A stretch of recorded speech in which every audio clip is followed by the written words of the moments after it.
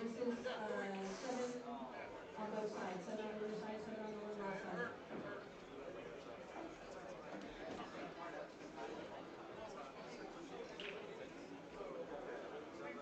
Okay, I think we covered all of the main general rules. Anybody have any questions about the rules, ladies? Gentlemen, please speak up. It was just the one vote on the spot, that's it. No breaking requirements.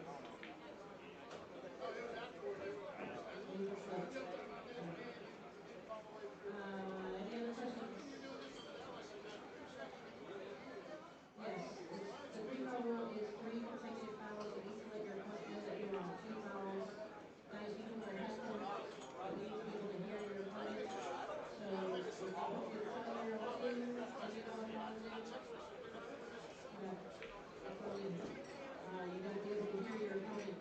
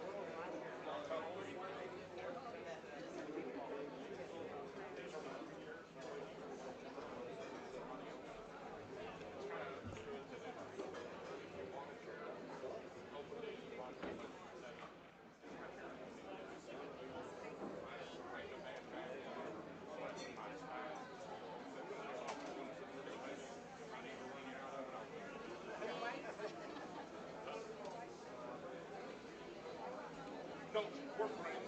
Yeah, we live about 5 hours apart. We were playing doubles for about 8 years.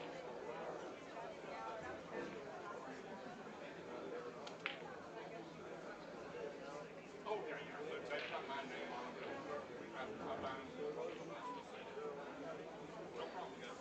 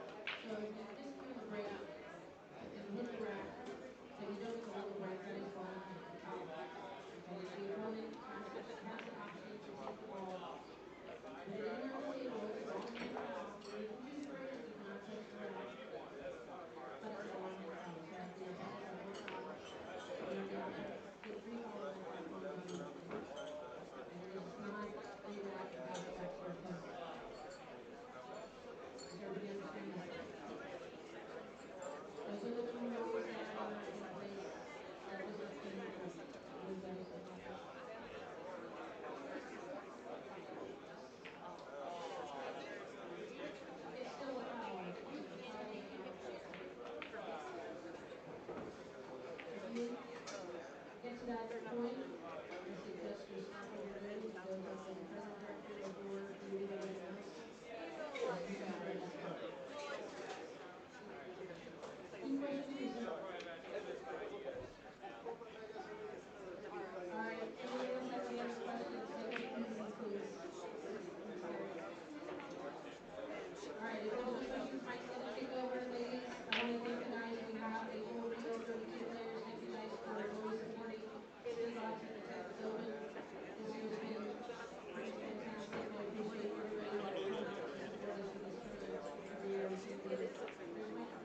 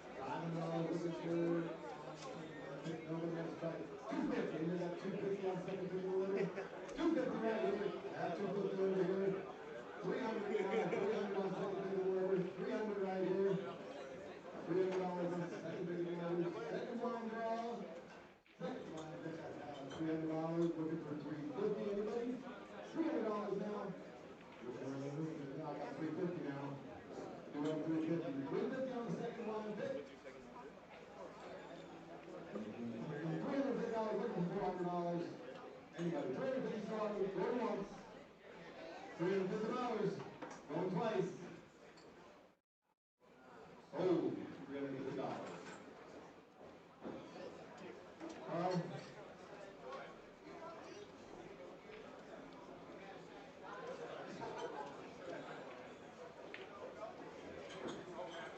Alright, Carl got it with $350.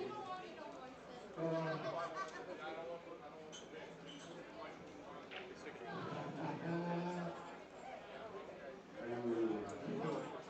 Are you ready to confirm who you're taking? Alright, he's going to take next. $350. Alright, I'll see this now.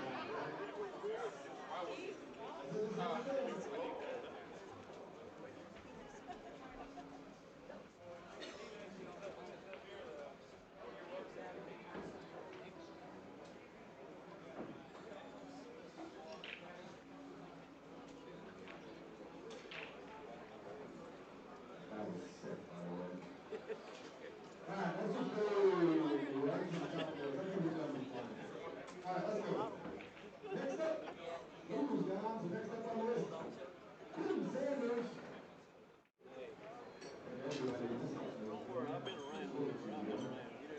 How many? You got $40 in yourself, Tim. $40 on Tim Sanders. That's how it goes. $40 on Tim Sanders. Let's try it. We got $100 on Tim. You have $100 on Tim Sanders. $100 on Tim. Looking for $150 right now. I have $100 on Tim Sanders. Looking for $150. We got $150 on Tim Sanders. She's like to get all that. She owns them. $100. $150 over there. I got $150 now. $200 now. $200 on Tim Sanders. $250 now. $250 on Tim Sanders. $250 on Tim. $250 on Tim Sanders. $250. Going on. I'm not going to wait around. $250 twice. Sold. $250.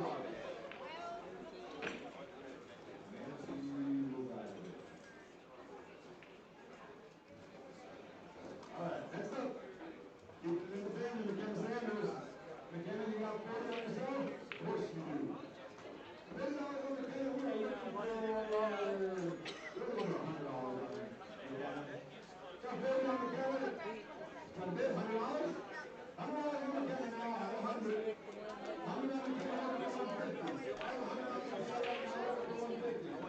$100 on McKenna, 150 over there. Yes, 150 now. I have 150 on McKenna Sanders. 150 looking for $200 now. 150 on McKenna Sanders. I got it. Looking for 200.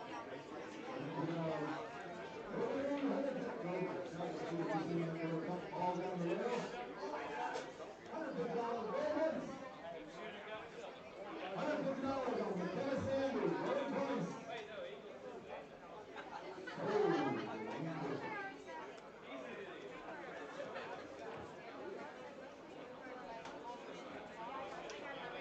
Alright, next up. Jack McGregor, are you in the house? Oh, yes, she is. I know, right? There she is.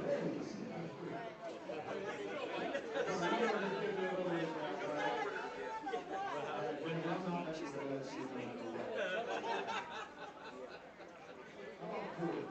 Everybody's starting at 4. Alright. Yeah, $40 yourself, Jack McGregor. I got. Let's do 100 right now. $100 on Jack McGregor now.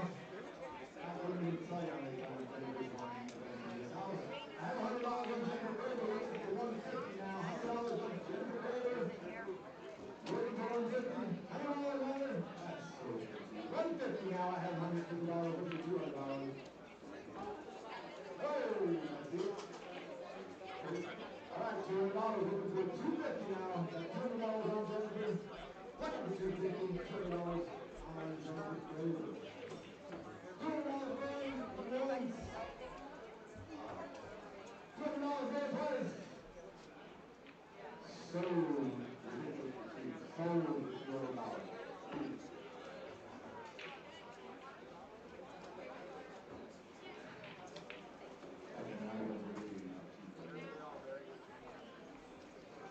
Alright, next up, partner in crime. Michelle.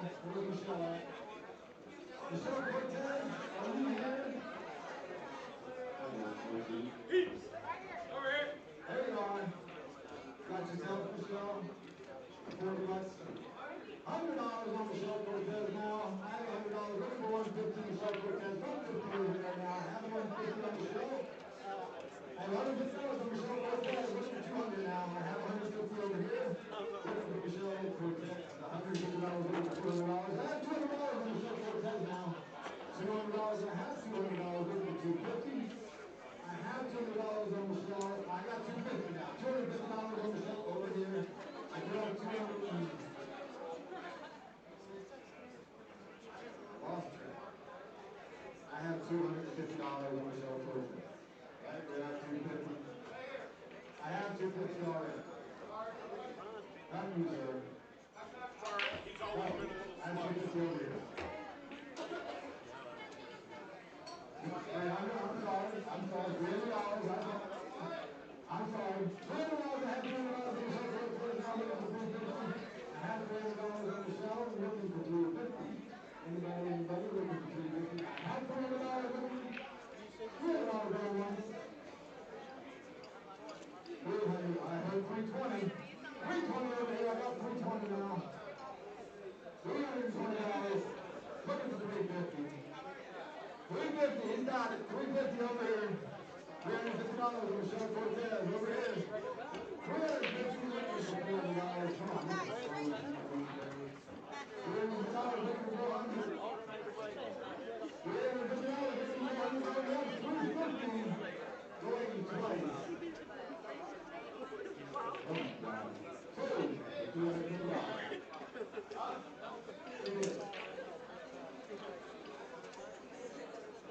$350. Sorry, Grayson. He was bidding on it. Oh, you ready? He's playing in it. He's a transplant moving to Bidding. He went down to break. no, there you are. I'm high. Got four days so high. $40 up, Hollywood. $40 and 40 on Holly, looking for $100. $40 on her seller. The shoe's got to start for $40. $60 now. I have 60 on her. $60 on the go to 80. $60 on Hollywood. Everybody wants to go to 80. That's $3. 60 now. I have 60 looking for 80 on Hollywood. $60 on Hollywood. Wow. $60 going twice. Sold. $50.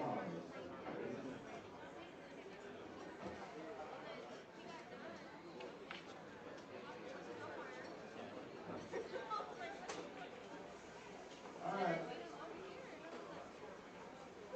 Tracy Hammond, where you at, Tracy?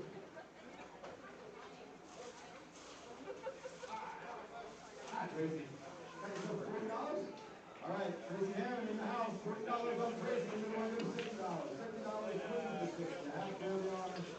40 on Tracy Hammond right here. $40 on Tracy on herself. $40 on $40 going twice. Sold. Come on down and pay Shirley $40. Courtney, where you at? Courtney Peters. I'm behind him. I know, I'm moving slow, trying to get all the things. Courtney next home. Courtney Peters, when we started $40.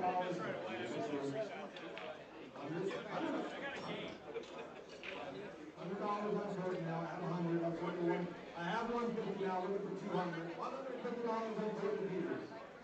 $150 on Courtney Peters. $200 now. I do have $200 on Courtney Peters. $250 now. I have $250. I have $300. $300 on Courtney Peters. $300 looking for $350. I have $300 looking for $350. $320. $320 now looking for $350. $350 now. $400 now. I have $400 on Courtney. $400. Looking for $450. $400 over here. Looking for $450. You already have the $400.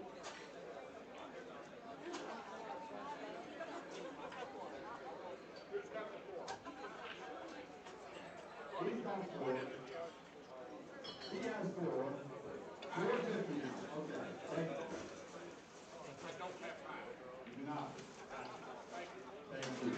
$450 on Courtney Peters now. I have $450 over here looking for $500. I have $450 looking for $500. We're going to go $450 going once. $450 going twice. Sold. $450.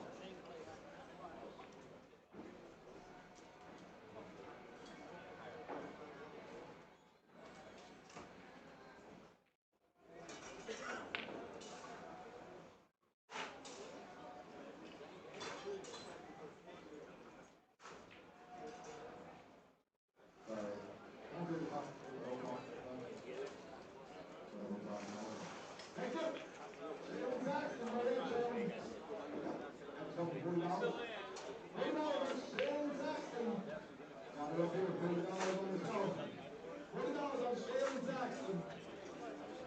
looking for 60. $40 on sale, looking for 60. $40 down, $40 on sale. $60 now, I have 60, looking for 80. $60 on sale in Jackson. $60 now, I got $60 on the going once. You have to leave it. $60 on the going twice. There's Jackson sold for $60.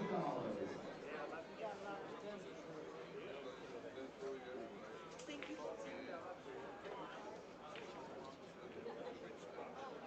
All right, next up, Chris Field. Chris Field. There you are.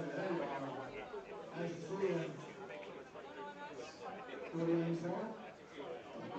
$100 now. I have $100 over here on Chris Field. $100. Boom, right in the center box. $150 now. I have $150. $200 on Chris Field. I have $200 over here.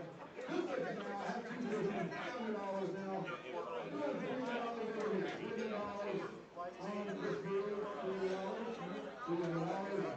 $350 now. I have $350 on Chris. $350. I have $350 over here on Chris Field. Looking for $400. $350 on Chris Field. $350 on Chris Field. $250 going once. Wow. $350. Low price. $400 now. Give up $400 on it. $400. $450 now. I have $450. $450 over $500. I have $450 over $500 on Chris Field. $450 now. I have $450. $450 going twice. Sold for $450. This thing a couple times for all this.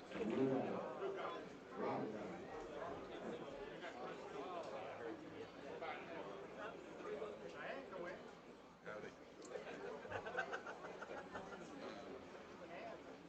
Yeah. That's right, Jamie Wilson, where you at, Jamie? Yeah, no. I just need to, I've been there a couple of times, visiting them, had a little fun. I think it helps if you get a few beers in you, but there's a I got 60 over here. $60 on the road.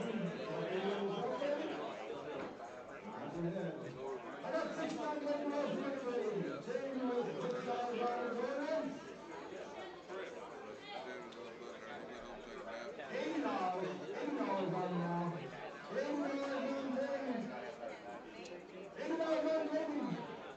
Looking for 100. $100 on Jamie Wilson. $100 looking for it. See y'all.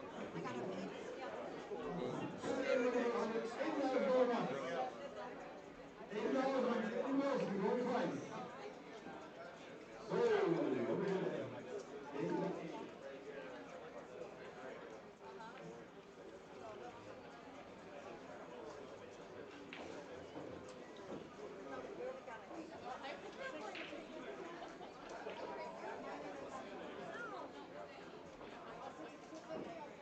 No, I gotta pay him.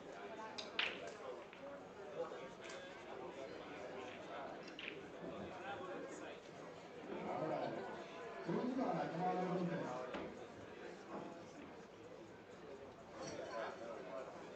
Jacqueline Harper. Come on in, sir.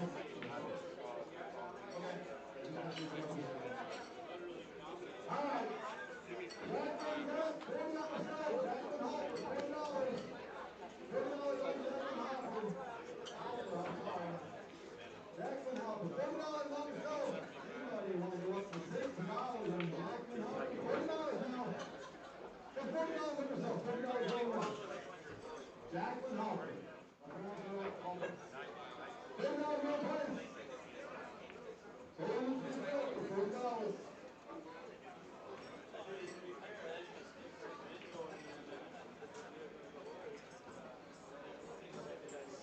Sue Orr. Where are you at, Sue? I'm sorry. I see $100 already. $100 on Sue Orr. $100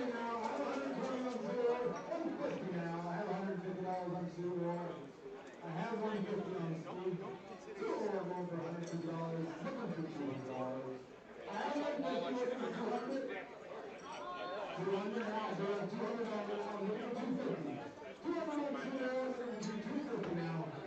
I had 250, looking for $300 on silver. I had 250, looking for $300. We're going to get 250 already. $300 on now. $300 on two more. $300 going once. $300 going twice. Oh, whoa, 350 in the nick of time.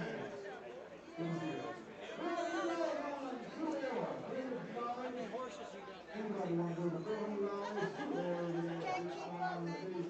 Looking for $400 going once. $350 going twice. Too cheap. Oh, $350.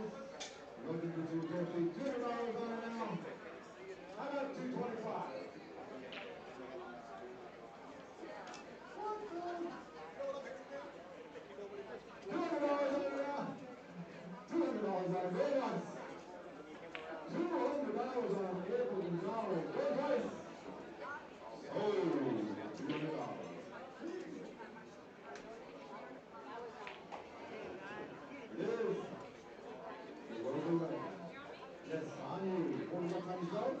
$40 on Liz Galvin. Got $40 looking for 100 on Liz Galvin over here. No, I'm not sure. $40 looking for 100. $40 on Liz Galvin. She's going to be paying all the way. $40 looking for 100. Okay, I got a $60 bid. I'll take it. 60 on Liz Galvin. 60 on Liz looking for 80. $60 on Liz looking for 80. You want 80 on yourself? Got 60 on you already over here. $80 on herself. $80 on Liz. $80 on Liz. Liz got on the net for $80 on her going once. $80. Sorry, I see $100 up there. I have 100. Looking for 120. $100 on her now, looking for 120. 120 on yourself, Liz. $100 on Liz Galvin. $100 on the going once. $100 going twice. Cheap sold for $100.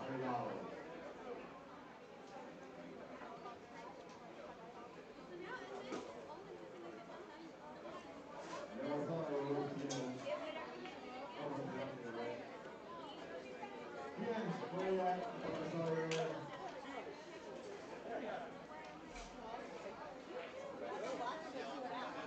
Yeah, where you at?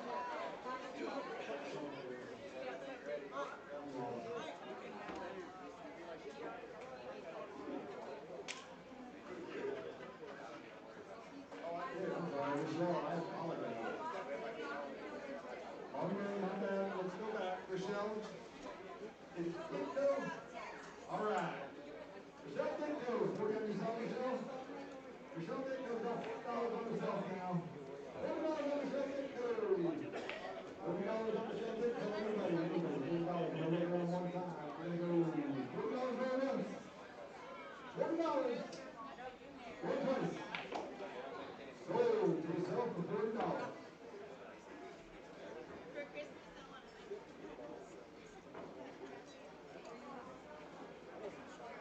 All right, now we'll go back to the game. Sorry. Win. Get out.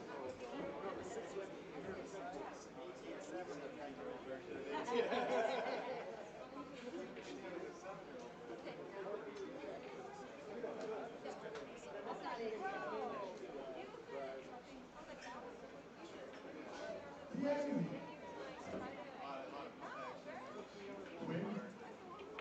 I couldn't do it. You didn't do that for time. Win.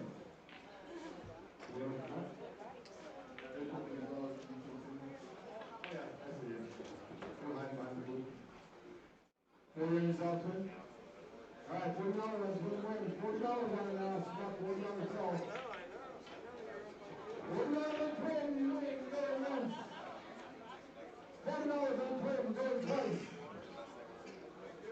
Sold to yourself for $40. Hey, boys.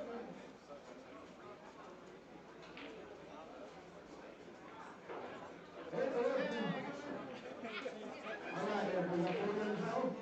$40 on the air for $50 right here. $40 on the air for $50. $40 on the air for $40 on the air for going once. $40 on the air for Larson going twice. Sold to yourself for $40. Michelle Adams, where you at? There you are. I see you. Michelle, got $40 on yourself? Of course. $40 on Michelle Adams. $40 on Michelle Adams. Michelle Adams, $40. $40 on Michelle Adams, going twice. Sold to yourself. Jill Nixon. Right there, Jill Nixon.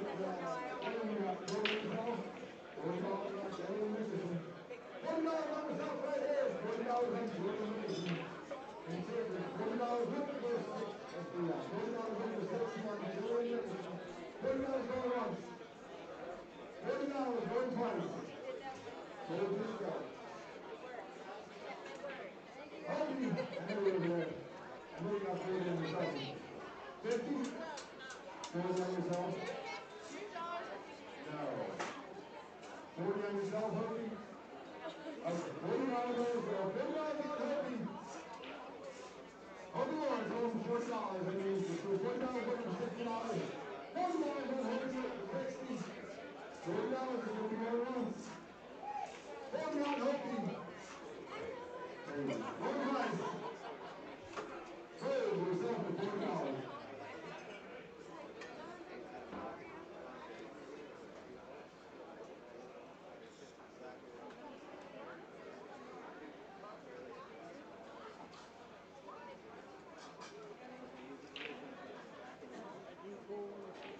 Ashton Julian.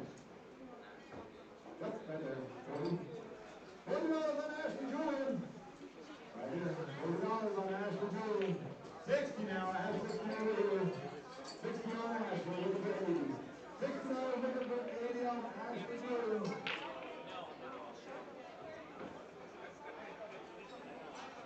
60. 80, I'm sorry. Trying to look on myself. 362. I'm sorry. 80 now. Have $80 on it. Have 80. Ashton Julian. $80 going to go once. $80 on it one price. 80 is over here. You like 100. You want $100, $100. Okay, $100 on it now. $100 on it. We have $100 over $120. $100 Ashton. 120. I got 120 now. I have 120 over here. 120 looking for 140. 120 looking for 140. 140 now. I have $140. Looking for 160. I have 140 over here. Looking for 160. $140. Going once. 140 looking for 160. 140 is going twice. 160 now. I hear 160. $160 looking for 180. $160 is going good. 160 looking for 180. Going once. 160. 160 going twice. Sold for $160.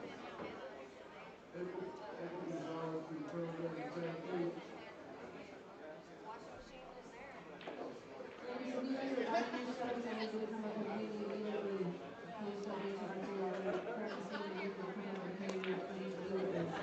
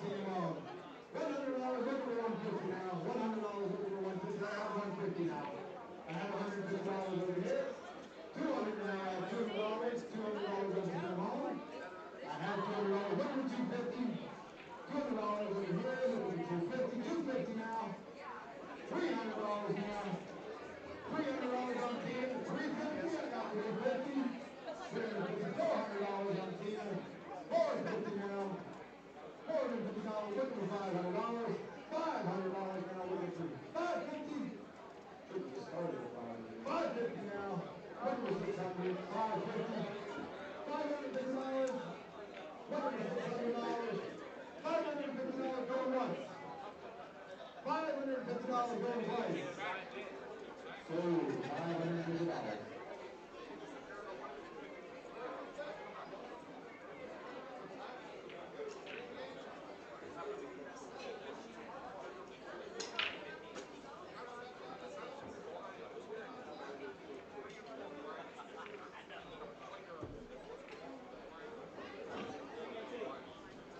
What's up? How you doing? Nice to see you. Good, good, thanks. All right, that's it. Now the road's on. I $100. $100 on that one right now. $100 on that one right now. $150. Hello. I said $100 on Natalie Rota. $150 now. I have $150 on Natalie Rota. $200 on Natalie Rota now. $200 on Natalie Rota. $250 now. $250 on Natalie Rota. $250 on Natalie Rota. I have it over here. $250 looking for $300. $250 looking for $300. Natalie Rota. $250 going once. $250 going twice. Sold $250.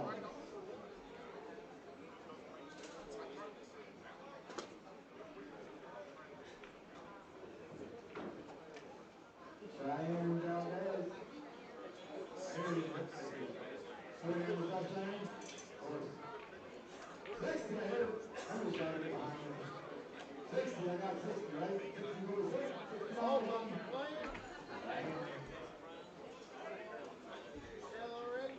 Cheyenne Valdez. I have $60 on looking for 80.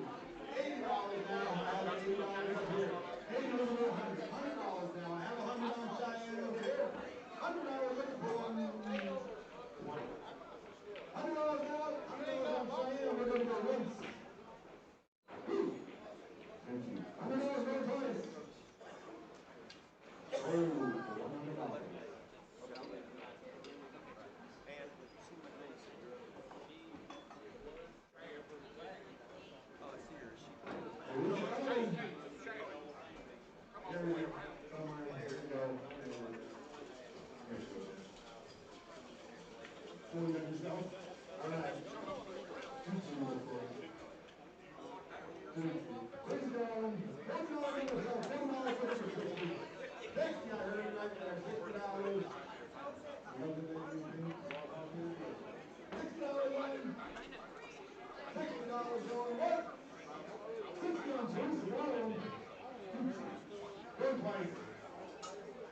Oh, $100. Holy right. All the signs.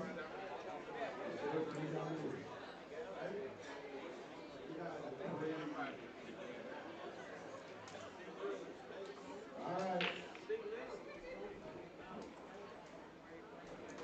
And Trey, where you at?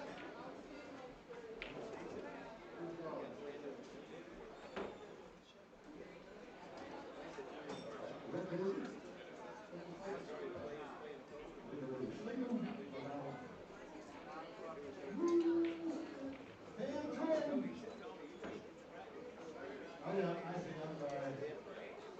$40 out. Got $40 on Tam. $40 on Tam. Looking for 60. Looking for 50. I have 50 now. 50 looking for 100. $50 on Tam. Looking for 100. $50 on Tam. Looking for 100. 60. Okay, $60. Looking for 80. 60 on Tam. 80 now. I have 80. $80 looking for 100. $80 looking for 100 on Tam. Last chance to buy players. 80 looking for 100. $80 going once. $80 going twice. Woo! $100 at the last minute. Then $100 looking for 120. 120 now. I have 120.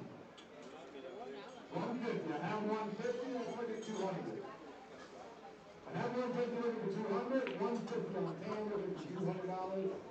Gonna spin the room one time. 150 looking for 200. One time, y'all. 150 looking for 200. Go twice. 200 now. I heard it. Who spoke up there? I heard you. $200. $200 on Tam. $200 looking for 250. $200 over the 250 on Sam Trim. $200 over the 250. $200 going once. $200 going twice. Sold for $200.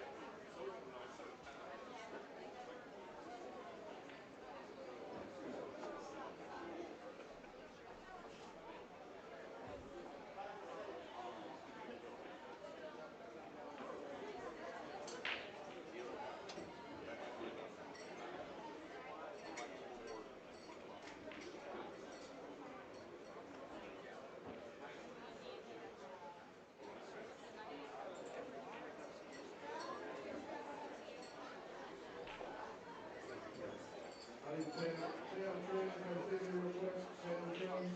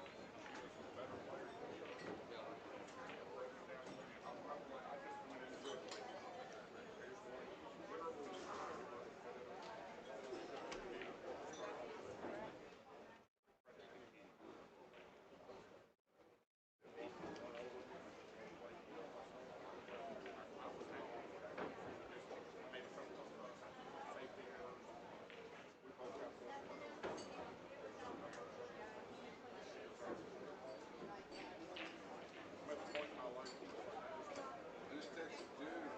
Chris is up there, and he's dealing with glass, and he just put a 4-pack on. You better go up there and ace warm up. Oh, is it?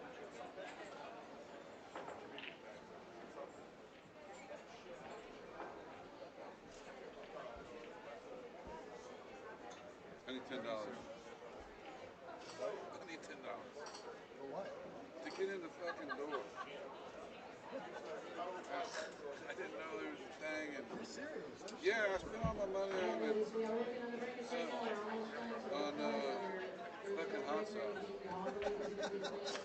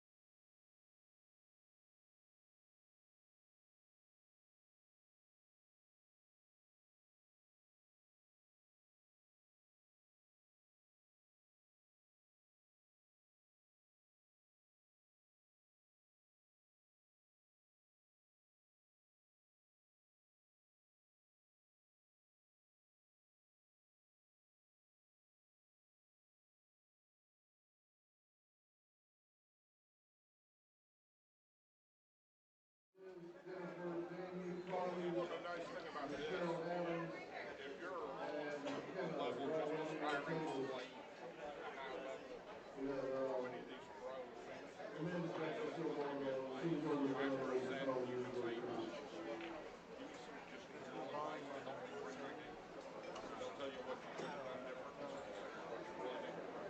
Check, check. Got it. Perfect. You gonna sit down? Okay.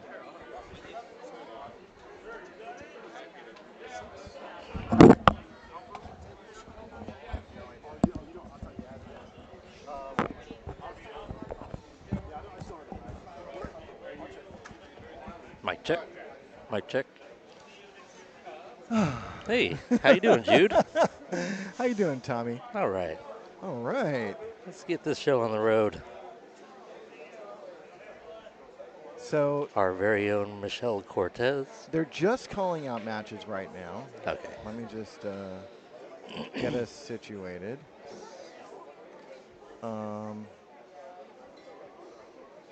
Yeah, it's going to be Michelle Cortez and Sue Orr. Have you seen Sue play? Not in a while. Okay, so you know her. I do. Okay, great, awesome. Because I know Michelle. I mean, I think everybody in Austin sort of does. I mean, I don't know her per se, but yeah, but you've seen her but I play. have seen her play. Awesome, awesome. Ugh.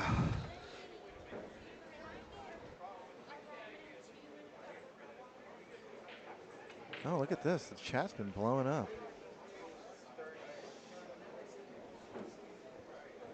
Guys, we really appreciate everything you guys are doing for us. The traffic we're getting is amazing, more than I think we ever imagined. But please do us a favor and keep up the great work. Like and subscribe.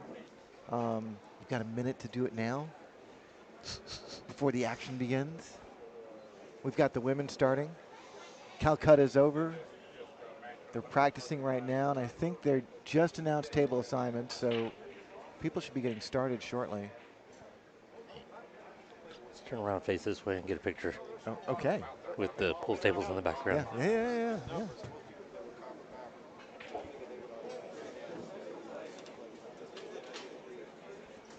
Let's kick ass. Oh, excuse me. That was really cool. Yeah, that was really cool. I'm just excited about doing commentary. I understand. Sorry. Little slip there. For a second, I just forgot that we were on the air. It happens.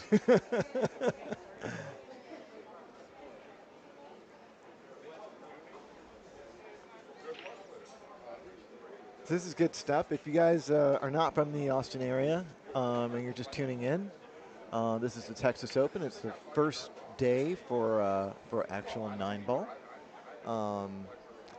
We had the men start this morning, and the women are starting right now. We are in Round Rock, Texas. That is just north of Austin. And it is hot and muggy and threatening drizzling. to rain. Yeah. It's drizzling now. Yeah. Well, you know what they say in Texas. You know, if you don't like the weather, just wait 5 minutes. That's everywhere. Every state I've been in has the same saying. Aw. Seems that Joe way Dino, anyway. tell Julie I said hi too. She's awesome. Dylan, I appreciate it, but you know what? These things happen.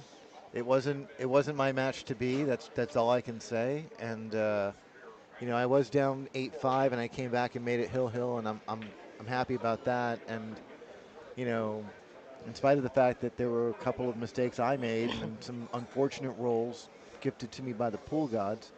Yeah. You know, I had some really nice takeaways. I was happy with the way I was breaking, and you know, I'm just hoping that I can take it into my next match and maybe, you know, make a run at making it back here tomorrow and see what happens. So, you know, and if not, I'll come back next year. That's right. Yeah. You play at 9 p.m.? 9 or 9:30, something like that. I should be able to give you guys just enough time until I have to, just enough time for this match until I have to go back out. But let me take a quick peek. 9:30. 9:30. Okay. So we've got roughly 2 hours. Yeah.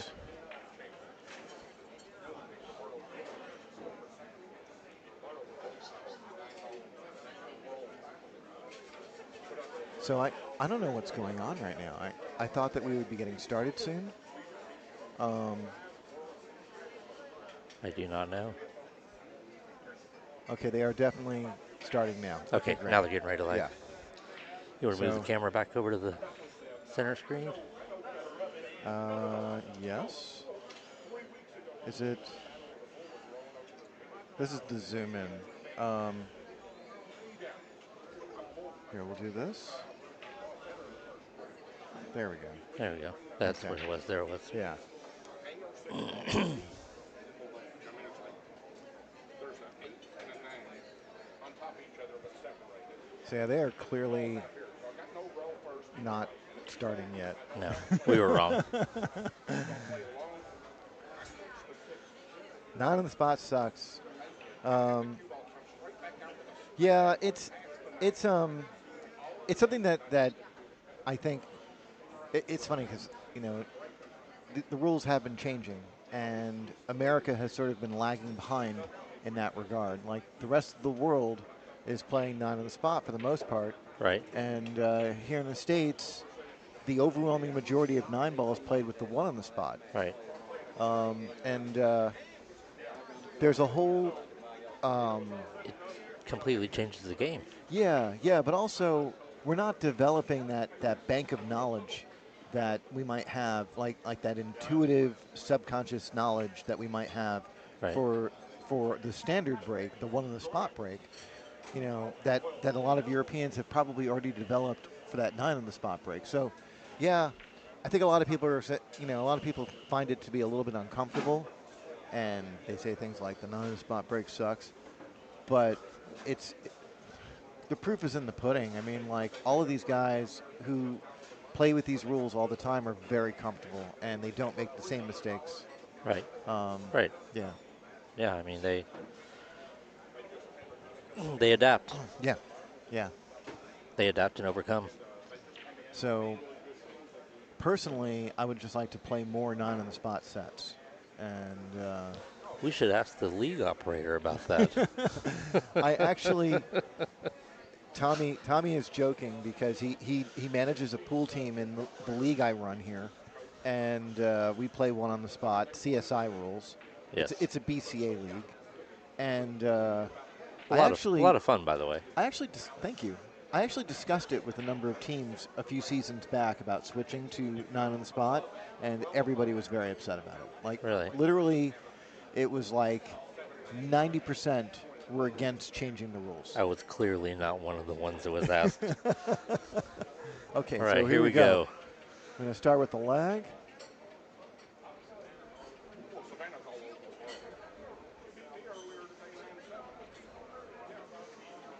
Okay, and this is going to be Sue taking the lag here.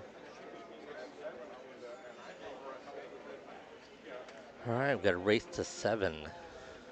Yeah, it's winter breaks. Yep. Yeah, I love that format, by the way. I do too. I mean, I think that if you were racing to a very small number, like 3 or 4, yes, then it's alternate breaks is important. It's more fair. If you're playing a game where braking and running is a very likely event, such as 8 ball on a bar box, then yeah, alternate breaks is really important. Right. But we're playing 9 ball. Actually, they're racking the 1 on the spot. Yes, Yeah. the women are. Yeah. But they are still breaking in the break box. There are only a handful of women in the field that are, in that caliber who are going to be like breaking and running sets. Right. So for the most part, I think even with winter breaks, you're still going to see a lot of exchange. And that was a solid break by Sue. That was a really good break. One's a little tied up, but yeah, she could probably get a pretty good defense possibly. She might even be able to cut it in. It looks frozen. Yeah, she can cut that in. Yeah. If she chooses. Yeah. I like that idea, but the only problem with trying to cut it in is that she's treetop on the 3. Right. And you want to use that left English, and the 3 is keeping her from doing that. So she'll probably opt for the defense. Yeah. Yeah. That worked out real nice. Worked out really well. Yeah. Yeah. So here Great comes shot. Michelle Cortez. And one of our local players. Yeah. Yeah. One of our more feared local players. Oh yeah. Yeah, she we've we've played quite even the last few times we've played each other. Yeah. Solid rail first shot there, Oh, but she gonna? I think she can see. She yeah, can see part of it. yeah. I think it's going to be, yeah. She can see a sliver of it, I think, but that's about it. Um, there is a chance that she might be able to bank this to the right side rail and play a safety. Bring the cue ball back up table. Yeah, that's what I see. Oh no, she could see a lot more of it. Oh, Wow. that was an excellent shot. That was great ball speed. I didn't think she could see that much I of the didn't ball. either. Yeah. Okay. So Shayla here, she's the general manager, and she's been like getting a lot of cameras and stuff. She got the overhead just recently, and we're getting more and more lenses on this table than ever before. And I've just been trying to get her to get cameras mounted on the players' heads so that we can see these angles. She just won't go for it, huh? And she just keeps looking at me like, "Shut up, Jude." I mean, GoPros, come on. It would be nice. It would be nice. Unfortunately, we're occasionally going to have um, an uncomfortable, not uncomfortable, that's not the word I'm looking for. We're just not going to have that level of information sometimes. Right. You know, if the shot requires some nuance, we're going to have a difficult time seeing it. Right. Thank you. Of course. So here's Michelle back at the table with a clear shot in the 2. She just overcuts it. A little She's bit. going to leave something in the side pocket. This is a Yeah. nice opening for Sue. It could be. Yeah. So There's not a lot of issues here. no, everything's wide open. I think the only thing that you're really going to be concerned about that you might want to think about sooner than later is how you're going to get from the 4 to the 5. Right. That's the only trouble route. I the like only the potential idea. trouble route. Yeah, I like the idea of trying to keep this simple. Don't play position when you have position. So try and get kind of flat on that 4 and play the short side of the 5. That's what I see. I like putting the cue ball right near where she's shooting it right now Yeah. and playing the 4 ball to the left and bringing the cue ball Oh. around Okay. 3 rails back for the 5 in the same pocket. Well, But this works yeah, as well. I She think can she's just playing draw short it. side here. Yeah. Or she can just short side and long Yeah, shot. I think she's just going to float this in. Just queuing up like that. Yep, there it is. Yep. This is nice. That's a good angle for the 5 to get on the 7. Yeah, she can draw back from here. It's only about a diamond. Oh, she's looking at going forward, I think. Ooh. I don't like that. I like there she is. Yeah. She was looking at the front, the forward shot at first, and there's just too many chances that it could get stuck behind the 8. Yeah, I think she's just exploring her options. I mean, this isn't her home room, so. Sure. Nice shot. Excellent. She overcooked it a little, but this is going to be fine. I think she can go up and down table and play the 8 ball in the side pocket still. I think that's a perfectly manageable shot. Or she can shoot the 7 in the corner. It's it's not an overly hard cut. Yeah, but And those side pockets are so big. Yeah. I'd go up and down personally, but we'll see how she handles this. Oh, she went for the corner. You're right. There you go. I'll sit down now. I like the shape better. Yeah. And that corner pocket's such a big pocket when you're shooting from that angle. So she's made this all very routine.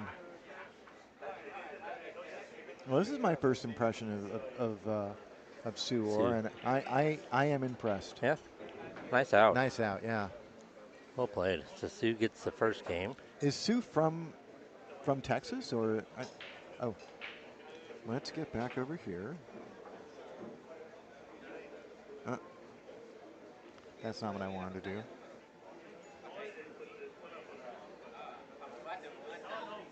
Yeah, let's see if that should work.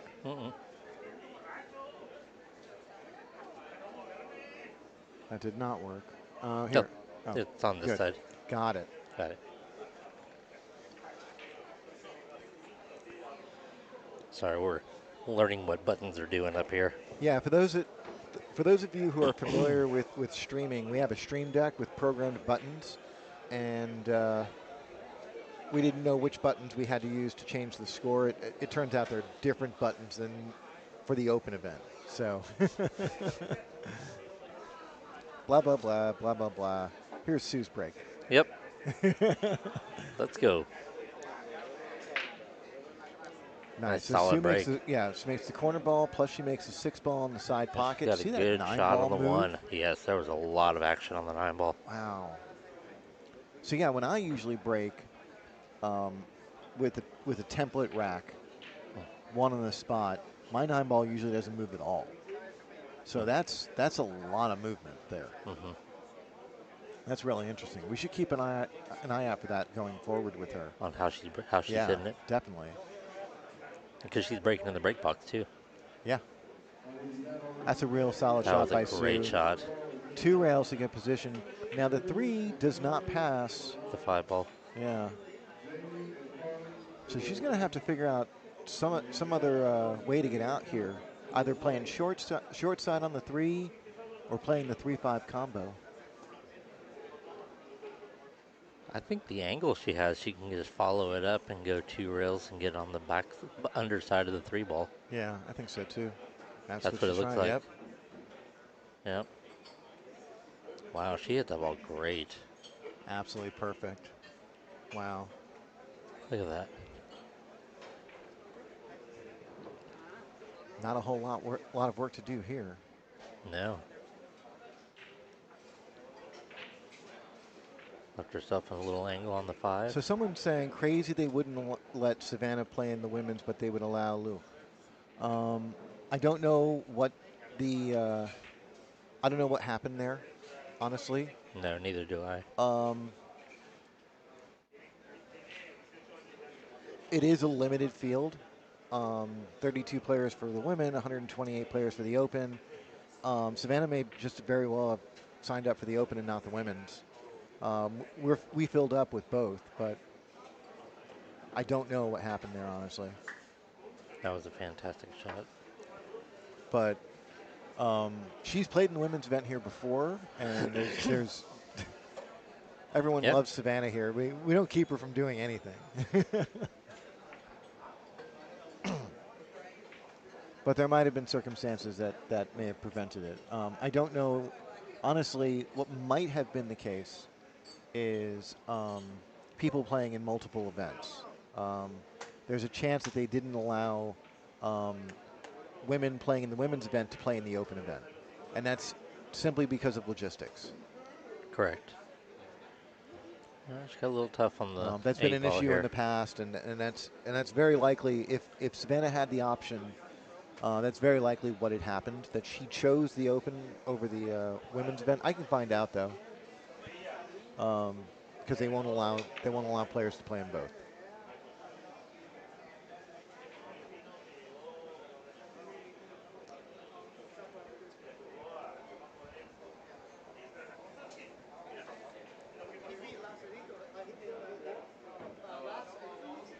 This is going to be a tough shot here. Yeah, she left herself funny on the 8 ball. She handled that really well. Yeah. Really, really well. I mean, she does have a shot, but it's not an easy shot at all. Not by any means. No. There's a couple of options here. I don't really think the bank is on here. I mean, you can bank it to the top right corner using some inside spin. But in all likelihood, the move here is to play some sort of safety. Right. Yeah, I think Michelle's going to try and clip the right side. Yeah. Yep. That's exactly what she did. Yeah. Great call. I had a really good view of the shot. Yeah. I was looking right down the barrel. Right down the barrel. Yeah. Yep. I saw. That was less. Oh, so you weren't just randomly staring off into space. and here's Sue back at the table. She's going to take a moment to think about this, and she should. Right. But she may just try to leave the 8 ball back up on the top rail where she's near where she's at. This is bankable. It And is. it might actually be worth going for given the distance. Because it's really hard to hit that safety when you're this far away. And if you shoot it just over pocket speed and you underbank it, it will come back down and maybe leave a difficult shot. Yeah. She was going for the defense. She's going for defense. Uh-oh. It's going to leak. Yep. Yeah. See, and She could see the whole ball here. that's why I like the idea of going aggressive there, because Right. you've got a plan A, which is make the 8 ball, plan B, which is the 8 ball lands on the side rail, and you've got the cue ball on the other side rail. And even if neither happen, even if you fail to accomplish either goal, at the very least you get to walk away from the table feeling like, well, at least I gave myself a chance to win. Right, right. Whenever you miss your safeties, it can get on you because you didn't take that chance. Right. And I mean it's a common strategy in 9-ball, specifically 9-ball. Just be aggressive.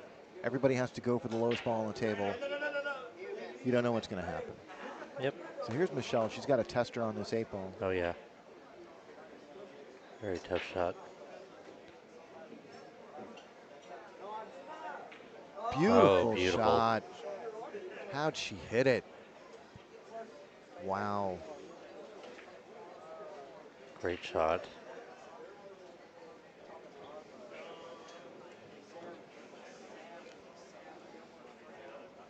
So here's Michelle looking to knot this up at 1. Yep. And this is the first round, so I totally get it. You take your time, eliminate those negative thoughts. There you go. Kick the nervous bugs out a little bit. She looked a little herky jerky on that shot. Yeah, jitters. First game, first match. Oh, we don't use that one anymore. I'm going to go back over here. And I didn't press the button 100%. Let me try that again. There we go. Okay. All right, tied up at 1. We have we have a puppy at home. Yes. We have a 13-week-old Yorkie puppy. She's like 6 pounds, and right now my wife Stacy is teaching the dog to press buttons. Oh yes. So in about a week or two, she should be able to manage this stream deck. Yeah. And then she can teach us how to do it. Exactly.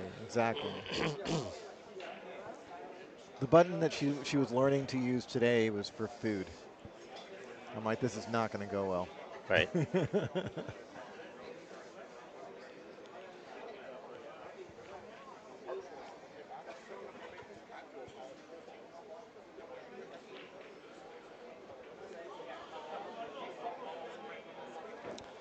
Oh, and Savannah is not allowed to play because of her ranking in the WPA and the world. Well, I guess they're not breaking from the break box. No, on the screen. I guess not. Huh? Wasn't sure. But I don't like getting involved in stuff like that. Right. I'm just simply making a. We'll find out. Yeah, I mean, I didn't pay that close attention to the rules for the women's event. Right. And it is up to the players to manage their own match. Right. We don't get involved. No, not at all. Yeah. That's why I was simply asking you. Yeah.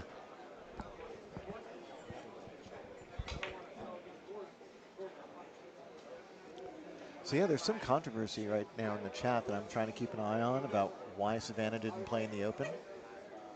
And I have a great idea.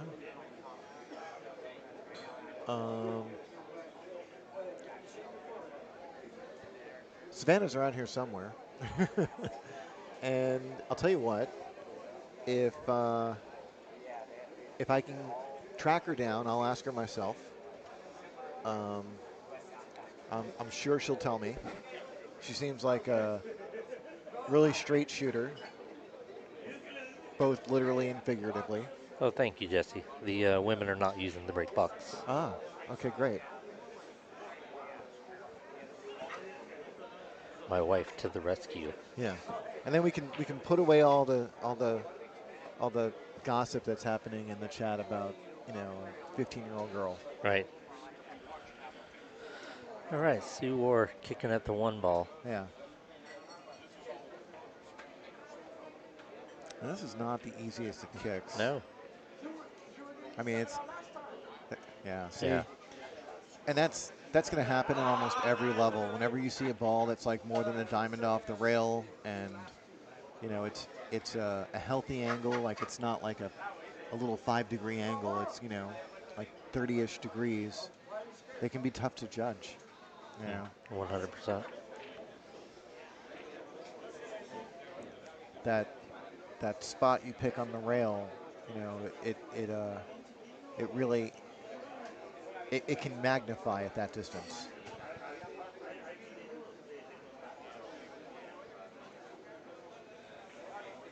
She's just checking out the table, seeing what she wants to do. Yeah, let's take a look and see if we can get that overhead again real quick. There you go. Yeah, see that 3 ball? It goes in the corner, past the 6. Yeah.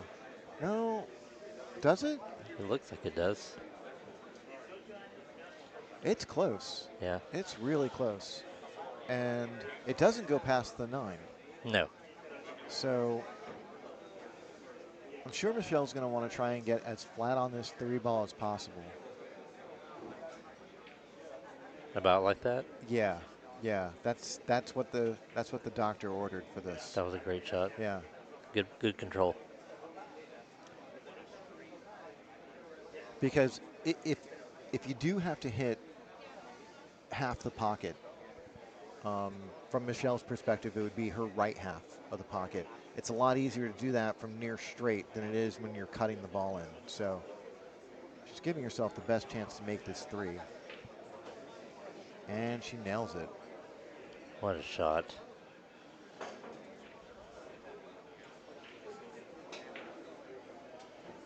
Oh, that's a 4 ball up there. I couldn't tell if that was a 4 or the 7 by looking at the screen.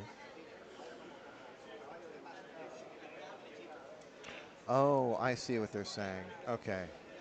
There was, I don't know if it's confusion on my part or confusion in the chat. It's because Savannah is a WPBA player. Right. And the WPBA has stipulations.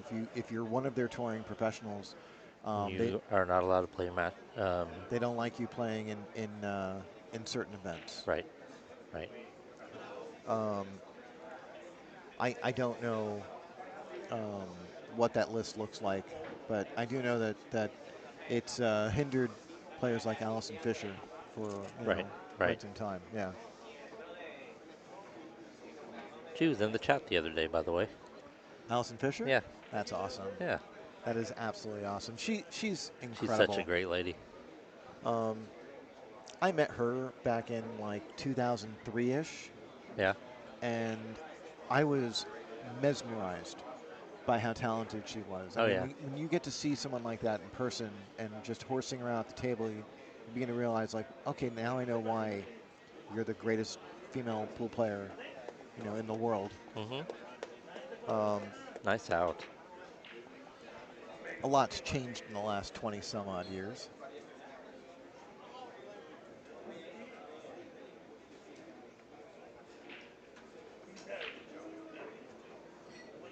But I think for most people, she's still held in incredibly high regard.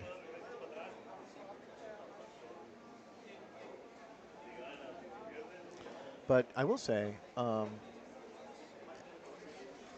back in New York, and for the tune-out, that was a drinking phrase. So, like, now you have to drink, everybody. When I say back in New York, everyone has to drink. Back in New York, Karen Core would play in the Joss Tour events. No, I remember. Yeah, I remember this. Yeah. And actually, she did really well at Turning Stone a couple of times. She lost in the finals, I think, to Jason Shaw.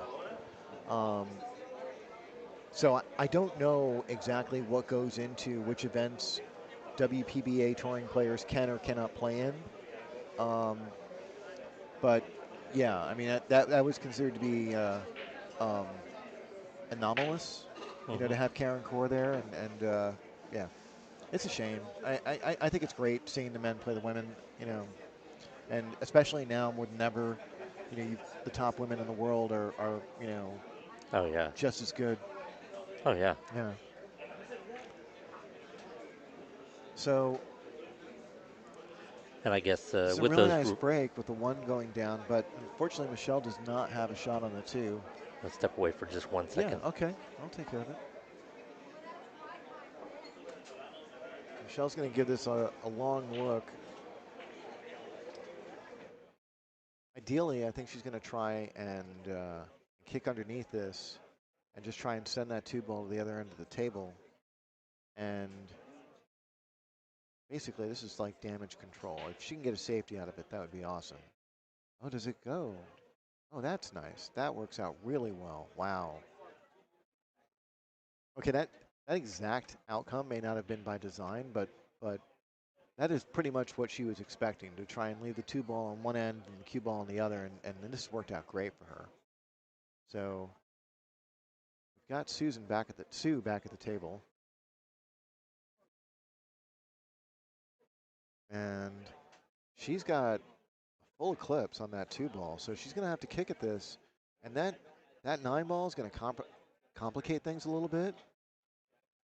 She's going to have to, in all likelihood, go between the 7-9.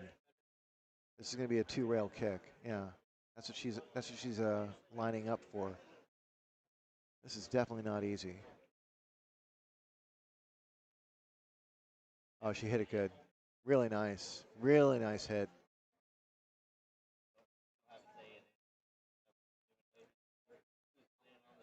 That was not a comfortable kick, and she got a really good result out of it. Hit it full in the face, too. So here's Michelle back at the table, and this is another kind of awkward spot where, you know, you've got your cue ball moving away from the three, and there's not really an attractive path to go, you know, around the world here. She might look to play safe, but I could very well see her getting aggressive. She might just go one rail and accept the long shape on the three. I like that idea. Yeah. Oh, Yeah, the chose safety. defense. Yeah. Wow, that was good. That was a good ball. It was uncomfortable. That was It good really cue ball. is. I don't know why, but there's this like sort of mental hiccup I get sometimes when my cue ball is moving away from my next ball. If I'm not going around the world, it's just it's a very uncomfortable feeling. A bit intimidating. Not intimidating. It's just not what I want, and it can be distracting. Fair. So yeah, I like playing safe there. Another good kick by Sue. Oh, She's she going to made make it. this one, but She looked like she hooked herself. she's not going to get paid. Yeah. Well, she might go for the short cue. Yeah, we'll see. I don't know. She looks. I hadn't seen her even open or put together a break cue or jump cue yet. So she may be a banker or a kicker. I don't know. I mean, It's hard to say. we'll see. I would But assume she would have. I feel like most players today are sort of forced to learn how to jump. Right. So even if you were against it 10 years ago, it's like tough noogies. Well, it looks like she might be able to see it. Yeah. So maybe she can bank into a safety here. That's exactly what she's going to try and do.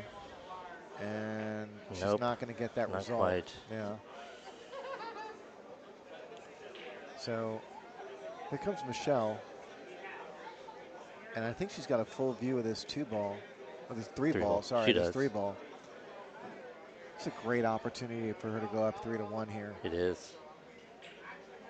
Yeah, she's looking to just float that cue ball around the 6 and shoot the 4 on the side, follow it up for the 5 on the top corner. It's definitely a good way to go. I mean, The only thing that complicates it is that 6 ball. You want to make sure that you don't get hooked on that 6, because you're going to have to hit that softly. Okay, so she decided to draw out of it, and I think that's going to take away her ability to get on the 5. because she's widened that angle a little too much. But let's take a look. Let's see if I can get back to that. If she hits the underside of the 5, it could work to her advantage. Yeah, maybe. Maybe. Oh, yeah, Oh, she was trying to hold shape there. yeah. Now does that 4 ball go past the 7 in the corner? It looks like it possibly does.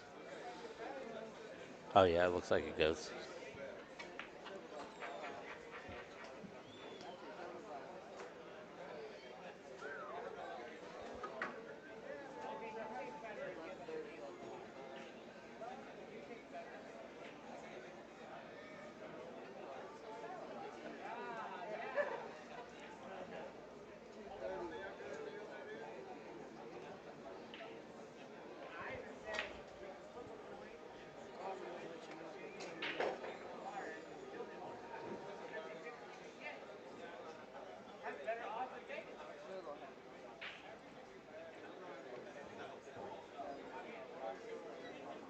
I'm just looking to see what we can do over here.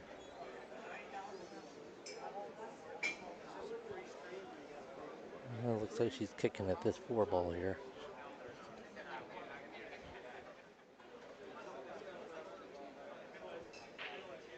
It's a little tricky because if she can hit it solid and try to go for it, or she can try and clip it and try and play some kind of a kick defense. It's a tough little spot to be in.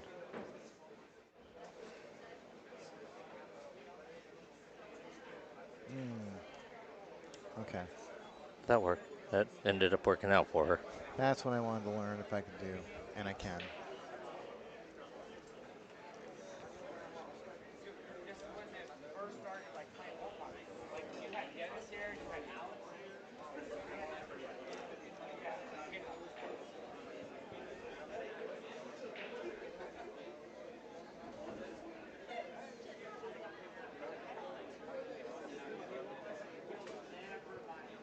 Excellent.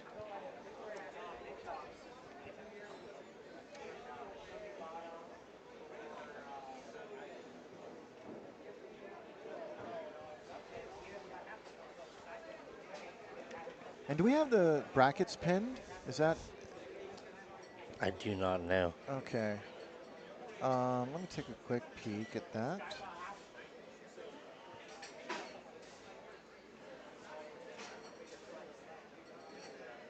So Michelle has ball in hand here.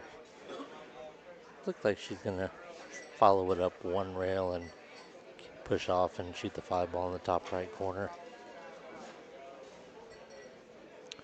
Let me Great see shot. if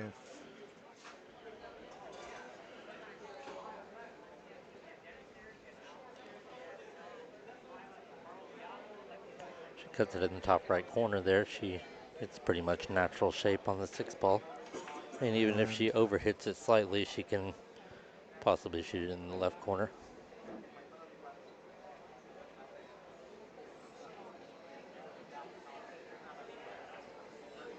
you know what? I'll leave that alone. Now I think of it. Great shot. And just kind of float it down for the 7 in the bottom left corner. Yeah, I think that I mean, just personally how I would handle this, but also in part because I can't see from what they're seeing. But this is one of those situations where you might just have to wait and see what kind of position you get on the 7 before you choose how you're going to get on the 8. Mm-hmm. But it's important to keep in mind that either side of the 7 can get you on the 8. Mm-hmm. Yeah, so just try and keep it simple. That Try was and a get good kind shot. of close. Yeah, this is nice. I like this. She got a little angle. Yeah. And she's going to have to use a little bit of spin, I think. Yeah. But she should be fine. Go 2 rails and shoot the 8 ball in the bottom right corner. That's what I see. That's what I see. But you could also play both the 7 and 8 in the same corner, and I think Mm-hmm. that's right too. Yeah, either way. Yeah. Especially with where the 9 ball sits, you just want to knock down balls right now, you know. So Michelle's waiting for the lane to clear up. Yeah, but she's going to give this a good look. All right, here she goes.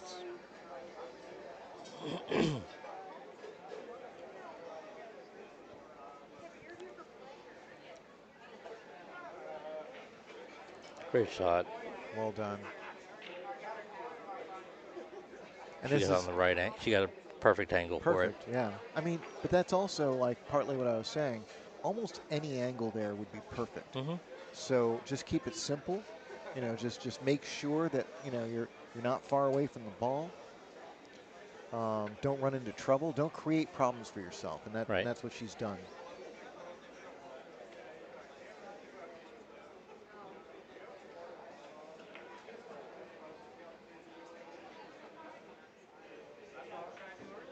Oh no. Ooh. So Oh here no. comes Sue Orr to the table, and I think she's going to have a clear shot on that 8-ball. Yes, she does. Oh, nice. So So she doesn't have to shoot the combination.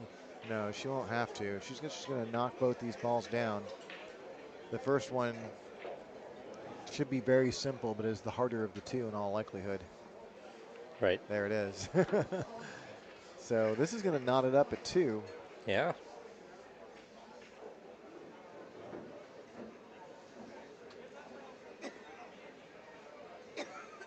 All right. Sue to break rack number 5.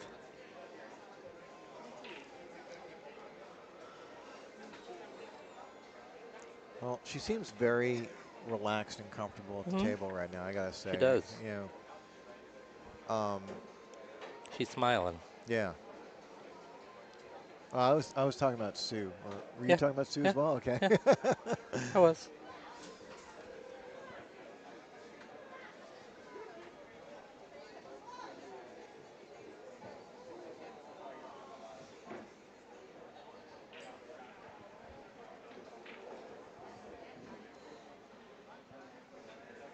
All right. No brackets, not pinned. Okay, let me see if I can do that. Let me see if I can do that. Control C. Go back to the chat.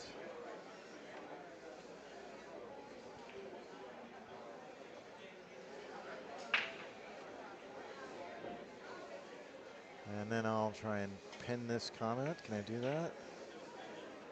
Pin message. Okay. Yep. There it is. All Just right. popped up on my phone. All right. Okay. Those are the brackets right there, guys. You can use that same link to get to all of the events of the Texas Open. Yep. You'll see you'll see a list at the bottom half of the screen. Select the tournament that you want, and it'll populate the top half.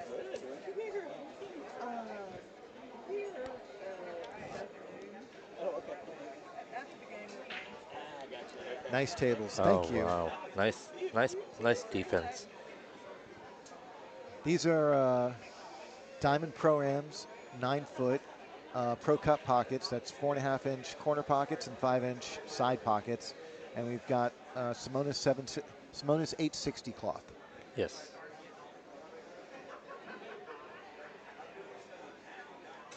And Super Aramith balls.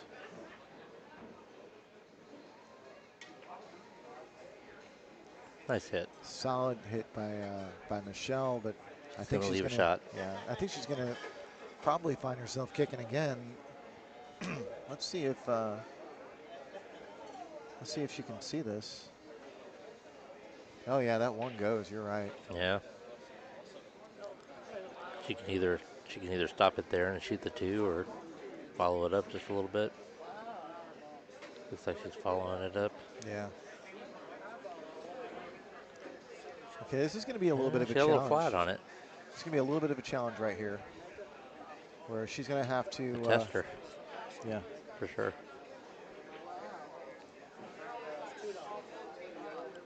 She's gonna have to move that cue ball.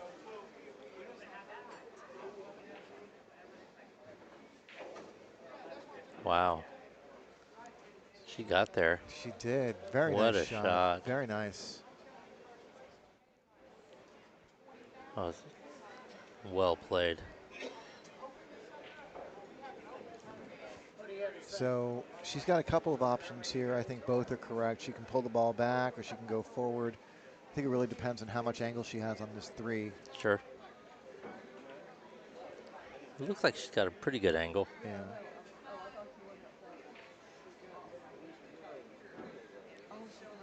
That's a nice angle on the She 5. likes that. She likes that inside float around English. Yeah.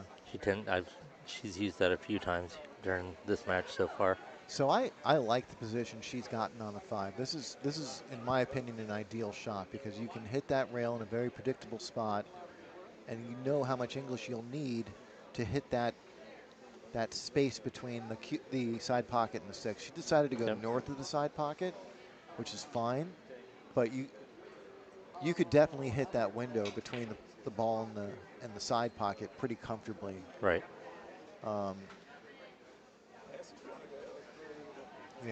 The tighter your position is on shots like that, the more likely you are to get out. It's just that simple, and that's evident in just this one shot right here because she's landed pretty straight on that 6 ball. So that's guaranteeing a little bit more work for the 7-8, and we'll see how she handles it. Looks like she's going to try and draw it back just a little bit to get it away from the rail. That's what she was pointing at it a second ago, just like that. Yep. This is a good spot. I like this. I like it too. Yeah. In fact, I'm looking at the overhead on the side, and the angle looks pretty modest, but cameras can be a little bit deceiving. If she can hold her cue ball, prevent it from going to the side rail, that would be ideal. Mm-hmm. I don't know if that's available I or don't not. either. It looks like it might be a little too steep, but it's hard to say. Even from the top angle, you couldn't really tell. Yeah. Looks like she's using top. She's going to go forward, play the 8 in the side. Oh. Oh. Okay, this is a bit of a tricky spot. Yeah. Now the monitor looks like this is cuttable on the side. It's not really. No. So she's probably going to be looking to play safe or bank. I like the bank shot, but I like the safety. yeah, yeah. And like when Michael and I were talking earlier, you know, that's the beauty of doing commentary with somebody else is that every player sees something different. Oh, she tried to play safe. I don't think she thought that one through. I'm curious what she was trying to accomplish there. Yeah. But she's going to lead Michelle full view of this 8 ball with a lot of traveling that she's going to need to do to get on the 9. Yeah, this is very much a tester. This is a trick shot, actually, where you can use reverse off the second rail. But that's a really hard shot. All of the shots available are going to be difficult to get on the 9, so we'll see how she handles it. I would think top right, but still. That's a potential scratch also. You're going to have to hit it with a lot of right. Yeah, yeah. A lot of right, and you're hitting it with a lot of speed. Yeah.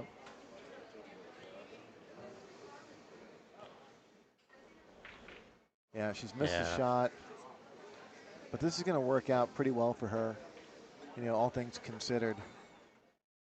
I like being aggressive there. You know, you got to be aggressive there, but that's a hard shot. Yeah.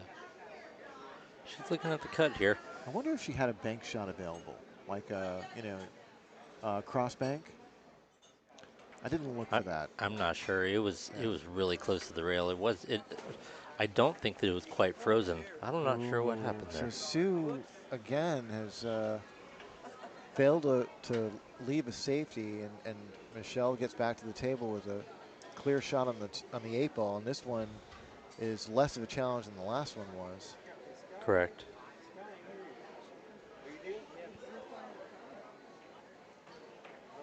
Yeah, this is fallen into the realm of routine. So,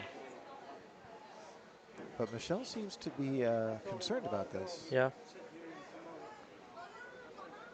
She doesn't like it, you know. I'm not She didn't entirely jump up sure and shoot why. it. Yeah.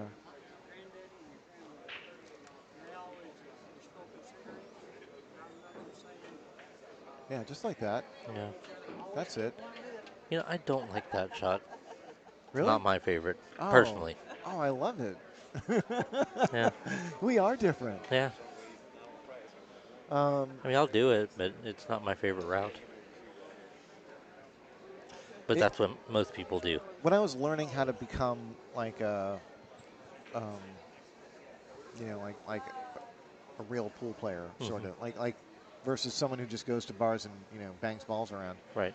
Um, nice shot by Great Michelle. shot. That's going to put her up 3-2. Um, I once saw this kid who was using inside to go 2 rails and out, and I was mesmerized. I was like, that was amazing because it's kind of like draw. It's as dramatic as draw. Hmm. It's to the untrained eye, it's not what you expect to see. Right. Um, so when I first saw it, I was like, someone show me how to do that stat, you know? And so, yeah, I learned how to use inside pretty quickly and fell in love with it.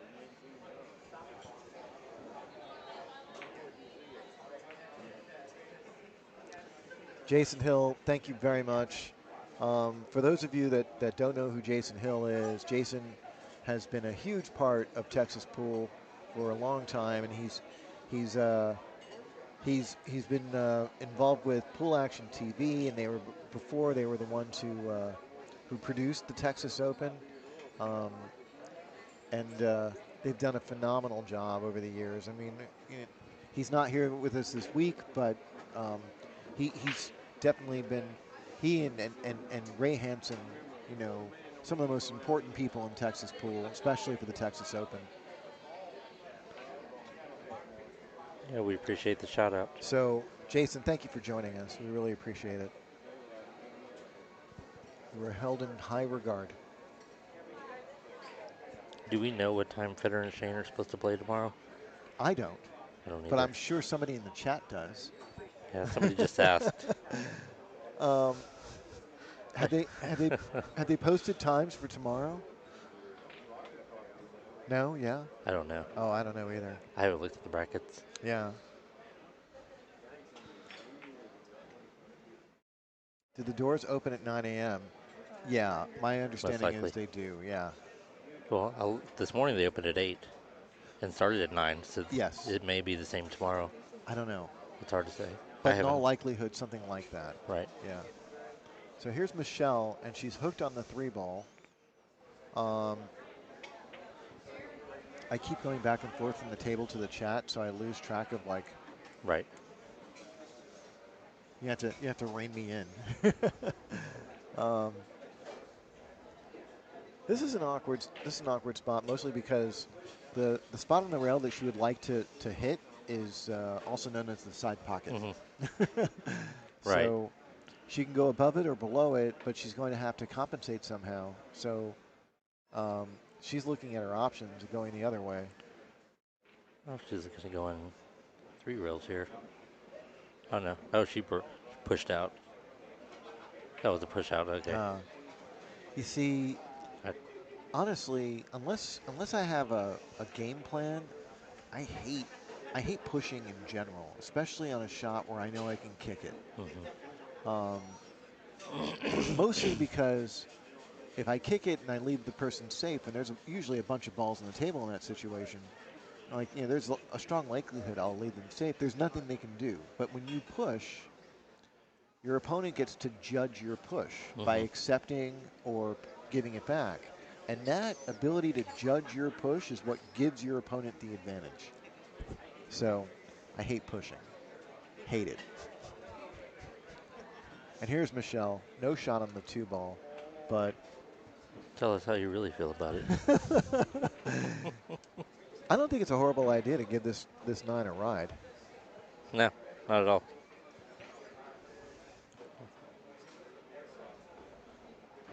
I think that's sort of what she did, but she needed to really hit it at like Mach 3. No. Mach 4? No, she didn't hit it very hard. Yeah, no. Yeah. No. Oh, I mean like she needed to hit it. No, but yeah, she should have. Yeah, okay. It was okay, yeah. it was lining up Yeah. for the corner pocket there.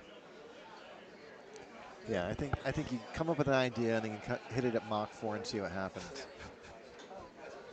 All right, let's see what Sue can do here. Yeah,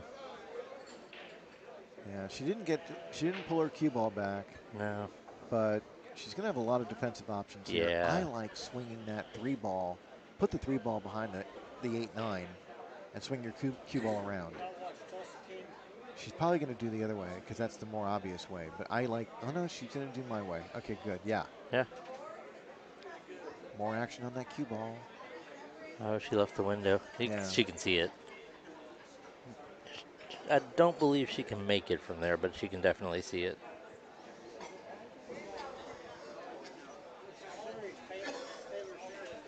I'm really curious about Sue Orr, where she comes from. I like her game. Yeah, no, she Yeah. can't. She can see it, but she cannot make it.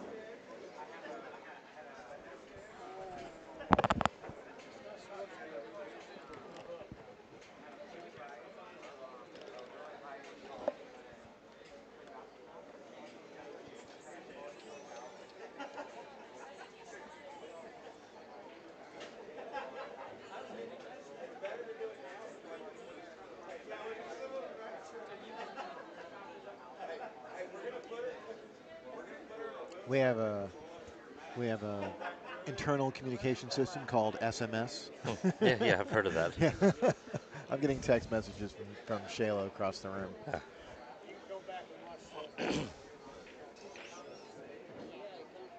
About how long has Savannah been playing? I'd say she's been playing all day and yesterday. Beyond that, I want to say she started playing pool seriously post-COVID, like around 2020, 2021. But I can't say for sure. What a shot! I do know it's really been the last couple of years that she's gone from being like sort of known to extremely well known. The bracket for the ladies is pinned to the top of the chat.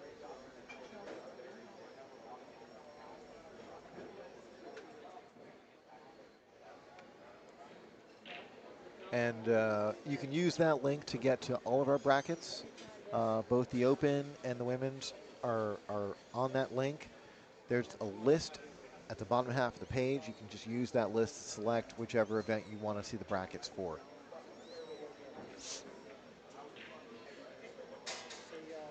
All right, Sue here to. Looks like she's gonna try and kick it 2 rails.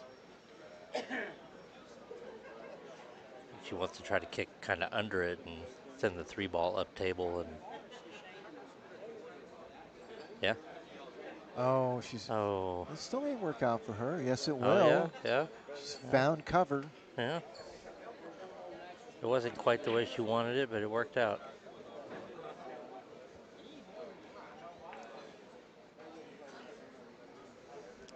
So here's Michelle Cortez. And this is a much more manageable kick shot. here. Yeah. Absolutely. And I see no reason why she shouldn't be close to making the 3 in the side. I think every pool player on the planet kicks at this ball with the same sort of expectation. You want to try and make it, knowing that there's a very good chance you won't, but you really want to try and make it.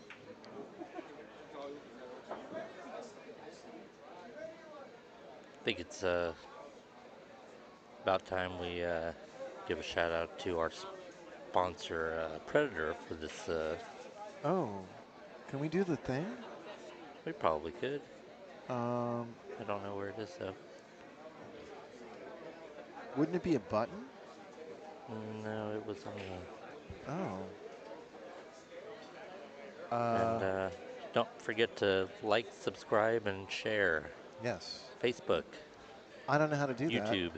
And if it's not a button, then I don't know what to say. It's okay.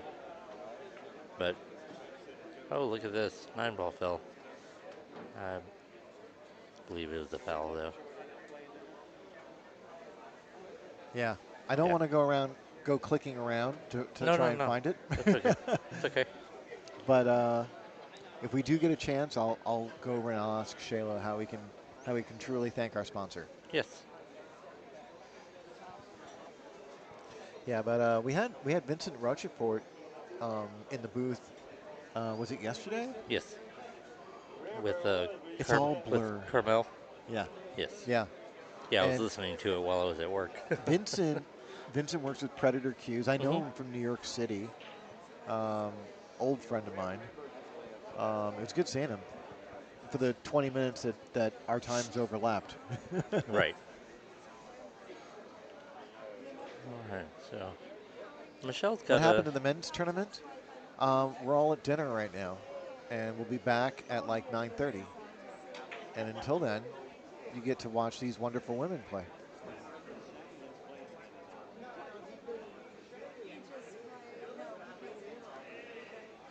She doesn't have much to worry about here. The 5 ball does go in either the right side or the bottom left corner. Yeah, but it would be ideal if you can get straight on that 4 ball, which she's And trying to looks like do she's right going now. to. Pretty close. Pretty She's got a close. little angle. Let's see. Yeah, a little angle. Yeah, it's going to take her away from the ball, which Right. is, yeah, so she's going to look at this, pretty thoroughly. So like one idea is to possibly go up and down table to try and shorten that angle a bit, right? Minimize that angle a bit, I should say. Oh, she just chose to take the longer shot. She's choosing, yeah. This isn't a bad idea because it keeps the 9 ball out of the equation, which is the Right. most important thing. You could go up and down table, but then you have to ask yourself, how much are you truly going to improve, knowing that you can't overrun the position? Right. Like, otherwise the 9 Here she's ball, got yeah, pretty natural 2 rail leave on yeah, the 7 ball. yeah. She gets to eliminate, some negatives just by staying on this side. Oh no. She. You say, oh no, but I'm thinking hill. And not that I want to see players make mistakes, but watching the players go back and forth game Oh, for it's fun. game, yeah, It's fun. it's going to get really exciting. I like it. I just hate to. I just. Yeah, see, Patricia was saying this. She just casually makes a ball. I think she's talking about Sue Orr. At least I feel that way watching her play. I really like her demeanor at the table. Um, she seems like really focused, and at the same time, she seems very relaxed. Mhm. And that's a really good combination. Yeah, she doesn't look stressed at all. Yeah.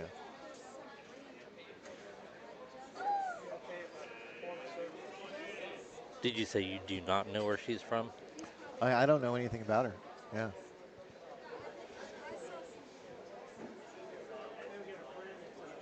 You're gonna look her up on Fargo, see what happens. Yep. Oh, I will.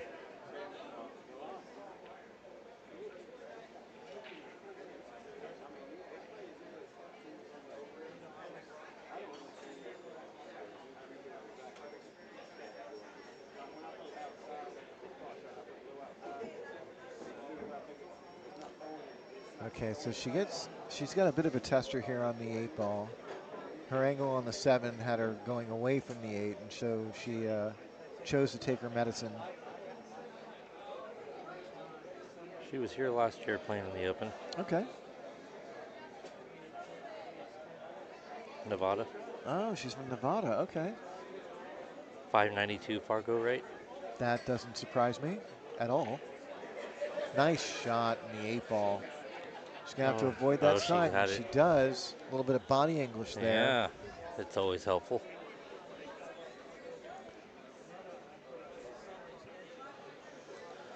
Does it say where in Nevada? Or just Nevada? Let me look it up in Fargo and see what it'll usually say the city. What I found really interesting was I noticed that there are certain areas of the country where players are coming from. Like we got a lot of players this year from Colorado, and it just Nevada. says Nevada. So Savannah Easton is from Vegas. Mhm. So I'm wondering if maybe like she's friends with Savannah Easton. Maybe she's part of that crew. Plays out of Griff's. That's a possibility. Maybe. Yeah. Very strong possibility. Yeah. And Nevada's an interesting place for pool. I It mean, is. I never really thought of it as being a year-round sort of pool destination, but like that was my problem, not knowing that. Right. The truth is that it's sort of always been that. And Griff's really like gave that community a home. Right. Um, Yeah, I like have a friend from New Braunfels that yeah, he lived in Vegas for a while, and yeah, he played league at Griff's, yeah, and he said he played with some of the best players he'd ever shot with. yeah, yeah. They've got some really good players out there. Erica Isineta and Millie Alvarez lived in Vegas for a while, Hmm. and they don't go anywhere unless it's got great pool. Right. You know. Right. That's facts. Yeah, but like that's Vegas specifically. I don't know much about the Nevada pool scene outside of Vegas, Right. and there might not be one, but you know, because yeah, like I said, I mean, Lake Tahoe's a pretty I big city, so there's a possibility yeah, there could be another. or Reno, Yeah, yeah, Reno. yeah. The only Someone just place said I. they do know each other. Yeah, yeah, that doesn't surprise me at all. Okay, so the players are taking a break. I'm going to step away for a moment. Tommy, you want to hang out here for a minute or? Sure. Okay, cool. Sure.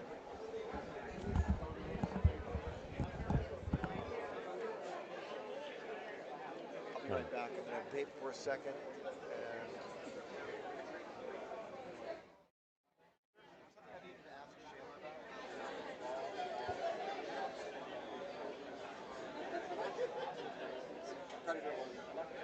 Right. Right.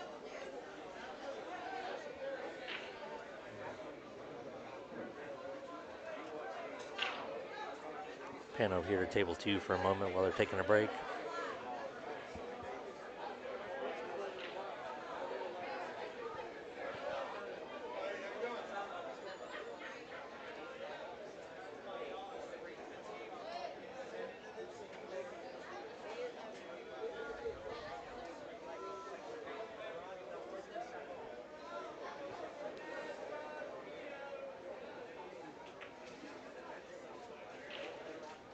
All right. Looks like they're coming back.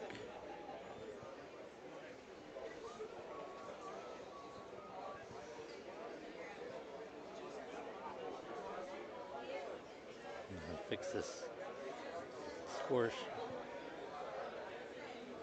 Tied up at 3. Sioux Award break rack number 7.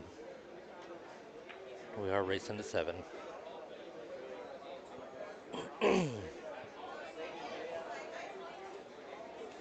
This is the women's division of the Texas Open 9-ball championship here in Round Rock, Texas, just north of Austin. My name is Tommy McDermott. I'm hanging out doing a little commentary here. Nice break. One ball just jams into that side pocket. And she may have a shot at the 2 ball.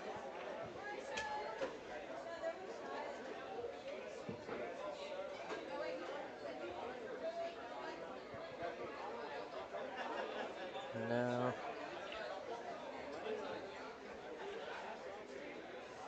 Looks like she's hooked a little bit.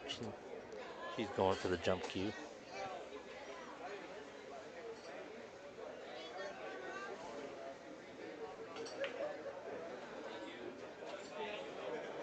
First time I've seen her with the jump cue so far. See how she does.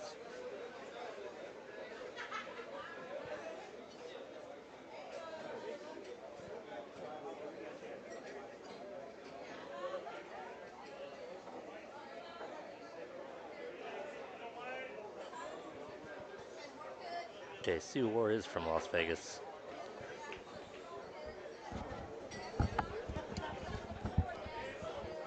So I know everything about the computer now. so my buddy Josh just told me that the one that lived in Vegas Yeah. told me that she was on his team in Vegas, one of his No teams. kidding. Yes. Do you know who was on my APA team back in the day, back in the 90s? You want to take a wild guess? Former WPBA touring pro. In New York. You know what? Let me take the word former out of there. We'll just say touring WPBA touring pro. And she was an APA 4 on my 8-ball team. I'll just leave No. that out there and, you know, for the world to guess.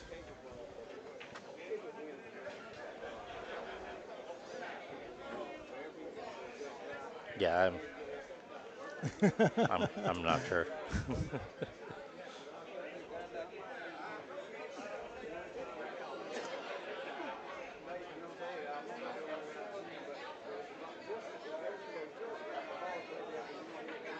A real Nice nice shot shot. by Sue. Oh, Beautiful. beautiful leave. Really well done there.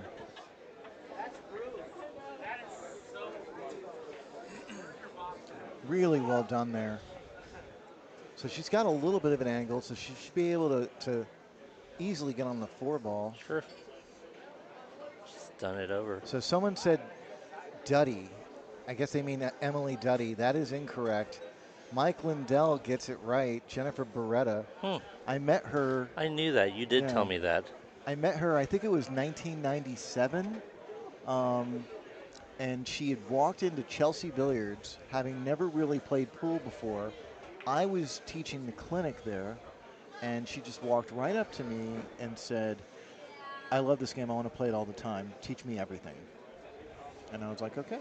Huh. I mean, it wasn't specifically at me. It was more Right. at like the clinic. Right. I was one of 3 or 4 instructors. And she literally attended every single clinic for like a couple of years. Wow. Yeah. So she definitely put the work in. Oh, yeah, yeah. She is proof that you can pick up this game at any point in your life, and the sky is the limit. I mean, she last I checked, she was just under 700 Fargo. She was at like 680 or 690. Wow. And She shot that ball really well. Yeah. And she's playing less now because she owns a pool room in Brooklyn. Oh.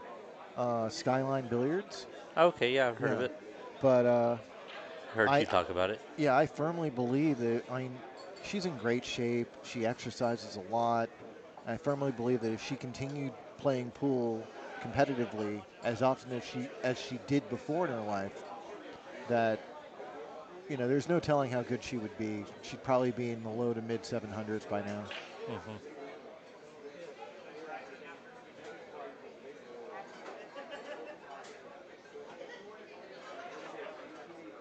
Oh, she's missed the 6 ball. And I don't think she's going to get away with it. No, I think she can see the 6 ball. I think she can make it. Oh, yeah, she got this. Yeah. Yeah, this looks a little tic-tac-toe for Michelle here. Michelle's going to have a great opportunity to break the tie again in her favor. Really, yeah, and she's looking at this right now. I love what she's doing here. Like, she's asking herself, how do I want to get from the 7 to the 8? Let me figure this out right now, because that is the only shot that really matters in this sequence. You know, because if she can get straight on that 8, if she can get like perfectly straight on that 8, then all she needs to do is a stop shot, and she's got the 9. Right.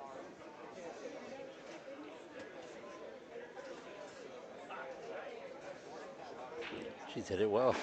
Yeah, I like floating it in. You know, don't play position when you have position.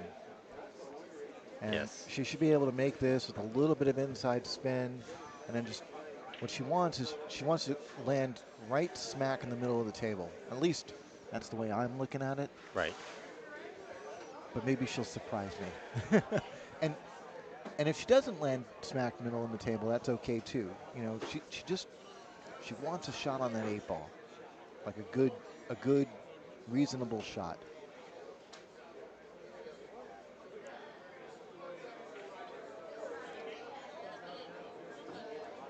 Okay, this is a little bit steeper than I think what she was going for.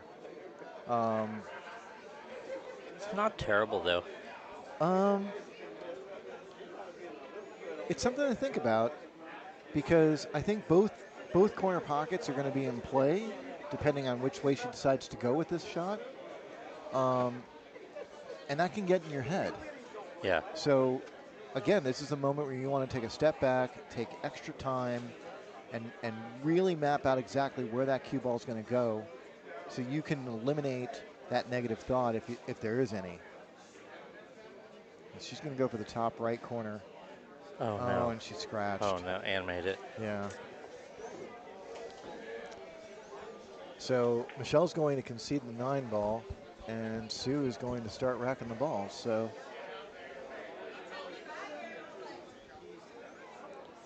Sue's and taking the lead now. First lead let's of this see match. if I can do the thing.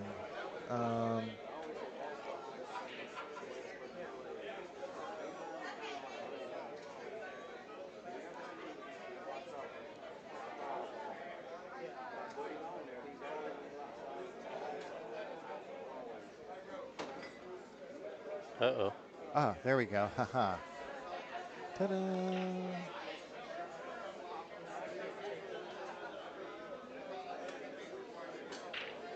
You changed the table. I did. Let me get that back.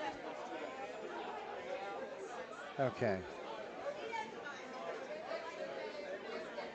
Well, trying to locate things on the computer here. Yeah. Bear with us for a minute. It's that button right there. Stinger 3. Oh, okay. Yeah. So yeah, we've got all these buttons, all these controls, and now that I've gotten older in life, I've learned to resist the urge to press every button I see. And so I ask questions before I press buttons now. Right. Yeah, computer whiz. Yeah, see. Welcome to married life. Yeah.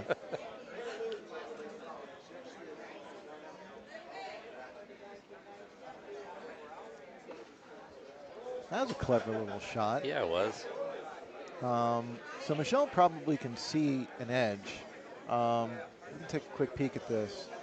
Yeah, it definitely looks like she can catch the edge here, and the scratch really shouldn't be in play. No, it's there's enough angle that she can clip just miss the point, I believe. Yeah.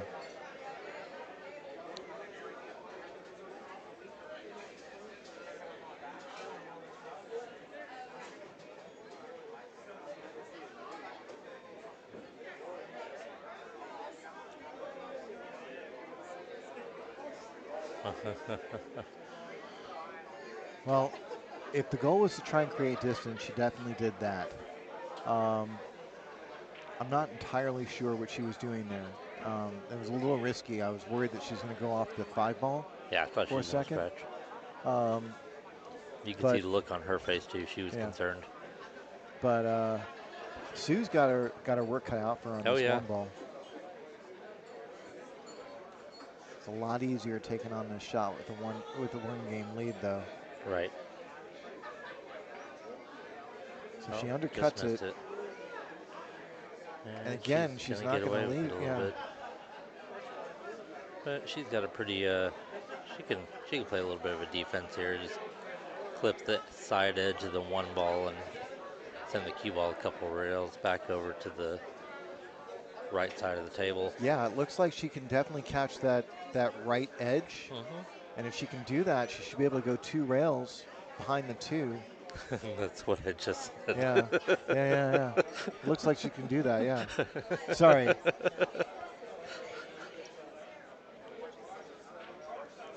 That's what she was going for, but she caught it a little thick. Yeah, she did. She has left her the bank shot. Yeah.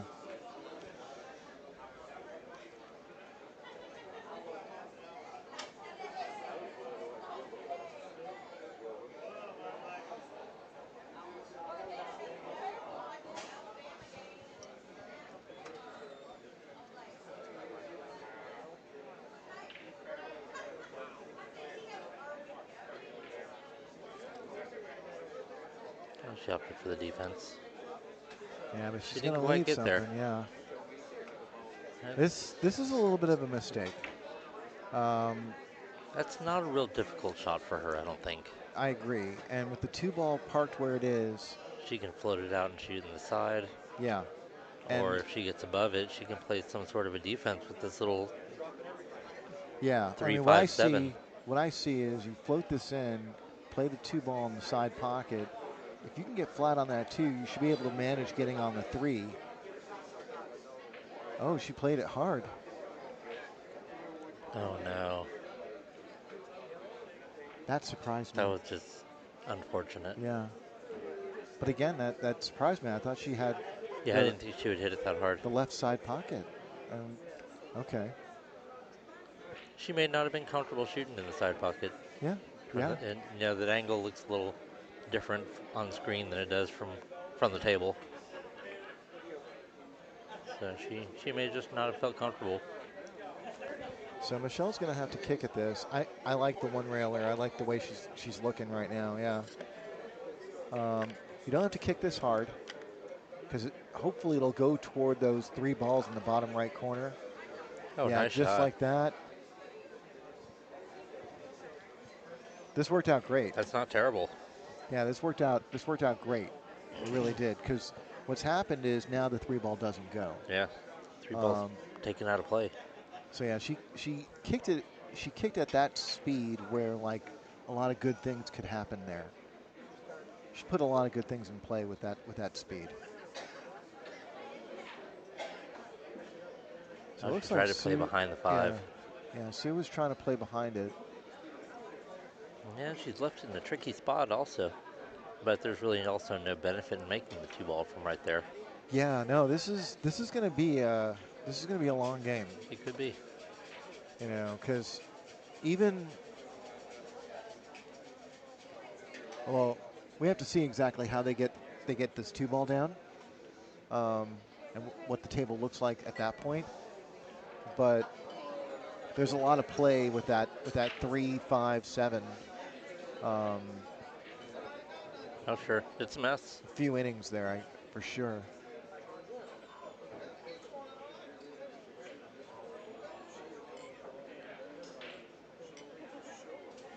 She overhit it a little. She may not be happy with this, but this is not bad. Still not bad. Yeah, I agree. She left the angle where the cue ball's hitting the wrong side of the 2 to do anything with the 3 ball, really. If you hit it at any significant kind of speed. To a certain extent as well. Like when you're looking at players that are approaching 600 calibers, 600 caliber pool, what you really want to do is avoid disasters. So don't foul. That's the most important thing.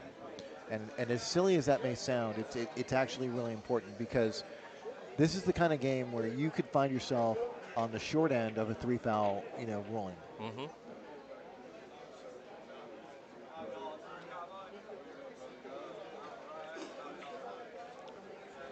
Okay, so Sue has broken up those 3 balls, so that is no longer in play. However, she hasn't really left a shot, unless you want to call the 2-9 combo a shot. Yeah. I don't think Michelle's going to take that on, not with where the 5 ball is. Either. Yeah. I see her using the 5 to play safe. You can roll up on that 5. And that's a fairly predictable way to go. Yeah, I think that's exactly what she's doing. She looks like she might be trying to bank it. Okay. I see what okay. Yeah, that was a good shot. Yeah. That was a good shot. She actually hit it with a little too much angle. A little less angle on that, and you can freeze right up on that 5 ball, and that's really what you want. So Sue's still going to have a kick lane here, and she should make full contact on this. Ooh. She didn't make it, but she may have left her window, I think. I don't know if that was entirely by design, but that was almost awesome. Like she really almost came close to rolling up on that 9 ball. Right. I think she can see the 2 I think so. It's close. Yeah, this doesn't really give us more information. It is close. She's looking at options on the 3 balls, so I'm assuming that she can make it. Yeah. She's just double checking again to make sure. Okay, so someone was asking about a Calcutta. I'll explain that while Tommy covers the play-by-play. A Calcutta is an auction. Player And auction. it is an auction where they auction off every single player. And the buyer then is awarded if the player they bought does well in the tournament. Typically, the Calcutta finishes are a little bit tighter than the tournament finishes. So in a tournament like this, they'll pay the top 25%. The Calcutta will typically pay out the top 12.5%. Right. The money that the buyer spends to buy that player is put into this pool, and then from that pool, they divvy out that money for first, second, third, and so forth. That was a great shot. It's a great way for spectators to get involved in the action. Oh, absolutely. Yeah, you can buy Shane Van Boning. He went for $12,000 yesterday. Yep. Or you can buy your local favorite, for for $300, which is what I went Or for. 40, or 40 if I were to play. Yeah. Or 40, yeah. And what's nice about that is that although there is a very strong likelihood that one of the big names like Fedor great or shot. SVB will likely win the tournament.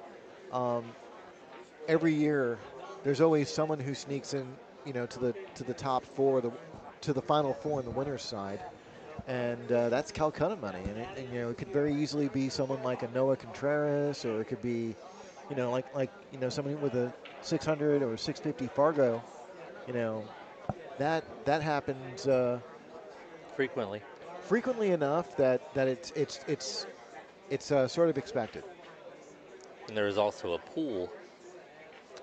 Who were the top picks? The top picks were Shane Van Boning, Fedor Gorst, Vitaly Batsuri, John Mora. Yep. Josh Roberts. Yep. And I'm probably missing a couple of big names right now, but yeah, that's all that comes to mind. Bear with me. I've only got like 4 hours of sleep, so the old noggin is not firing on all cylinders right now. Oh, So. I completely understand. I was walking my dogs at sunrise this morning, so I get it. Yeah. Okay, so Michelle's using the bridge to pocket this 5 ball. This is going to be tough.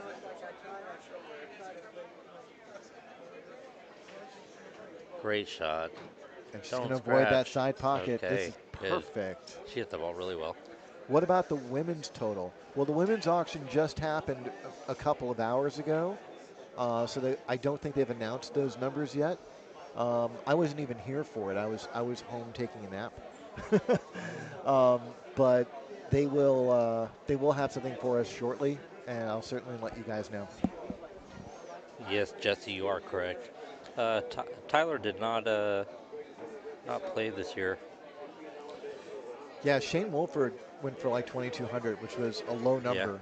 Yeah. I was actually the one that did the Calcutta, and I was shocked at how little traction I got for Shane Wolford, because he's a phenomenal pool player and certainly one of the top picks to snap this whole thing off. Oh yeah, indeed. He was on the Mosconi Cup.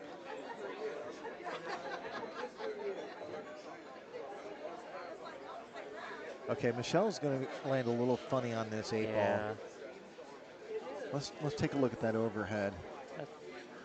She can cut in the side. It's a little chancy. Yeah. But I like the risk. I think is worth the reward. Oh yeah. Yeah. You can go around the world with this. It's a pretty routine shot. Yeah. The bank shot is there.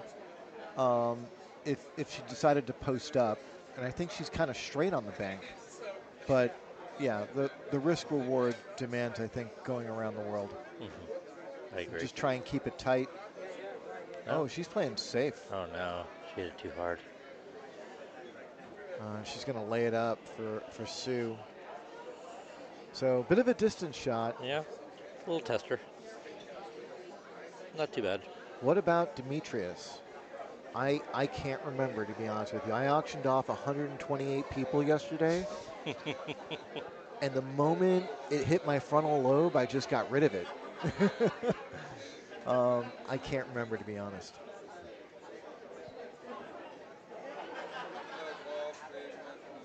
All right, here she goes. Shooting the 8-ball.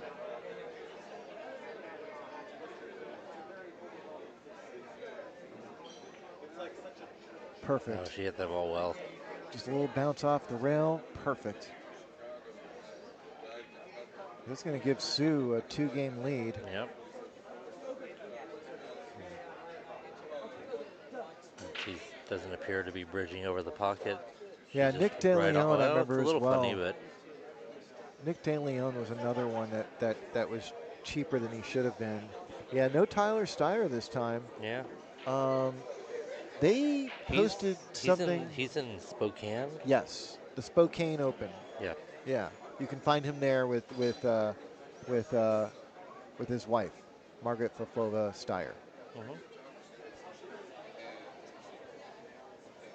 Hey, Nick's sitting a couple of seats over from If us. SVB wins, what does the person who paid 12 grand get? They would get the first place portion of the Calcutta payout, which I do not know. I don't know the numbers of that. Correct. And if, in all likelihood, either SVB has half of himself, which is common, so then SVB would also get half of that payout, or the buyer would tip out SVB, which is also incredibly common. Got Sue breaking rack number 9 here. And she really leaned into that break. She did not make anything, but Michelle has also been left without a shot. Yeah, Tokov went for 2K. I think you mean Poteet, 2,500. Yeah, you did, and you corrected yourself immediately. Michael Schneider, 1,900. Michael Schneider, he's a talent. He really is. If you guys haven't seen him play, really go look for him. Who's that? Michael Schneider. Just a phenomenal shot maker. You know, and he's the younger brother of Daniel Schneider, who's also an excellent player, and he lived in the Texas area for a while. Okay. And Michael's got like a 750-ish Fargo. Nice. And it's funny because that may not be enough to get on the Moscone Cup team anytime soon, but he really should be in that conversation in the coming years. I hope he is, at least.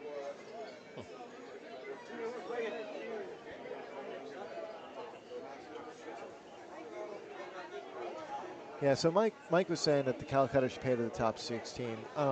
Normally I would agree with you, but I think that there are certain things that you should always factor into what a Calcutta payout should be. You should definitely look at how much the top bid was and ensure that first place covers the top bid by a healthy margin.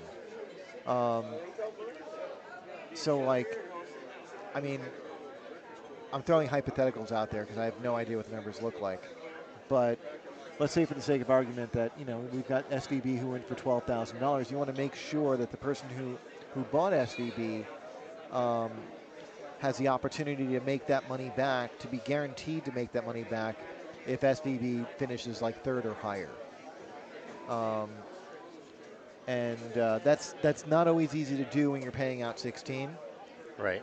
And like I said, I don't know what these numbers look like at all. But yeah, those are the things that I would take into account when deciding exactly how deep that Calcutta payout should look. You know, it's not as simple of a formula as the tournament payout because the entry fees are different. You know, Calcutta is different. Great shot. Great shot.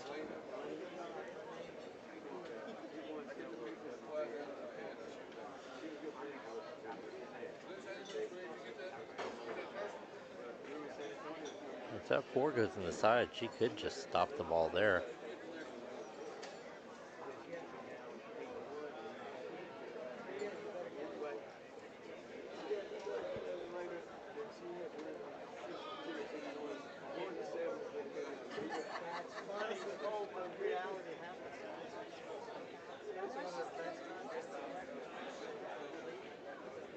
Yep, good shot. Yeah. So the trick here is going to be, it's all going to boil down to that 8 ball, I think. It's sitting a little funny. Yeah. So I see the 4 to the 5 being pretty standard. She should be able to spin this off the top rail Ladies, and you do not have to pay anymore tonight. get reasonably flat Ladies are not on that 5.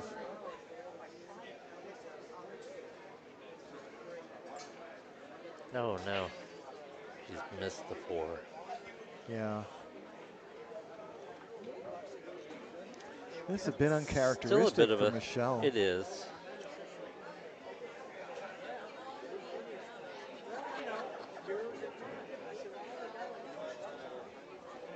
It's still a bit of a tester. Oh, so someone's asking if the house keeps a percentage. My understanding is no. The house does not keep a percentage. But like I said, I know nothing about the numbers. I really can't speak to it at all. I just know that, yeah, it was roughly 75,000. Some of the dollar amounts were posted already, but yeah, my understanding is the house is not keeping a cut, but I could be wrong. I'm not sure.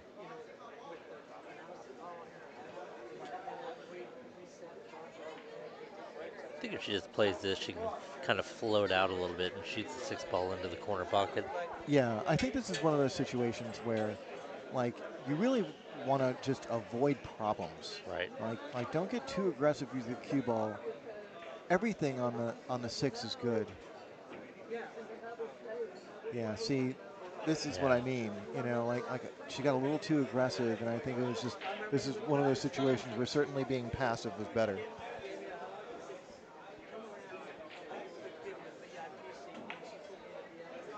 But she still has some options here. You know, one idea is to, yeah, I think she can send the cue ball to the other side of the table, which I think she's trying to do. Oh, she's cutting the 6 in. Wow, real nice shot on the 6. Does she get shape? Nope. That was a really good shot, and no reward for it.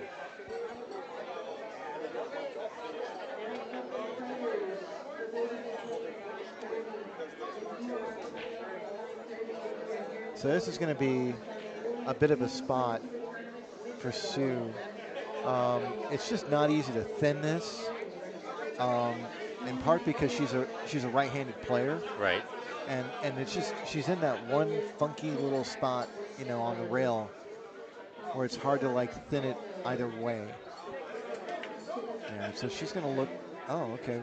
Yeah, that wasn't a bad shot. Now, Michelle could hit the right side of the 7 ball and just clip it and send the cue ball down If she can below the reach 8 that, ball. that's certainly a good move.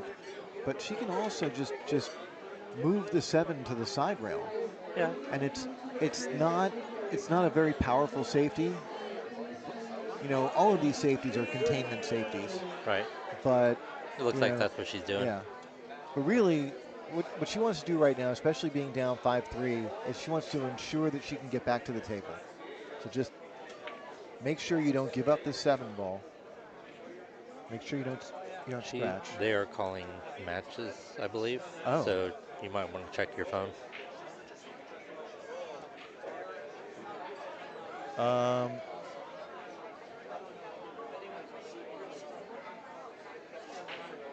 I'll be texted if they call my match. Right. That's what I was saying. I'm going to grab this behind you. They'll text me, and I'm also fairly certain that they'll come get me. I'm not worried. But let me take a look really quick. Ooh, that's a good one. Holy crap. I've got Carmel Luttrell behind us, and she's a little jealous about the match that we get to call. That was a nice shot.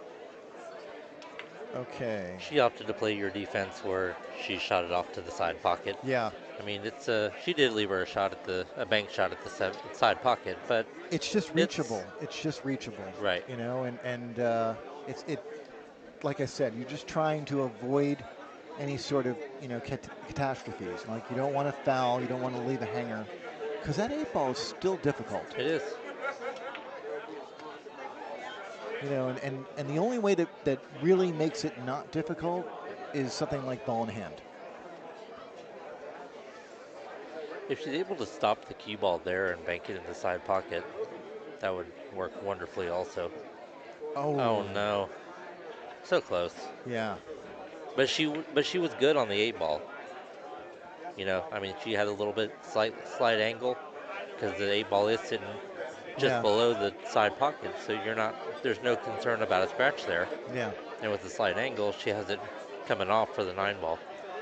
So she hit it well. She just missed the shot. That was a good shot.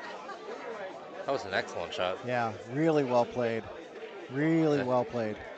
Good cue ball on that. Looks very close to a full eclipse. Yeah. In all likelihood, Michelle's going to have to kick underneath it. Mm-hmm. She could probably play for both.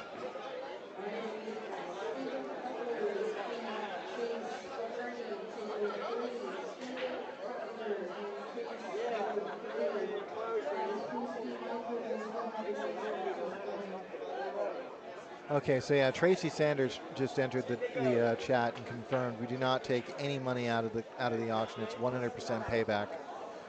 That's exactly what I thought. Great. Yeah. But that is the person who can answer that question. Yes, indeed.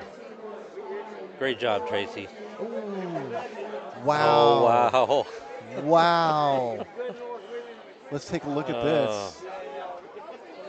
Oh, yeah. Wow. Oh, yeah. She is hooked. Yes. Wow. What a roll. Do you want to see about doing our match, or they didn't call us? They were asking if we want to play early or just wait. I'll wait until they call us. Okay, no problem. Just wanted to ask.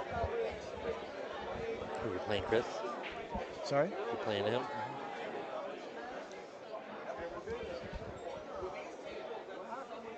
I hate being interrupted in general. And I'm like, dude, they didn't call us, so leave me alone.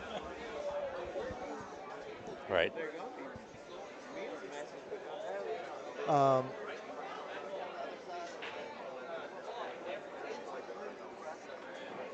I didn't even see what she did. I didn't either. One of the difficulties sometimes of doing commentary is that we have plenty of people walking around us, and they'll sometimes try and get our attention. If you happen to be in the room, please do your best to leave us alone. We're trying to focus. And it's so difficult when people are like tapping us on the shoulder. And we mean this with the greatest regards. Yeah. But Yeah. I just, and I was in the middle of a thought there, and I just, someone tapped me on the shoulder. This is a tough spot for Michelle, considering that where she was a moment ago. It's going to run into the 9-ball. She really wanted that to sneak past the 9. So, so here she could shoot the 7 up into the corner pocket, and the cue ball kind of naturally floats over towards that side pocket for the 8-ball. Or side rail, I mean. I think you're going to have to choose. I think you have to choose if you want to play safe or if you want to make the 7. I don't think you can do both. And I think if she makes the 7, she's not going to have shape in the 8. Yeah. See, admittedly, she overcut it, so it's very difficult for me to speculate. But I believe, had she made that, she would have been right on top of the 8-ball. Right. And she wouldn't have had much of a shot. Yeah, my opinion, I think I would have played safe there all the way. But Right. just the angle just didn't quite work. This is still a little tricky. Yeah. Yeah, you might consider playing short side on the 8, which is exactly what Michelle was thinking. It's a little harder than she wanted to. Yeah. But, Yeah. I mean, it's a very makeable ball still.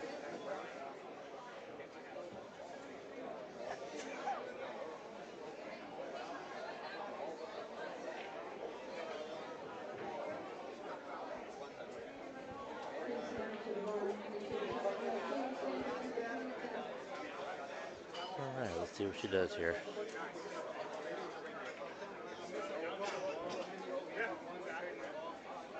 Cut in the corner with bottom English here, and she makes it, and she's natural shaped on the 9. Yeah.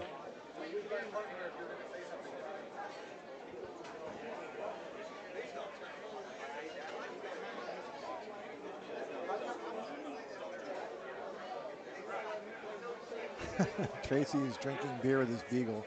Beautiful shot. Drinking beer Michelle with what? Cortez knocks down the 8 ball, and that was a huge shot right in this moment in the set. Gets real nice and easy on the 9 ball.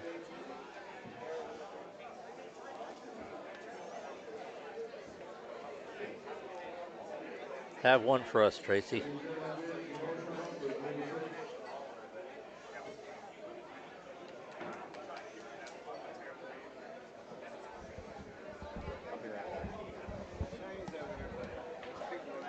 That was a nice out.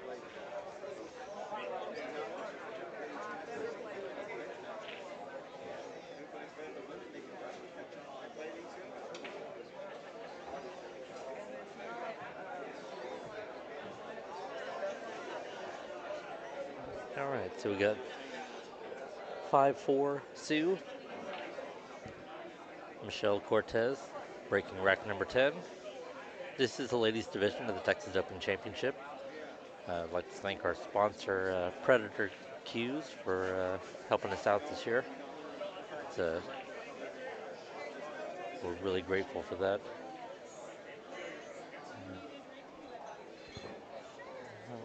I have a tab, just whenever Liz wants.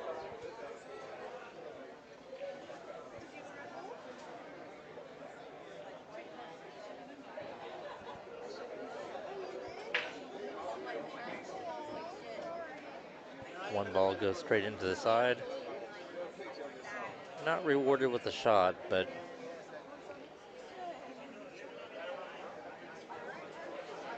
she can probably make some kind of a defense shot out of this.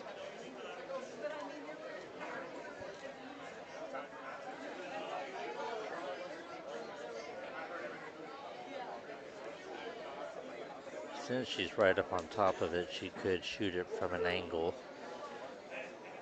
Shooting it from the right side of the table. Clip the 2 ball and send it back down towards the 4 and leave the cue ball up towards the top rail. She's going the other direction. So she might have a little more separation than I thought.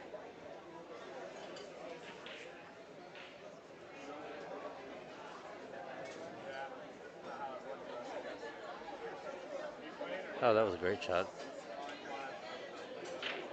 She can get behind that 8 ball. She got it. That was an excellent defense.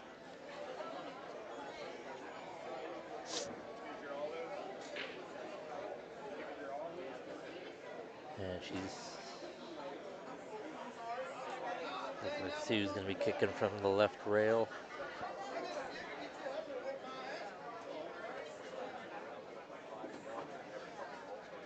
Nice shot, nice contact. That was a great defense shot.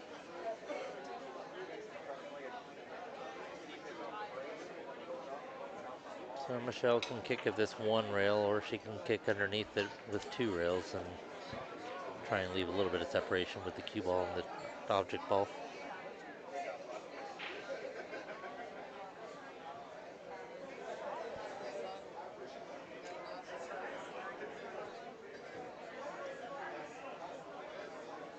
She's taking her time on this one.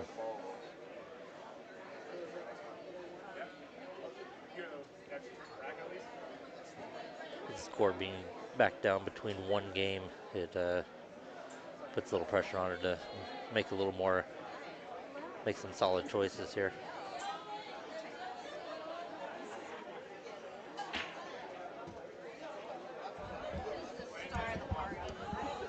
Okay, I'm back. Hey, welcome back. My wife showed up. Hey, how are you, Stacy? Daisy, this is my friend Steven. Man, I can't remember the last time I saw her. Yeah, I'm playing in like any minute now, so she's here to come watch me play. Okay. And they're going to announce my match. So I'll have to leave the booth. That's fine. Once that happens.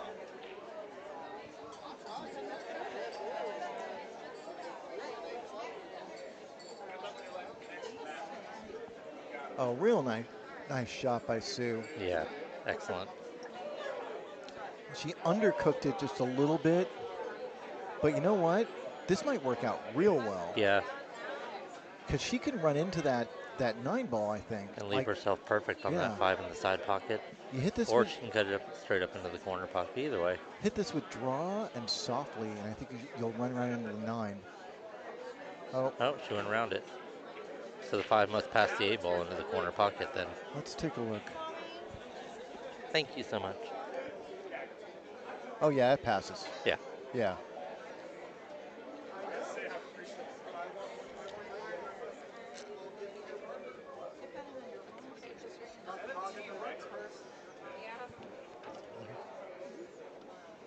Thank you.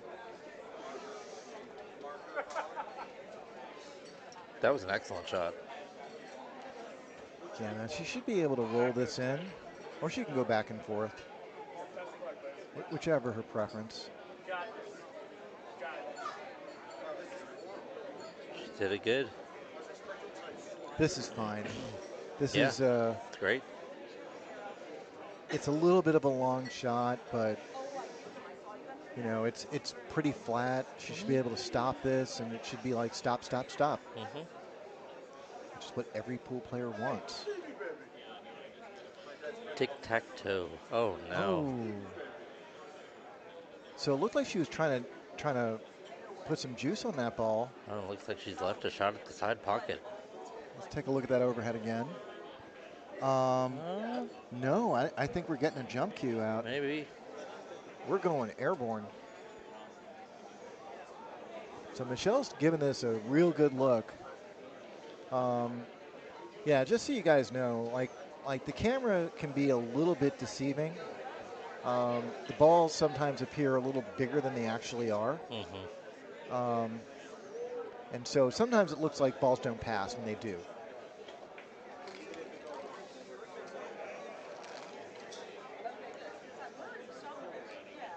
The men are still playing. We've literally only played like a couple of rounds, and we'll be back in action momentarily with the men. In fact, I think they've already started putting out men's matches. They have. There's a few guys playing. I say men's matches, and I don't really mean men. It's open matches. Right. There is no men's field per se. So she could see it, but she's going to fall funny on the 6 ball. 8. That's the 8 ball. It yeah. is the 8. On the screen, it looks like a green on almost. the monitor, I 100% agree with you. Yeah. On the monitor, it looks a little green. Yeah. But yeah, no. Yeah, it's the 8. I looked at the table. Yeah. As soon as I said it, I was like, oh, wait a minute. Let me look over here. So yeah, the 8 ball does pass the 9. I don't think there's a scratch here, but when you're a little bit nervous and you're feeling a little bit tight, sometimes it's hard to see those lines, and so we'll see how she handles this. But she should be able to follow this. I think she looks like she's stunning. Oh, she's playing safe. Slow down ball. Well, she's left a bank shot. I don't blame her one bit. You know, like sometimes, especially in your first match and you're not quite settled yet, it's difficult to see those lines. And you know that your cue ball is heading toward the pocket. If you can't be absolutely 100% certain that you're not going to scratch, play safe. Yep. That was a good shot. She couldn't have hit it much better than that. Yeah. Um, Excellent. I think Michelle can see a piece of it, She can. but that piece is not going to help her out a whole lot. She might consider kicking at this. How's that 9-ball look, the combo? Yeah, the combo is sort of on. Oh, on the side pocket there. Yeah. Yeah. And by sort of on, I mean like in theory, she could kick at this and make the 9. I But think that's what she's been trying to do. yeah, She's but to looking do at it. that, I think she needs to go 2 rails. Like she needs to go into the bottom right corner, 2 rails, and into the 8. If she tries She's to trying 1 one rail it, rail. yeah. If she tries to 1 rail it, she's gonna cut it. She's gonna cut the 9-ball, and it's not gonna go near the side pocket. But if she decides to try and clip the 9, That's the 8 looks like ball, what she's yeah, doing. she's got to hit it thick enough that she avoids the scratch.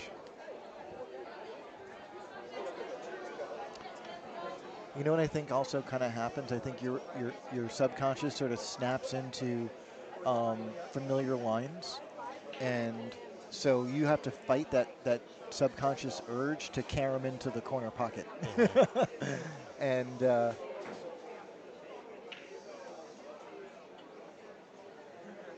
And so like, yeah, okay, Oh, she's jacked up on gonna it. jack up on this.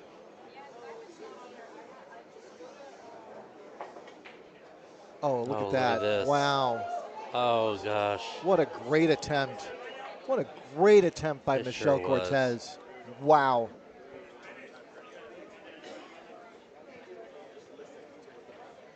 That was such a great So try. close. So Sue Orr gets to the table with a hanging 8-ball. A lot of travel. Right? But if she can hit this shot well, it'll put her on the hill. 6-4, that would be a commanding lead. It's in the pocket too, a little bit. I really like Sue's demeanor at the table. Like she just looks up at the sky, like, what do I do now? You know, like she's so calm. Doesn't get frustrated. Doesn't think about the negatives. All she's thinking about is she's thankful to be at the table and she's thankful to have a shot. Yep. Okay, I think she hit this a little bit on the firm side, but it's going to come off perfect. Absolutely perfect. Look at this. All right, so Sue Orr to get on the hill. To the hill. 6-4 now. Wow.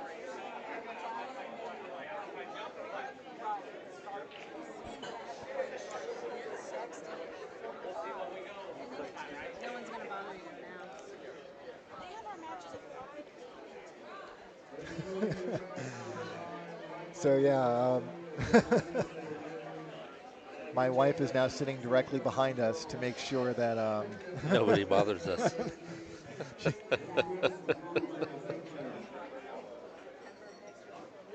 Thank goodness. You need something? No. Just need a second.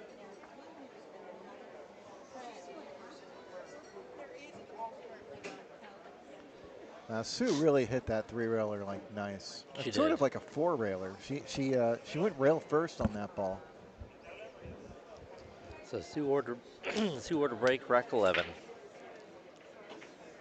On the hill for the win. Is it dry? It looks dry. It looks dry. It is dry. So here comes Michelle Cortez, the great opportunity to turn this around. Yeah.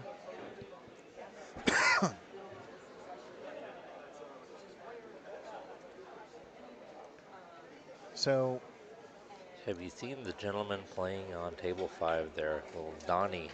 Oh yeah, yeah. Donnie Proctor. Yeah, he beat Sky. Yeah, the Sky mini. Woodward in the mini. Yeah. Yeah. So the big challenge here is going to be the 4-ball. I think Michelle's got great shape right now to get really, really flat, really straight on that 3, and close. So if you can get that cue ball like right in front of the side pocket, Okay. I would have liked closer, Right. but But she's still flat, she's flat, and that's which the is most perfect. important part. Yeah. So now it's going to be a little bit more challenging Draw it because straight back. of the distance. But really, what she wants to do is she wants to draw about 2.5 diamonds. She wants that cue ball just a few inches north, a few inches south of where it is now. Right. Oh. And that's going to be a couple feet south. Yeah. That Or a couple that feet went north, north. I should say. Yeah, a couple feet north. That's, they're tough. Draw shots are tough. And that's all the more reason why you need to get like as close as possible, you know, because it's a little bit easier to control when you're like right near that ball than if you're drawing from like 3 feet away. It's so hard to be accurate with draw from 3 feet away or 4 feet away.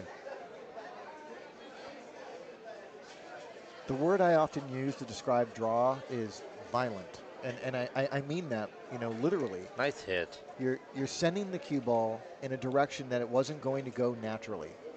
And that can make it incredibly difficult to predict. So you want to try and be as predictable as possible in an unpredictable situation. So here's Sue with a chance to close it out, but this is going to be tough, you know, like that 5 ball is just pretty covered by that 9.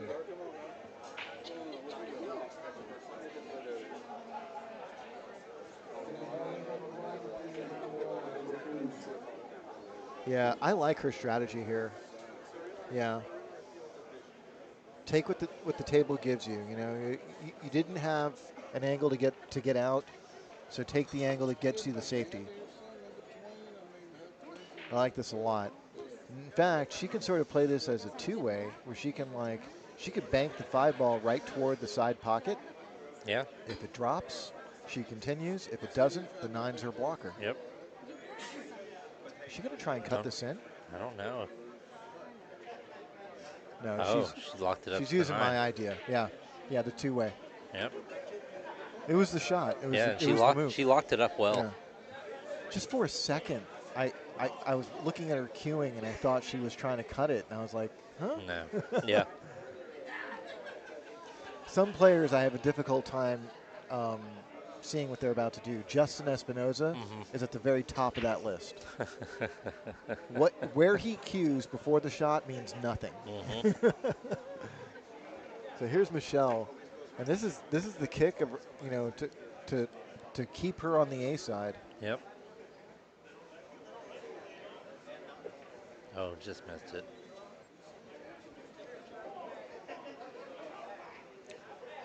So Sue is going to have ball in hand.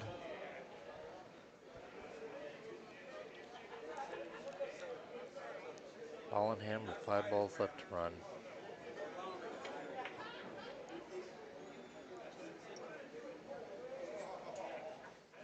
So it looks like she's going to follow it up off the side rail and bring it down for the 6. There's a couple of ways you can get on the 6 ball here. You can even play the 5 ball into the other side pocket. That might be easier. I agree. Yeah. But this works too. Yeah. And this all depends on what you're comfortable with. She's going to get a little, she's not too flat. She's not flat enough. She's all right. She's fine. She's got enough of an angle where she can get out. And the trick here is don't do too much. You know, what you want is you want a manageable shot on the 7 ball. Nearly any angle will work. Right. Yeah. So just get it as close as you know you can. Yeah, and that's perfect. Yeah. You know, you don't want to go crazy trying to get like, you know, ball in hand shape. Just get an angle that you know you can manage, and that's it. That's exactly what Sue did. Yep. So from here, she's got a little bit of an angle. She can punch this and touch that side rail, or she can probably just hold position by a stop shot. We'll see how she handles this. Either is fine. Right. But you got to make the ball. Right. So Sue relinquishes the table to Michelle, but she's not going to give Michelle a whole lot to work with. No, she's in a tough position. Yeah.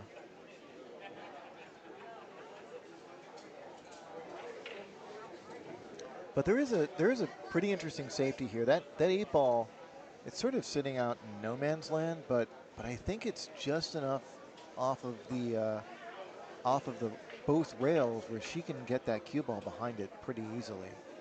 Looks like she might be trying to cut this ball. Oh, looks like no, she was trying to play a defense. She was trying to use the 8 balls, the blocker, the other way, and I think she's left Sue she has left wide her a open. shot. Yeah. Yeah, Little Laz is not in Austin, but he is a Central Texas pool player, and for the most part, the Austin pool community is really the Central Texas pool community.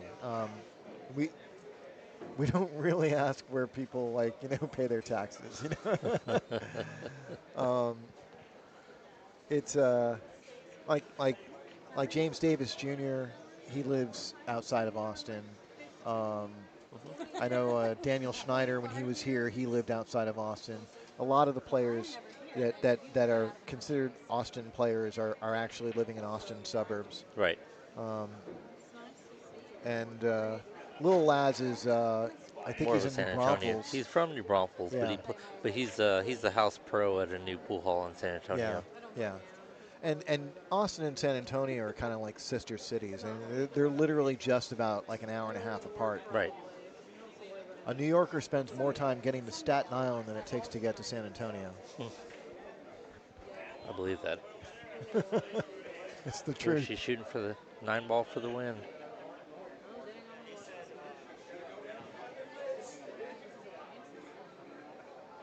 And there it is, folks. That's it. Sue Orr, 7-4. Great shooting, ladies. We'll have another match for you shortly. I think the men, or the open players, I should say, I apologize. I believe the open players will be returning to the head table. We'll get back to you shortly.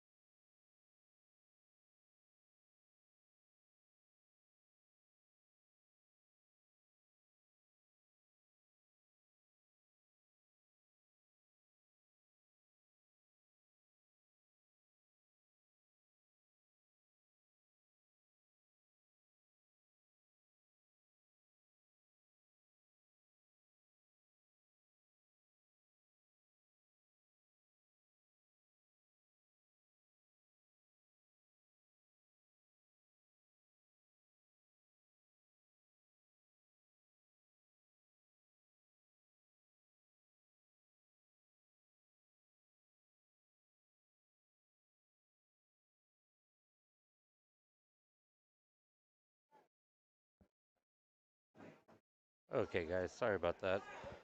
We were doing a little computer training here. We got a good match for you here. We got Sajal playing against Raid. Sajal did get the first game.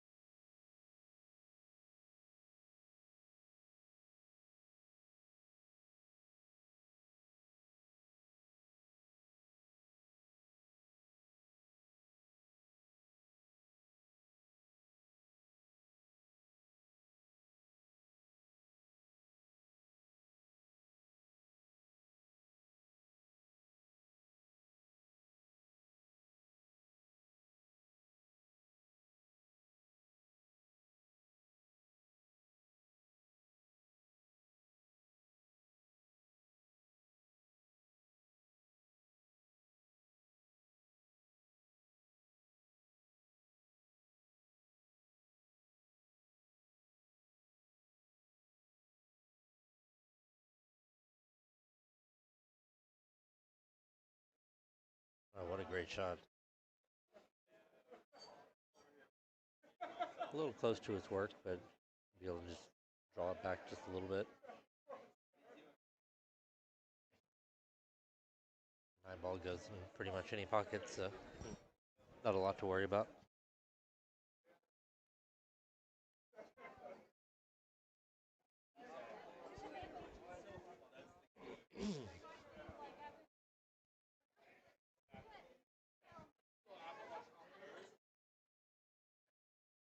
It's quite a stretch. They are playing on 9-foot tables, so it's a bit of a reach. He is awfully close to that 8-ball.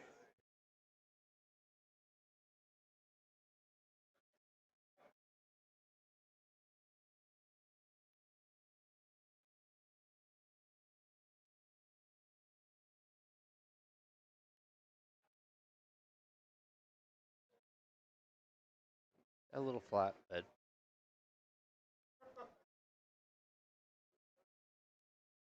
he should be able to cut it into either pocket he wants. Looks like he's going to the left-hand side. A little top English will prevent him from scratching in the corner.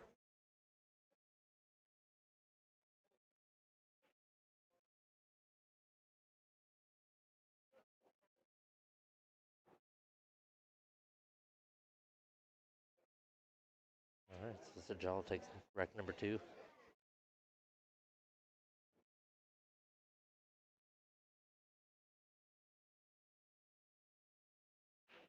So we're playing 9-ball.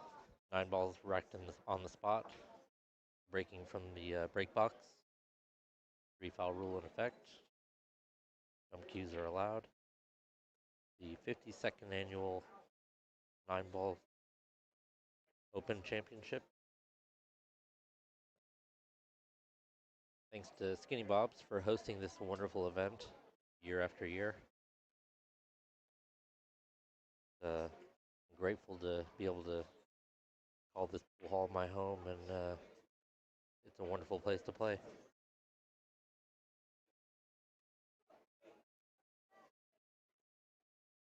Sajal to break rack number 3.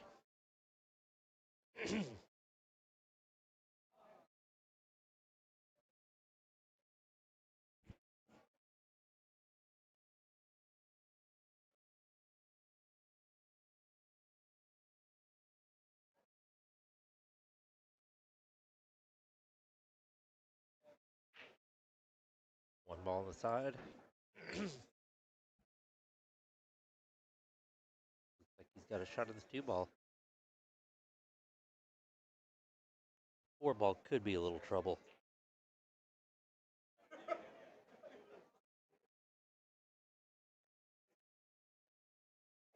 The 2 ball does go in the side pocket pretty easily. You can flip the cue ball down and shoot the 3 ball into the right hand side like he's looking at.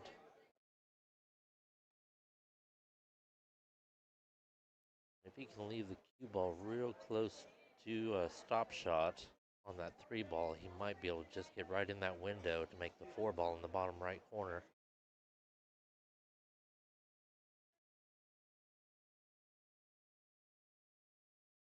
See what he does.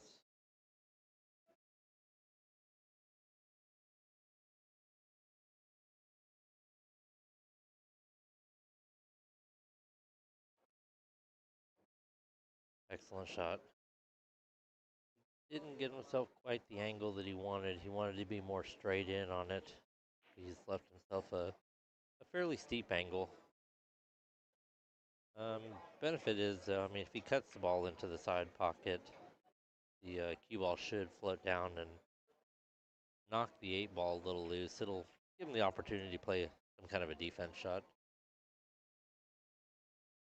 Most likely. Or he can opt to play the defense now. The 4, 5, and 8 are, he's hit that pretty good. Not sure if he can, let's see.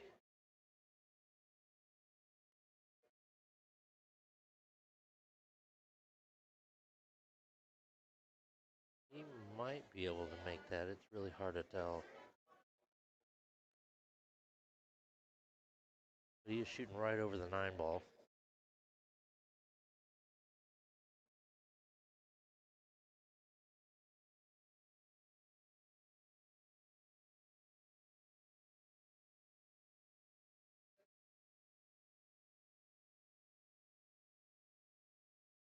What a great shot.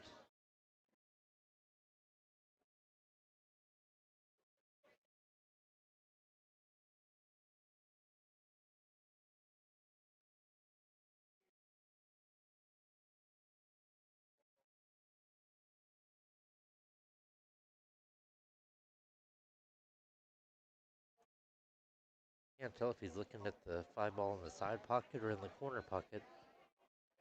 Looks like he's going for the side. If the ball does go on the side, that's a really good opportunity to get good on the 6 ball to the bottom right corner. Oh, just missed it. Good try. He's left him a shot. Very cuttable shot.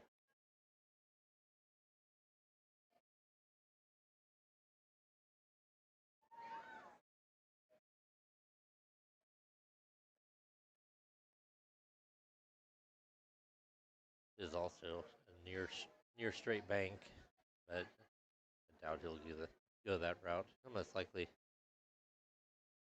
try and cut it in the top left corner.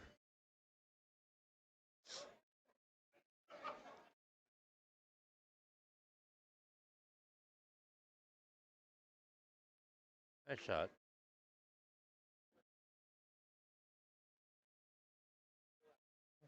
Got pretty fortunate there. Just shoot the 6 ball. Cue ball come off the right side rail and cue ball out to the center. Leave himself a shot for the 7 ball in the top left corner.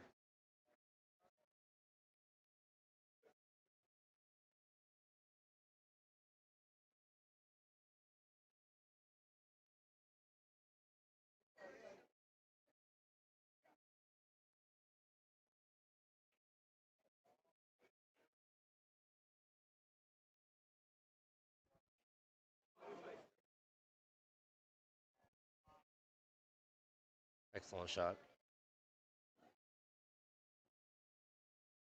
He's got a great angle here. Shoot, cue ball come off one rail off and out to the other side of the 9 ball into the same pocket. Oh, the bottom left.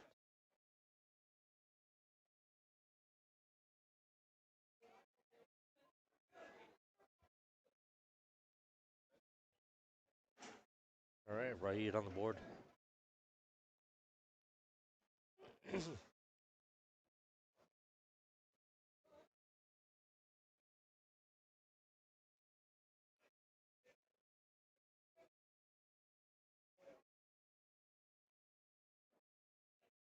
So, another big shout out to Predator for helping make this event happen again this year. Big shout out to Skinny Bob's hosting the event. Please like, subscribe, and share Facebook or YouTube. I'm sorry.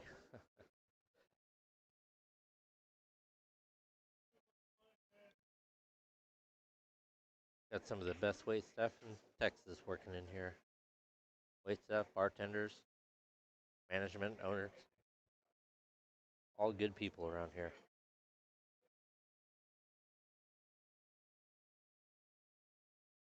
All right, ready to break rack number 4.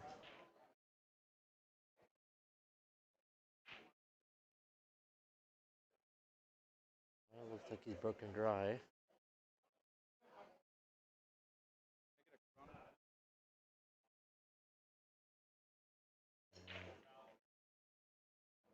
Not sure that he can see that ball.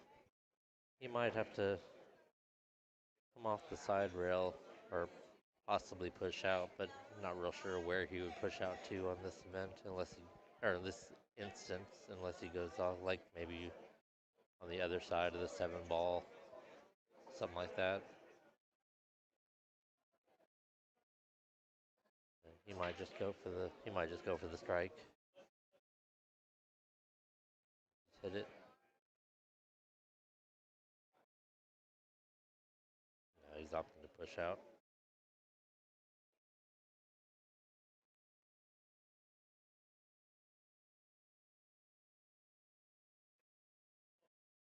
Still the same idea on the left side of the 7 ball. Put him up to a challenge to see if he wants to take on a bank shot or try and give the shot back or go for some kind of a defense shot. In this case, with the 4, 3, and 8 down at the bottom right side, he's got options to try to play some pretty good defense.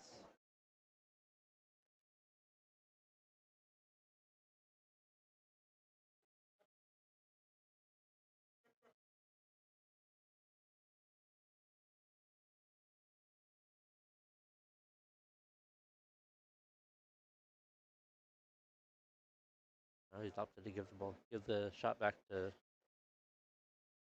jaw.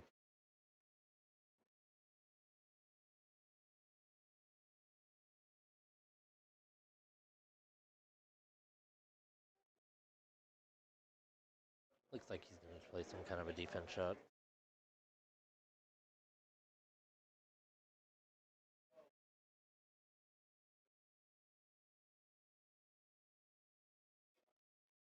Yeah. That's a pretty good shot. Not sure that 1 ball passes.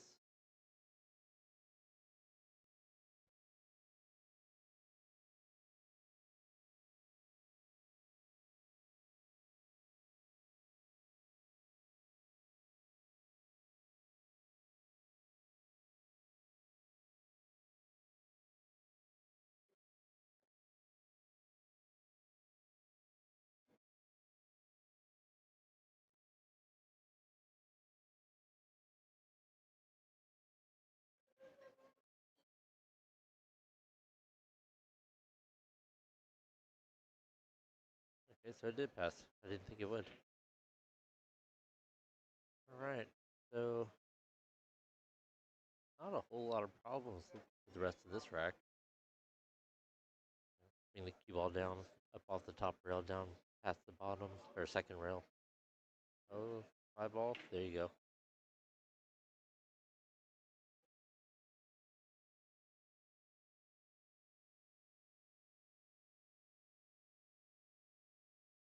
Looking like he might spin below the 4 ball just a little bit. Shoot it in the same pocket. Nice shot. There you can let that draw stroke out just a little bit. Draw it back to the rail behind him and have a shot at the 5 ball either in the side pocket or in the top corner. Either one works. Nice shot. Pretty much stop it right there if you'd like. Position of the 6 ball really plays well.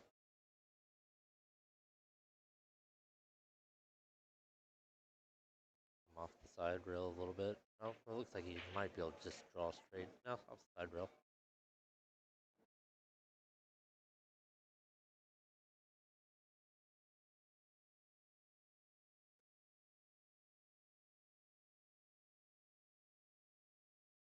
Nice shot.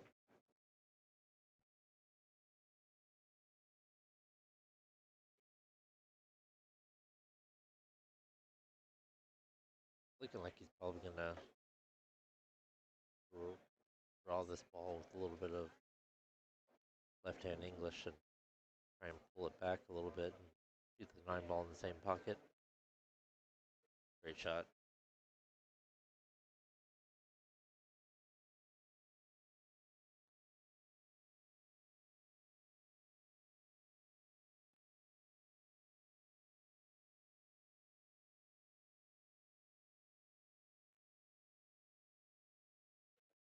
All right, so Ryu gets that game there to tie it up 2-2.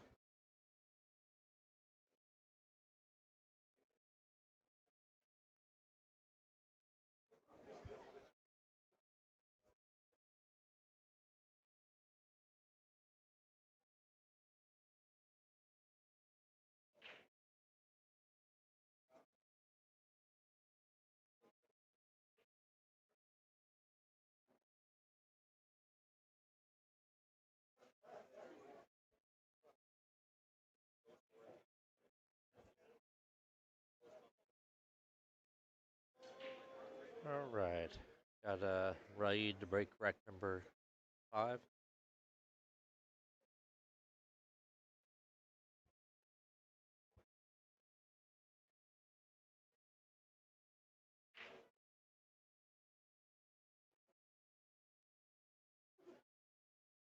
He's not made anything on the break. And he's left a shot at the 1 ball in the side pocket.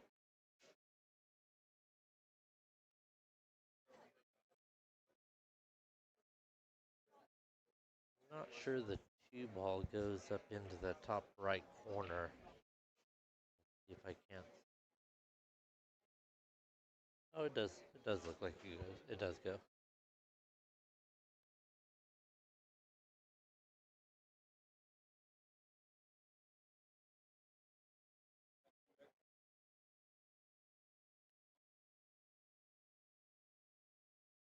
I think with this shot, he's gonna have to follow it up with a little right spin and kind of float the 2 ball back out towards the center of the table to make the 2 ball in the top right corner.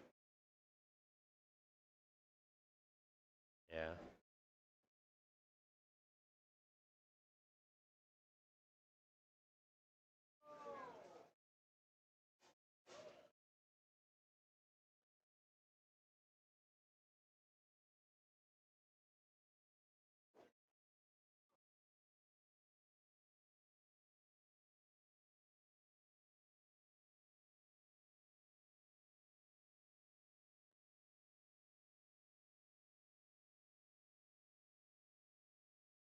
Long shot. Grab this extra extension.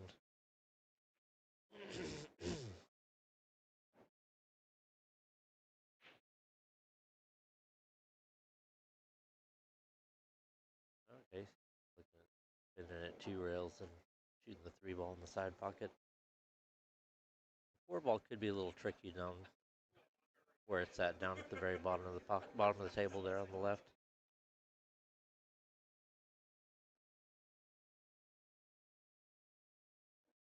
And we are playing only cue ball fouls.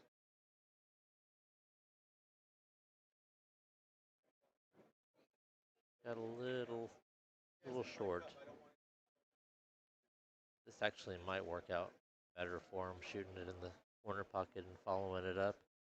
He may have a better opportunity to get on that 4-ball.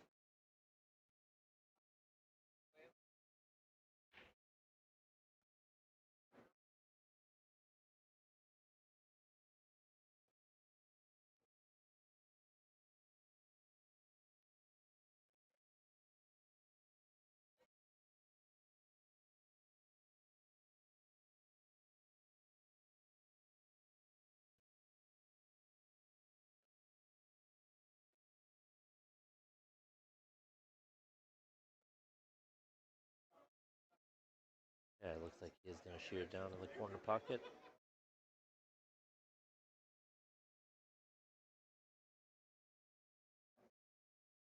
Goes top the cue ball there. I think he was concerned about coming down low and still not being able to get there with the 6-ball. Looks like the 6-ball's pretty close to the rail, so I'm thinking that's the only opportunity he had to be able to make contact with the 4-ball. Most likely.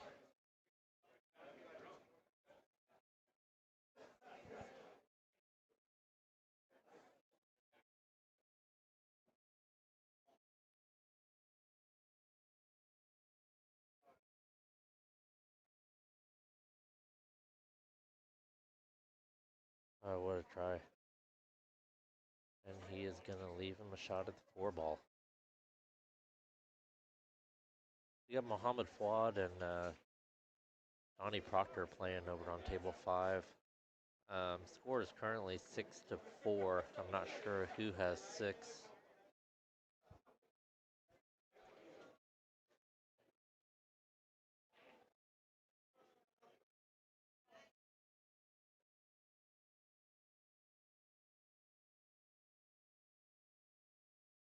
I tried to pan up to it a few minutes ago, but the button wasn't working for moving the camera over. So if I can figure it out, I will try and do that between racks. And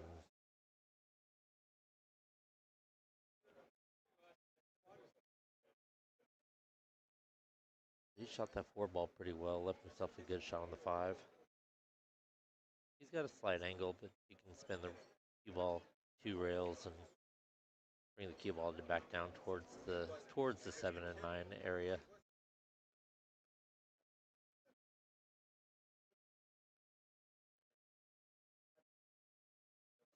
Yeah, there you go.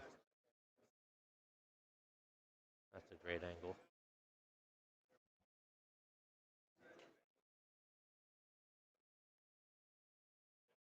Oh, Wad 6, Donnie 4. Thank you.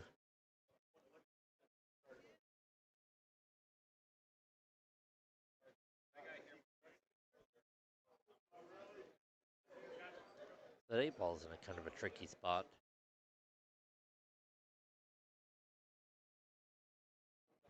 Seems to be just above the point, but it looks to be frozen to the rail. Oh no.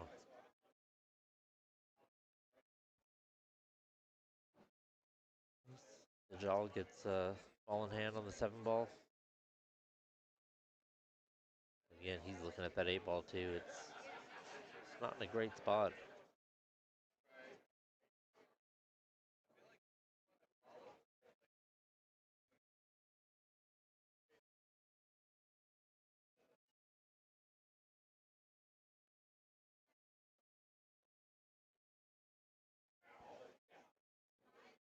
I think that if he can get to the underside of it and cut it, or make it down into the corner pocket where he's at, probably going to be his best bet, but he wants to get as flat as possible on it.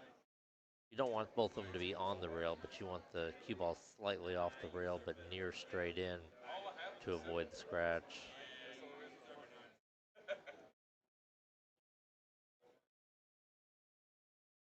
I think that's what he's looking at. He will have to either draw it or stop it right there to leave himself a decent shot on the 9-ball.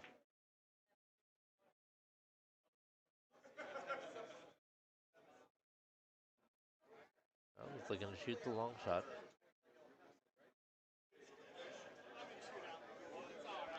Taking a chance of it hitting that center point, but Definitely a makeable shot. And then it's pretty natural shape on the 9 ball.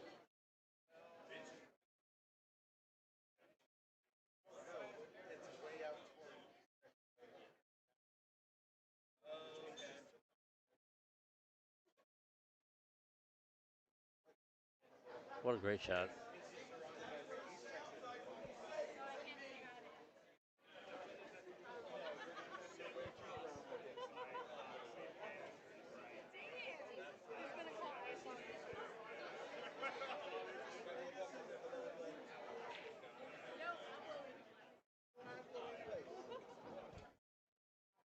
All right, so Sajal gets game number 5.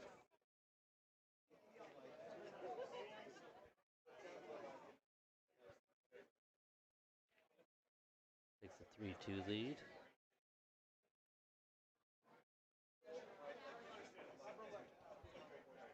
See if I can move this.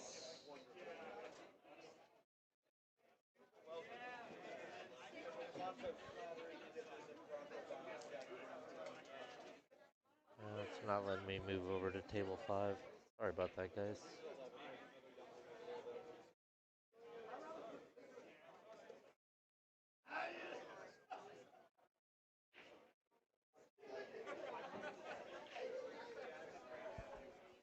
All right, so Sajal breaking rack number 6. Playing race to 9. 9 ball racked on the spot. Breaking from the break box. 3 foul rule in effect. 9 ball does not count in the bottom 2 pockets. Jump cues are allowed.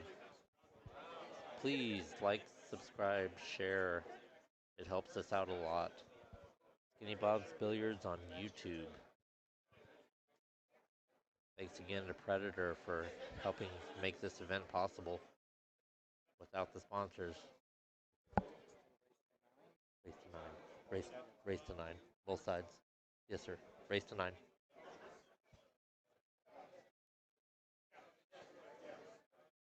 Right, asking if it was still a race to 9. It is race to 9 on both sides. It's a winter break format, which I really enjoy the winter break format. Just because you get a chance to see, run out packs, or you get to see an opponent who's, trailing significantly that can put things together and run a few racks out and get themselves right back in the game. And it's just it's when racing, especially racing to 9, it just makes sense to play a winter break format, in my opinion.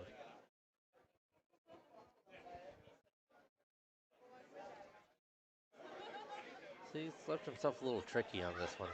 He still can make it, but he might be better off trying to play the defense shot and draw out a little bit.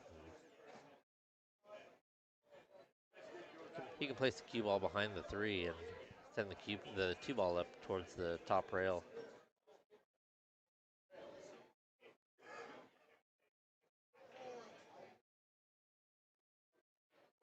Looks like he's looks like he's going for it.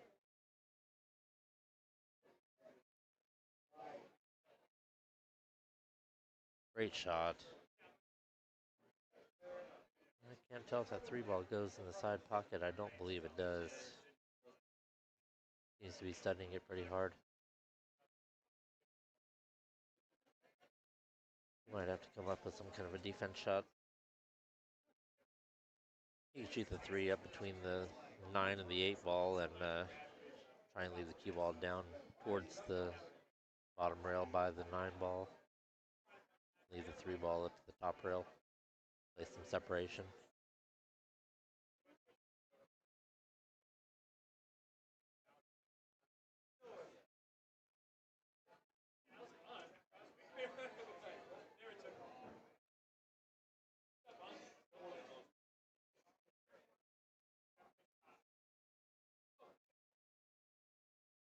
Oh, what a shot.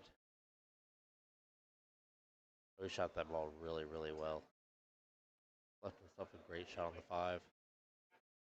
He can do a stop shot right here and just let his stroke loose a little bit on the 6 ball and draw it back for the 7 in the side pocket.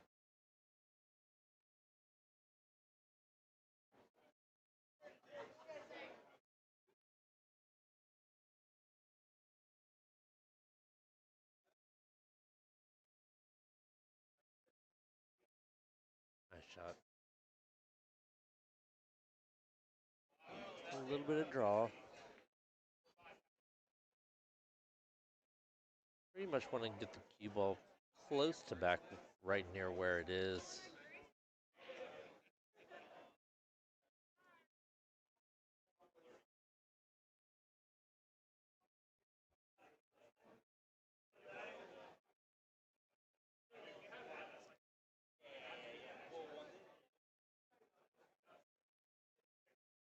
He's got to put a little draw stroke on it. Unless he decides to go top English. No, he's going draw.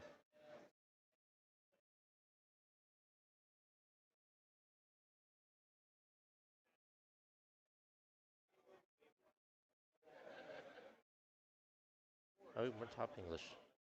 What a shot. Played that ball really well. The 8 ball does go in the bottom right corner, so he can just shoot this ball comfortably with a little bit of top English. Just float the cue ball up and shoot the 8 ball, or he can stun it. Yep, like that, and shoot the 8 ball in the left corner pocket.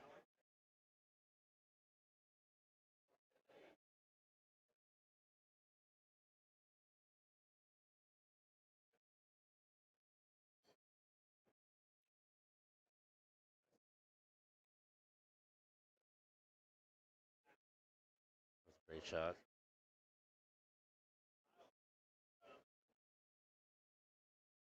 He can shoot this ball at pocket speed and leave himself a good shot of the 9 ball in the bottom right corner.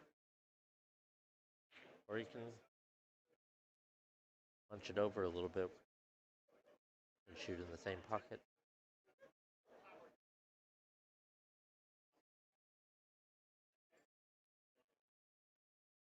Very nice.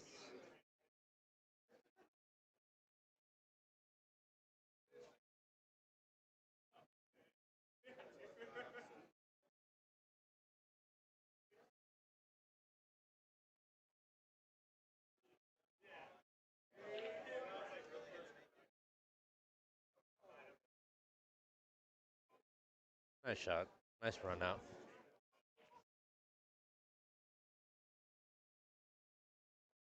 So Sajal moves over to 4 to 2.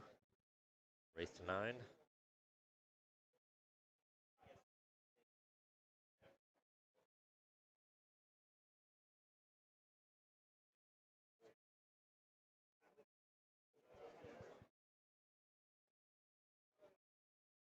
Still got quite a few people in here. All the tables are being occupied, all the way across the room. Wad has moved up to the hill against Donnie up on table 5.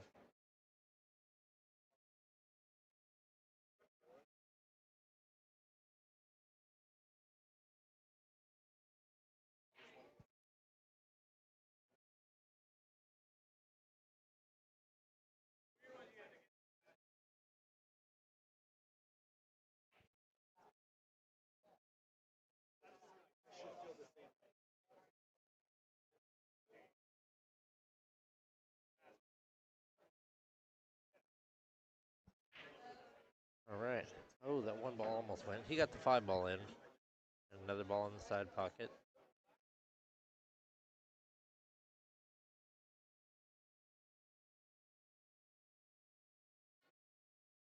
Oh, looks like just a 5 ball. So he's left himself a pretty good opportunity to play a defense shot here. Although he's been a pretty offensive player, he may decide just to go ahead and shoot this one in the backside pocket and let his cue ball a little loose and go a few rails, so would bring the cue ball back up towards the 2 ball.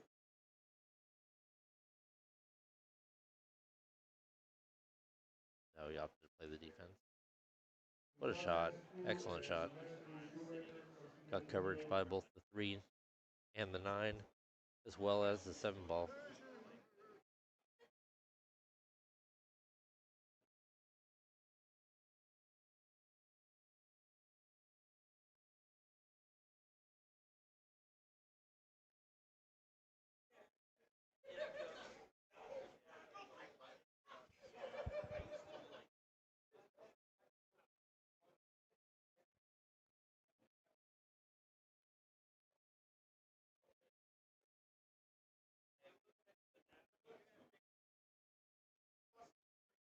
Looks like he's going to come up off the bottom rail.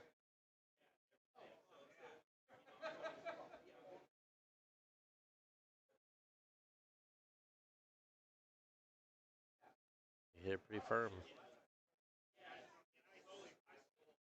Oh, he may have left him a little tough. I don't believe the 1 ball cuts into the corner pocket. I believe he'll probably play the defense shot and just shoot the 1 ball up to the top rail and in the cue ball right behind the 7. Yeah.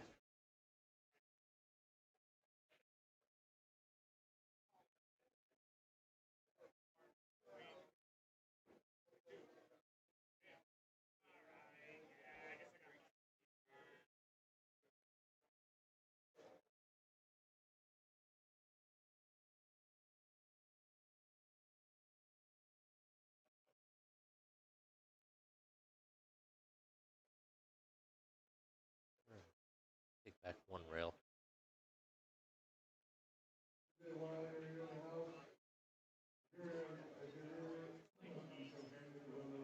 Well, he's left him a shot. Actually, a pretty good spot for do a little bit of draw on the 1 ball and bring the cue ball right back where he was pointing at. Shoot the 2 in the top right corner.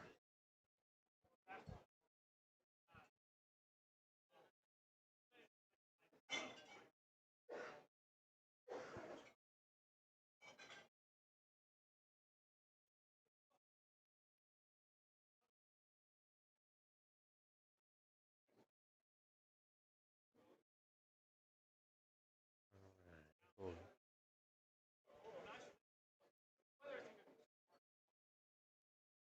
And looking at it carefully.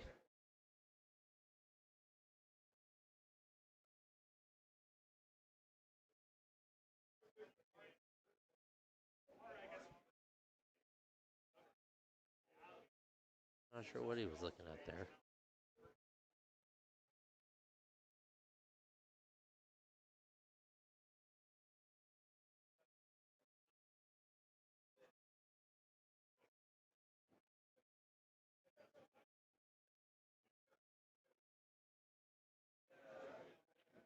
What a shot. He overhit it, but it still worked out to his advantage.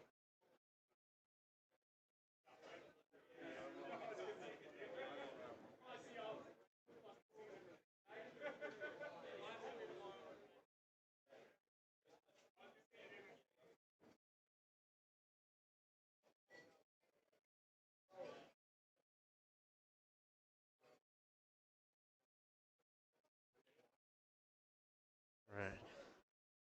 This is a little tough. He's got it right on the rail. I mean, pocketing the 2 ball is not really the issue. It's more trying to... The 7 ball could come into play also here. I think he sees that.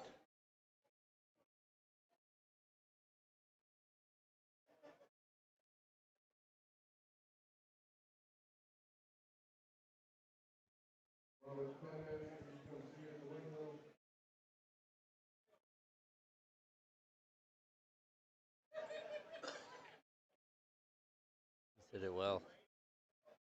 He's going to play it in the bottom left corner instead.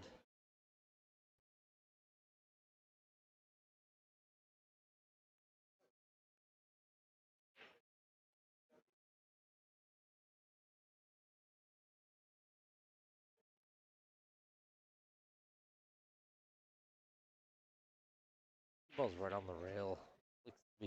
Looks to be cutting the 3 ball in the corner pocket.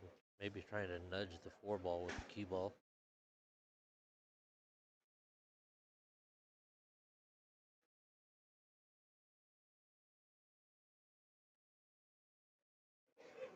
Yeah, that worked out well.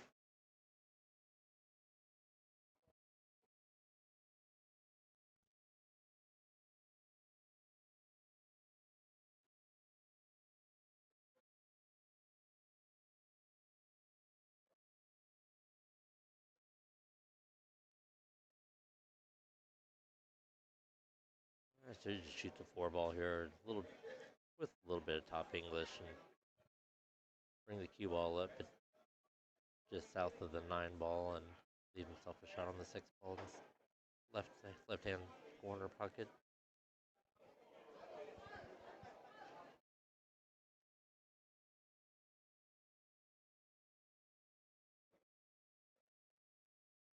Quad has won 9-4. The Donnie Proctor and Fuad have finished.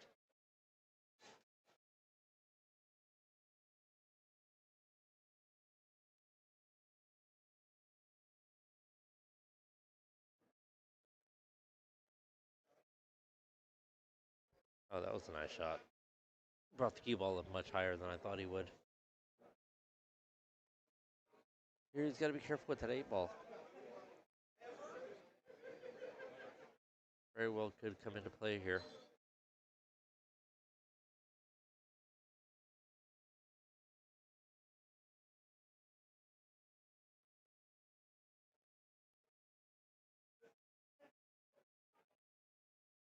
Nice shot.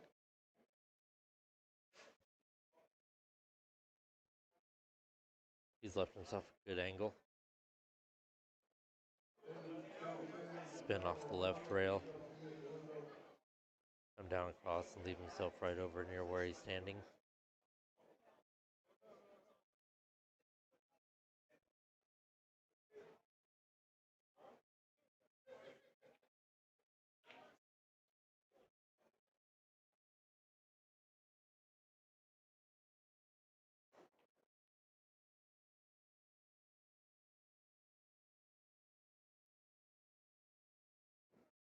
Excellent shot. He flirted with that 7 ball a little bit. It worked out well.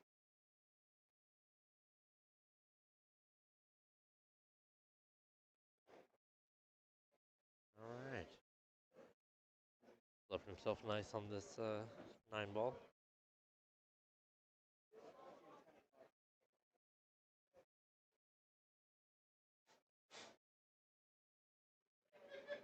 And Sajala takes a 5-2 lead. Thanks for joining us, everybody. Please don't forget to like, share, and subscribe. It helps us out a lot. Kenny Bob's Billiards on YouTube. Shout out to our sponsor, Predator. They've done a lot to help us out with this tournament this week. And they'll continue to be here for the rest of the weekend. Tournament is running until Monday. Monday will be the finals. Again, we're playing 9 ball. The 9 ball on the spot. Rack your own. 3-foul rule in play. Breaking from the break box. Jump cues are allowed.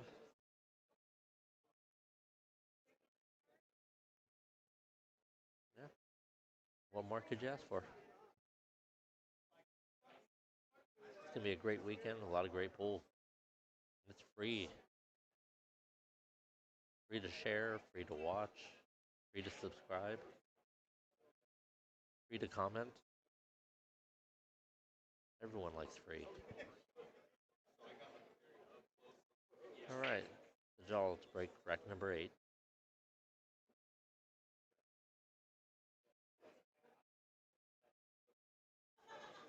Like he has made the 4 ball, and he does have a shot at the 1 ball in the top left corner.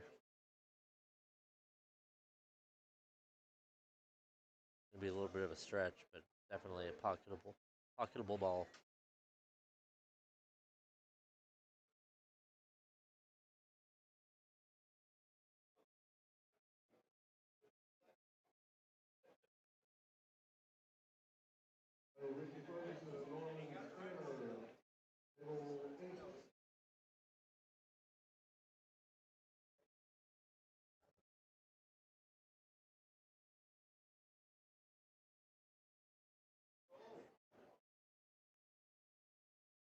Not sure what he's going to do for shape here. He's probably going to shoot it, the cue ball up and 2 rails and shoot the cue ball in the. Oh. That was an unexpected miss there. Sure.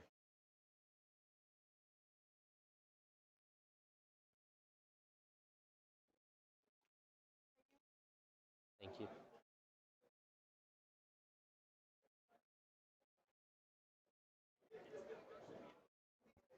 Great shot there. Raid really has a chance to try and turn this around.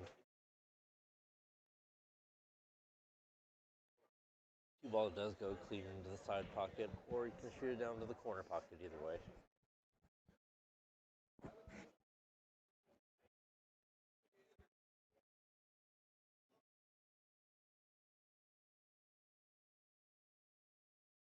He's got a few options here.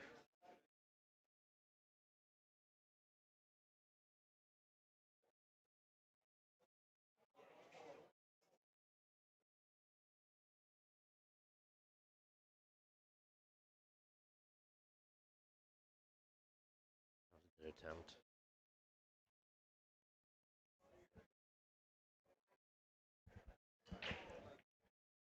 I mean, I see why he shot it into the corner pocket.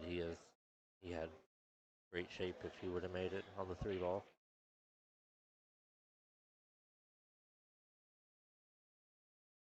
Alright, it looks like he's going to shoot the 3 ball into the opposite side.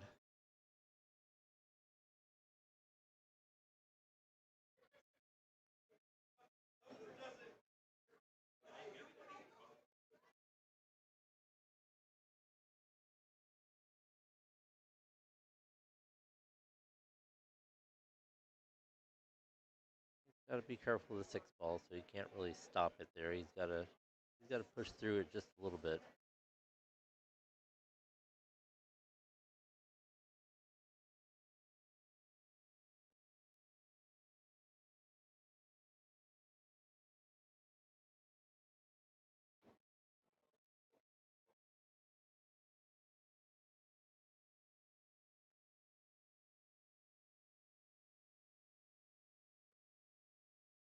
Well, he left himself a little flat on that 5 ball. Not sure he can cut the ball into the corner pocket.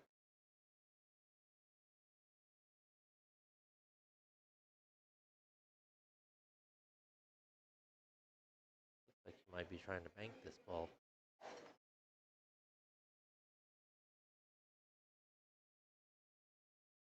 Nope, didn't. Yeah, that shot he just kind of took his medicine and took the best, took what was available.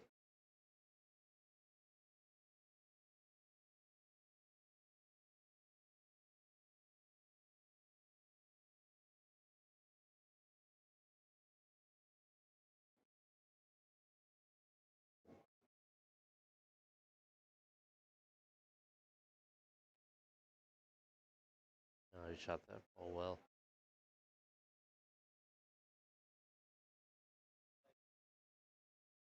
Left himself a slightly harder cut than he wanted into the corner pocket, but he should be fine.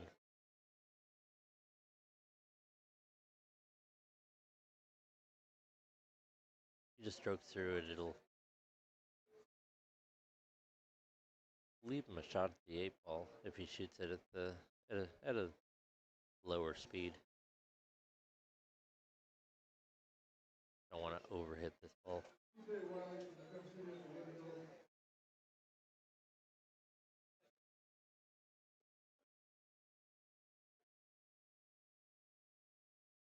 worked out just fine.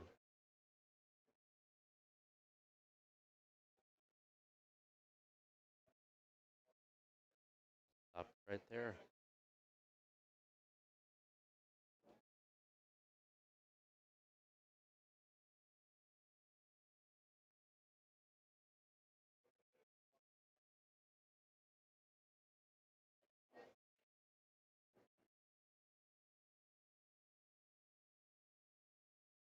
All right.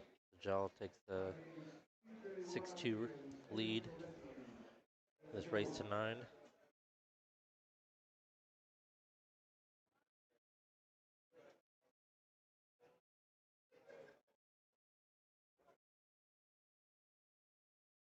Looks like they are going to have one more round after this.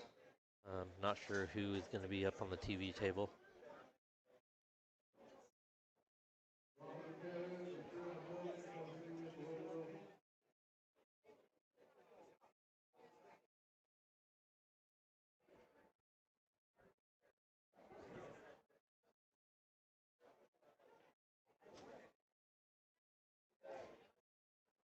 So Sajal to break rack number 9.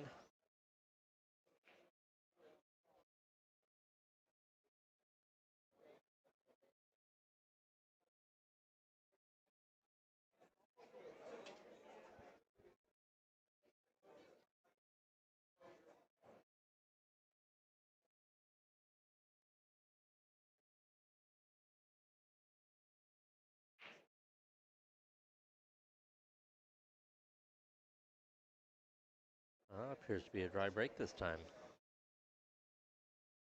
First dry break I've seen from him.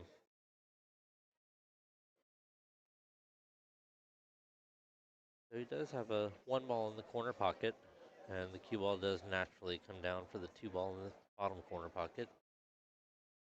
3 balls there, close to it. 4 ball, don't really see a whole lot of trouble here. Just a little bit of cue ball movement. He's hit this pretty well. Give himself just enough angle to shoot the 2 ball in the left corner pocket there, and he'll shoot the 3 ball in the same pocket.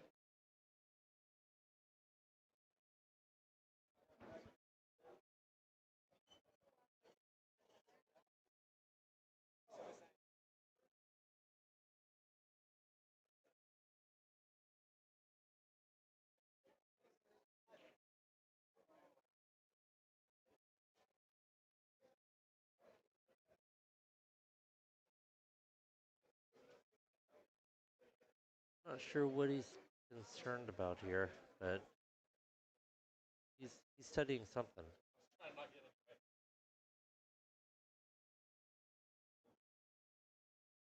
Yeah, pretty straight on that ball.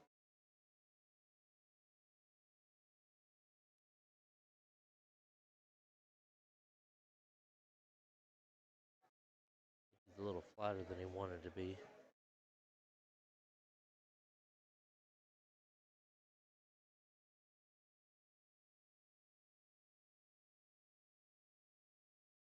Yes, Shane and Federer will be playing tomorrow. Not sure what time that match is starting. If you check the brackets, it will have match times.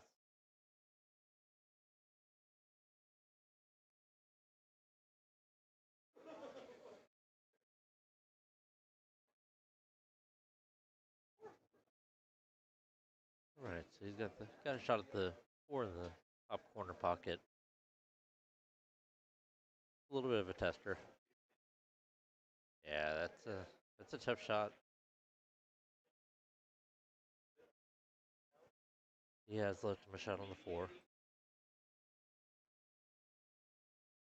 Again, I don't see very many issues from here on out.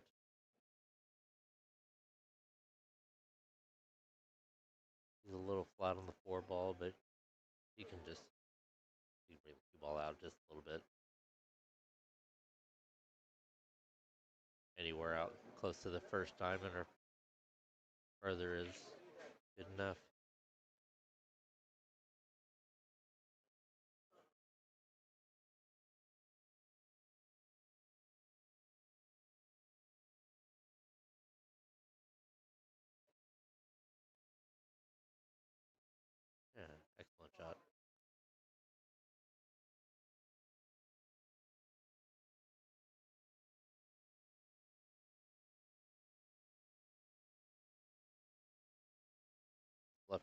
pretty flat on that 5 ball.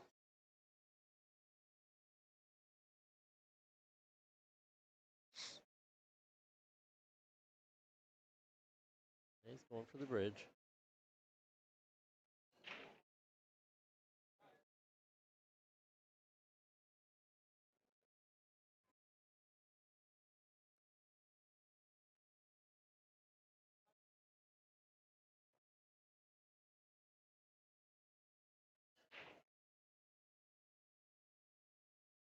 You could probably just draw this out just a little bit.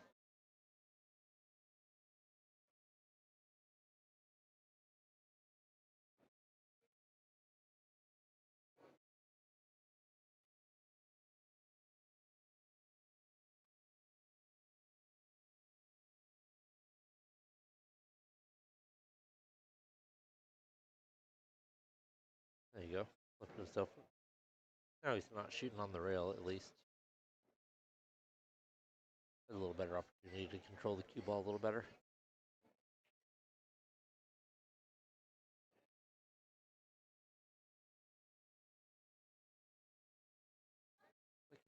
Looks like he's shooting the 6 ball inside.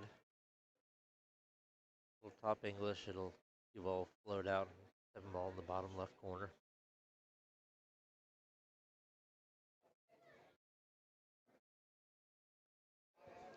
A bit of a tricky shot though. He's got to hit it good.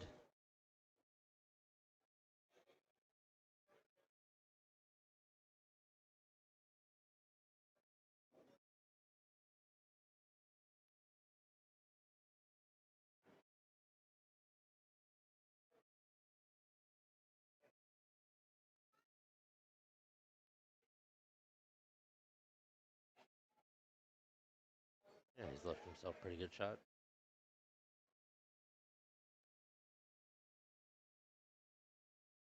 I would just draw it out to the side rail, the right side. Use the 8 ball in the right corner pocket. Yep, just like that.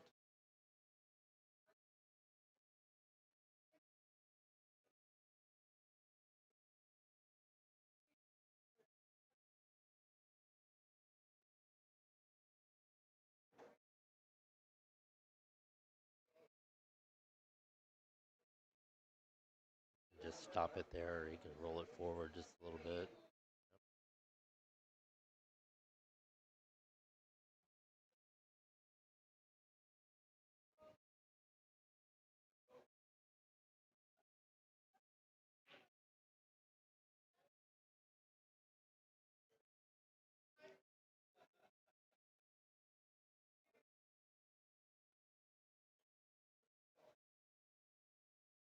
And Sajal takes a 7-2 lead.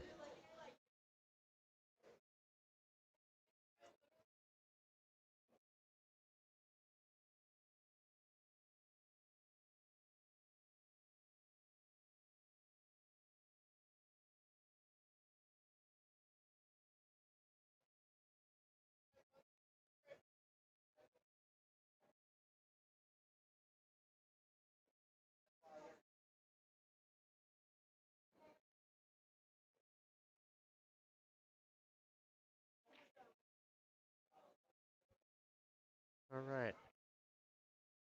So Sajal to break here in rack number 10. And breaking for to get to the hill.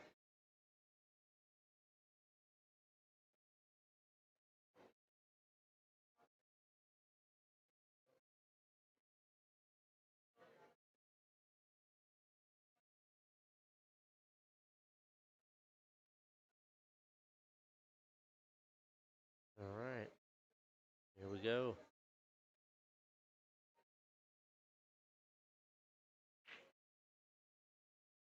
One ball on the side. Gonna have a shot at the 2 ball.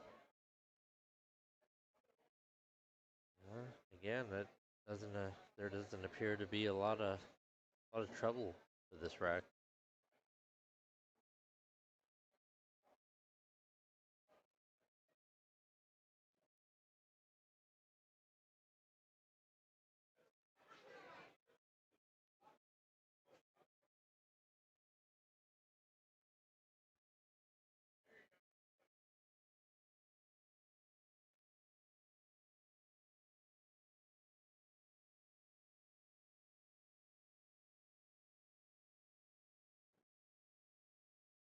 He left himself a little funny on that 3 ball.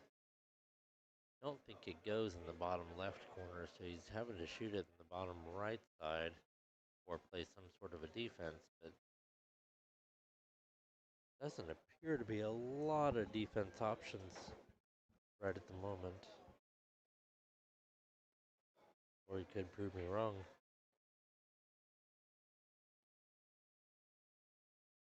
I think he's probably going to shoot the 3 ball down into the corner pocket, bring the cue ball 1 rail off of the side rail, and shoot the 4 in the same pocket.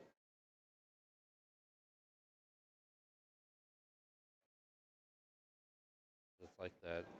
Great shot. We'll be cueing over the 8 ball a little bit.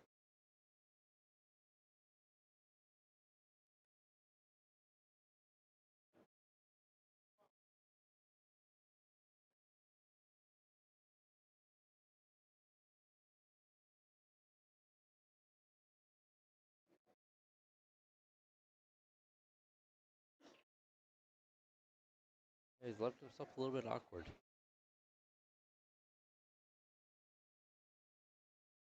Not a difficult shot, really, but when you're shooting over the 8 ball like that, it can make it difficult.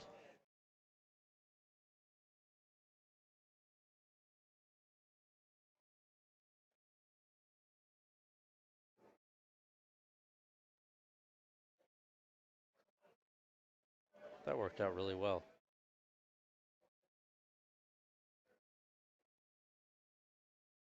You can shoot it in the corner pocket and just follow it up a little bit. But I also kind of like shooting it in the side pocket. And it's almost natural shape for the 6 ball into the bottom right corner.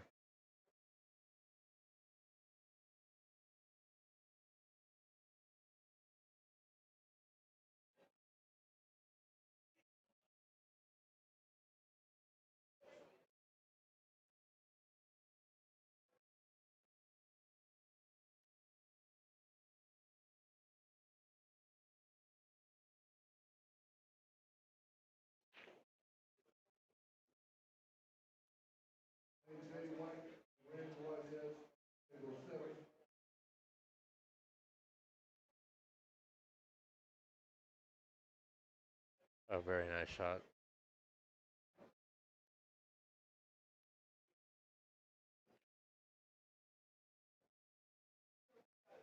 He got a little tricky on this ball. He could punch it and have the cue ball go over to the left side and then back over to the right again. But there is a possibility of a scratch there, so he has to be careful.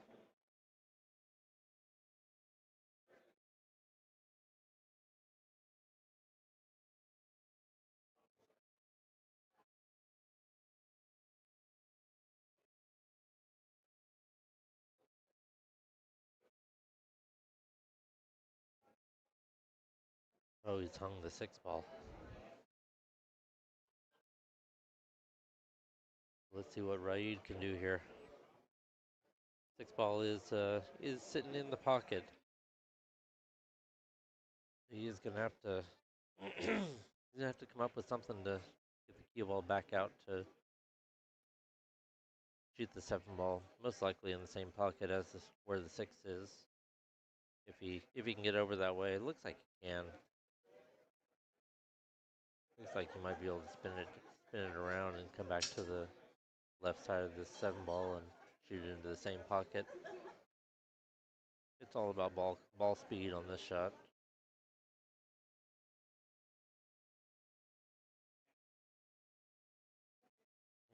Come up a little short. He can still cut this in the corner pocket. Just has to let the cue ball loose a little bit.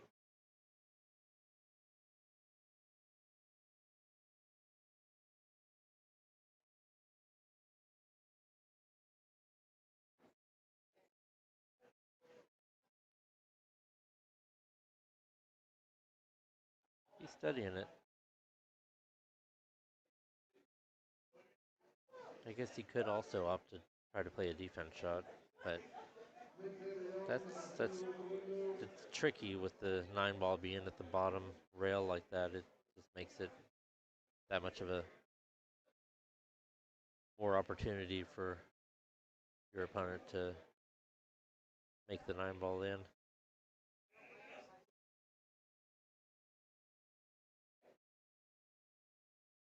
That was a nice shot. Left himself a little tricky on the 8-ball.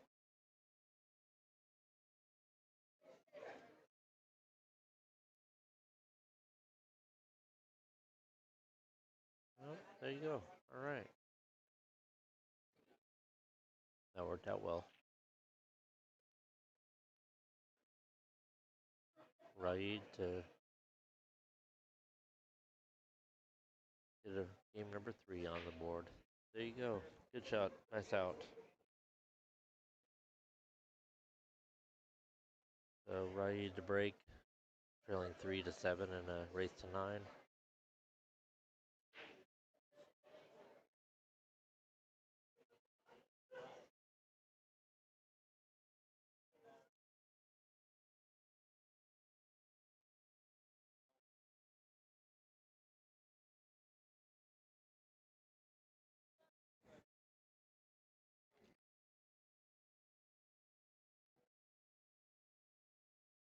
Again, this is the Texas Open 9-ball championship at Skinny Bob's in Round Rock, Texas, just north of Austin. My name is Tommy McDermott. I'm here to do a little commentary on this round of matches.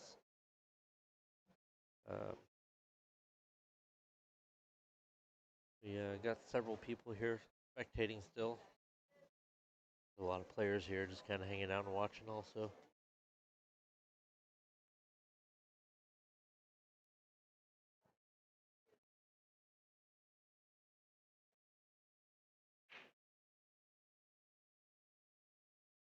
He's not made a ball on the break. He has left him a... I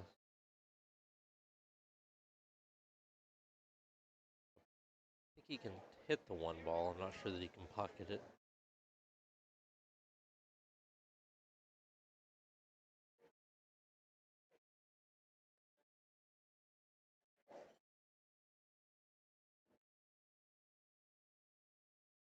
He does have the option of rolling out as well.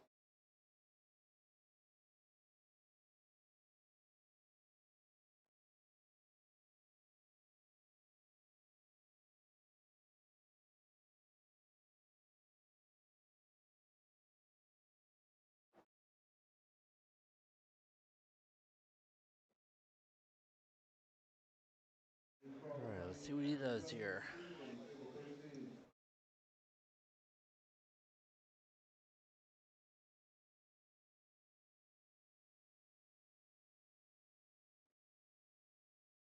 Oh, he's gone for the shot. He's missed it, but he's not sure that he's left. Oh no, he's definitely hooked him a little bit. He might be kicking on this, kicking off the side rail, or possibly kicking off the top rail.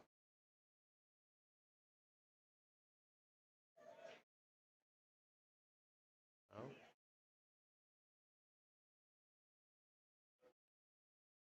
Tough jump shot. Big stretch. I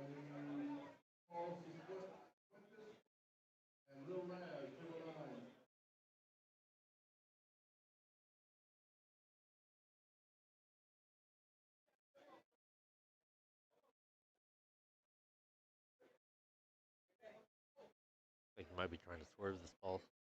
No, he's going for the jump cue.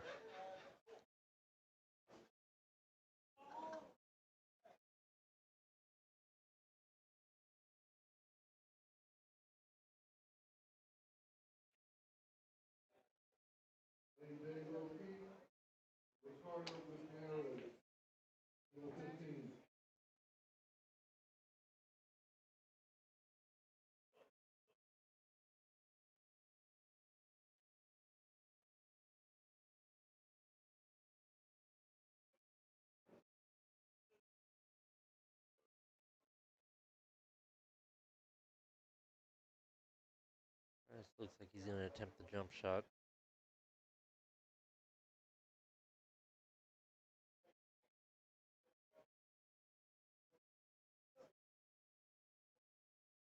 Yeah, I think he was looking at swerving it at first, but he went for the jump cue. He's fairly tall, so he's not having to stretch too terribly much. He's got a pretty good chance of making this. Oh.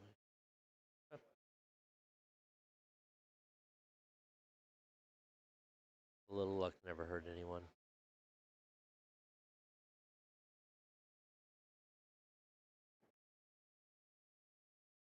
Now, I'm not sure if the 2 ball goes past the 7 ball in the corner pocket. I don't believe it does. I think he's going to have to put it in the reverse bottom right corner or put it into the side pocket.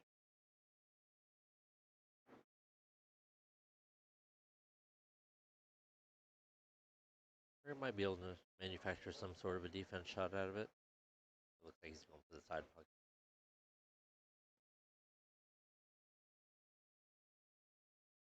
He's hit that well.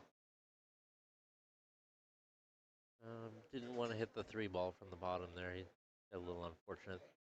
But he can still cut it up into the corner pocket, or he can opt to play the defense shot right there. I think he's going to stick it up to the 6 ball. Yeah. Nice shot.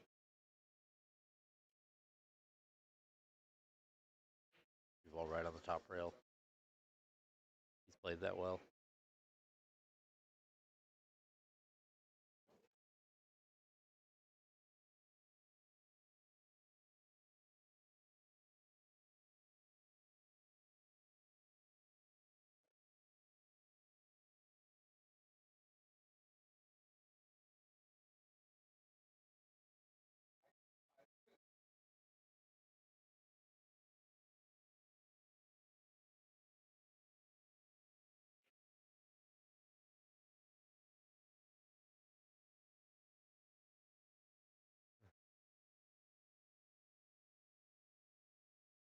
Looks like he can kick 1 rail.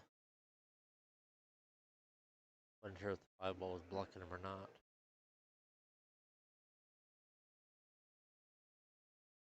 Oh, nice shot. Oh, he's left him a cut.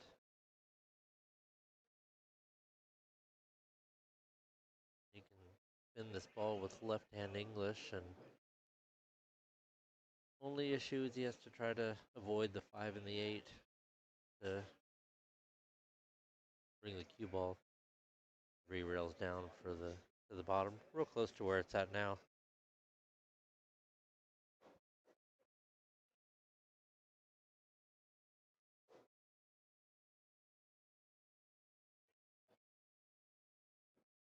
Nice shot.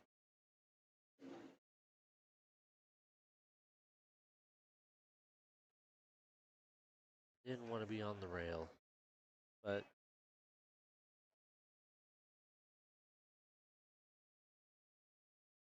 I think he'll probably be okay. He can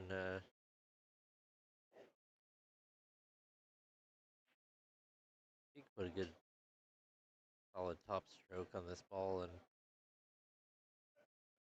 probably get away from that 7 and 9.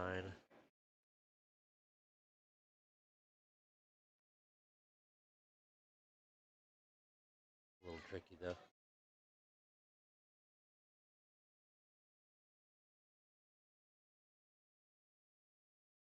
Oh, he hit that ball really good.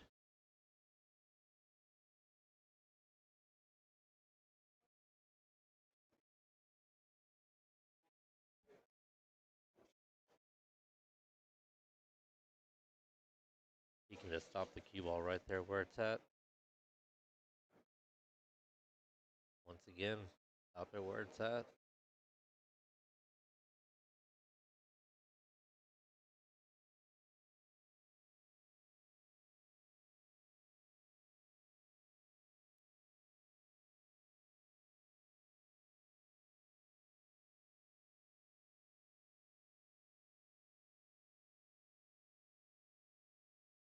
And he just come off this bottom rail, off the side rail, and the cue ball out just a little bit.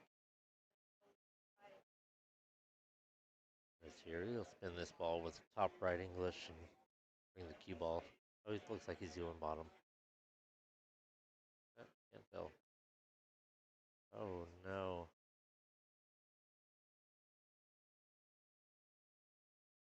He's missed the shot.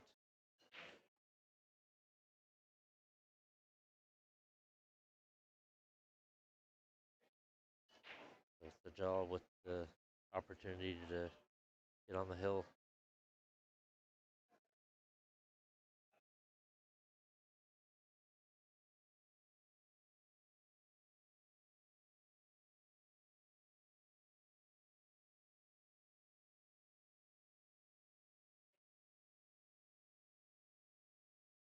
Just make this ball and bring the cue ball back to this other end of the table where he's at.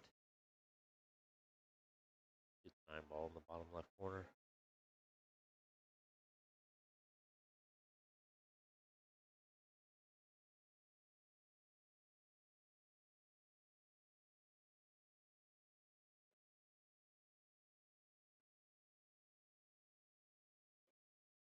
Oh, he's missed it.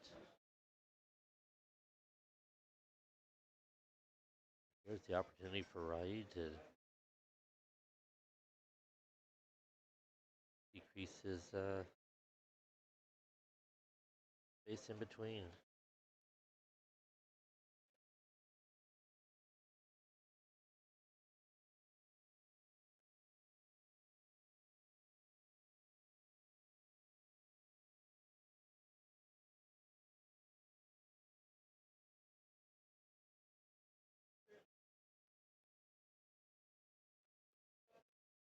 All right, here he's shooting the 9 ball for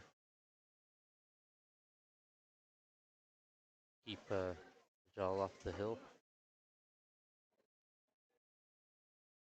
Nicely played.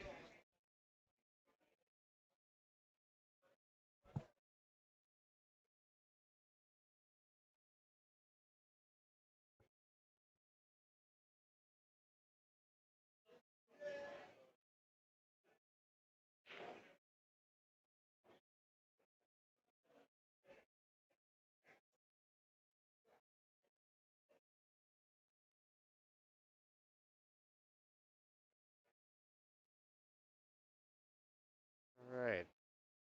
So again, we're playing 9 ball here. Race to 9.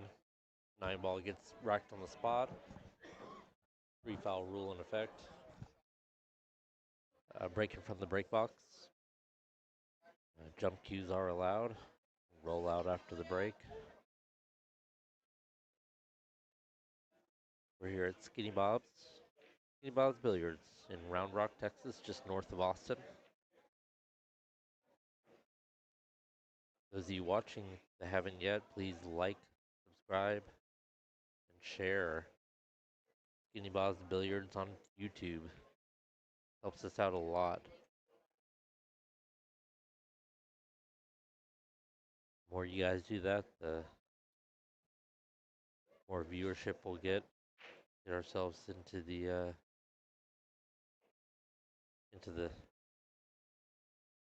mix of all the other great billiard channels out there.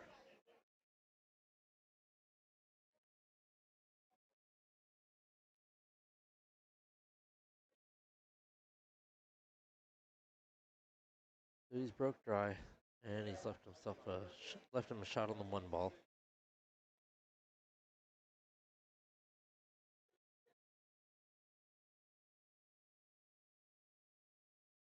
Looks like he can cut the 1 ball into the corner pocket and pin the cue ball down between the 6 and the 9 and leave himself a shot at the 2 in the bottom left corner.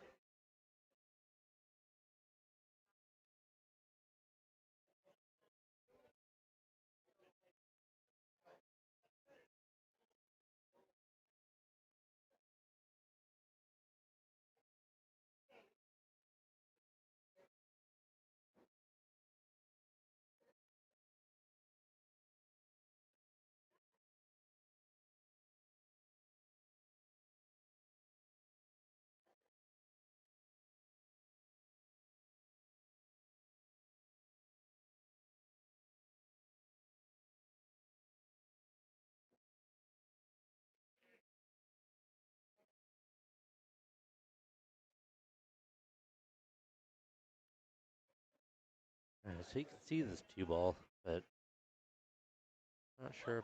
Not sure he has the pocket that he can make it in. Looks like he's gonna have to come up with some kind of a defense. Yes, this is Tommy McDermott.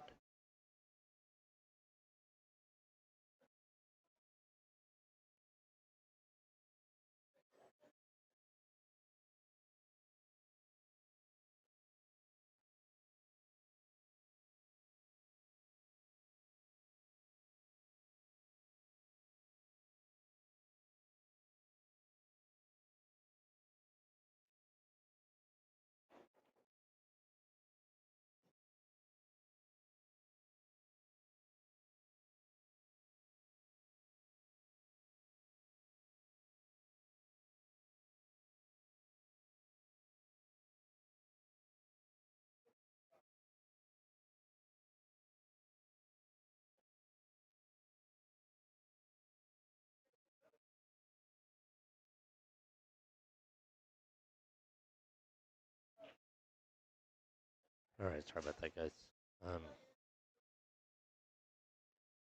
He was shooting here at the two ball. That A ball was very helpful there. Got slightly on the wrong side of the three ball, but he can spin this ball with right hand English and bring the cue ball down, shoot the four ball in the same pocket.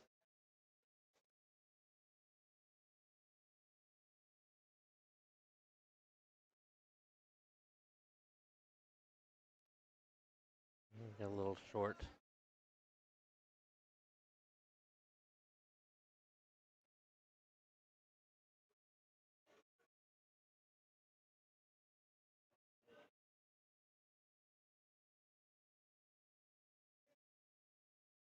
He could still cut this ball into the corner pocket.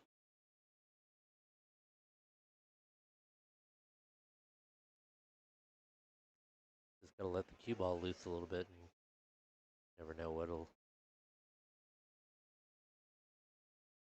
Yeah.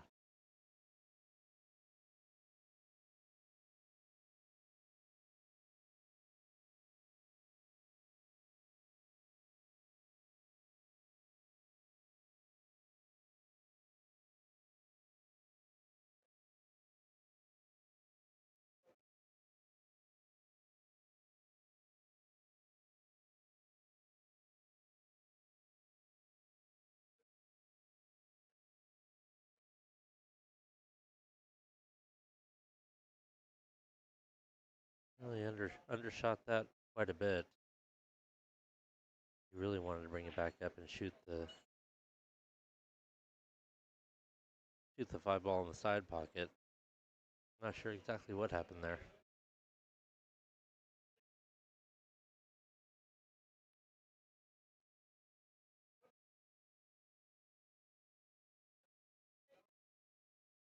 He's looking to cut the five ball in the side pocket, but he really has to let the cue ball loose on that.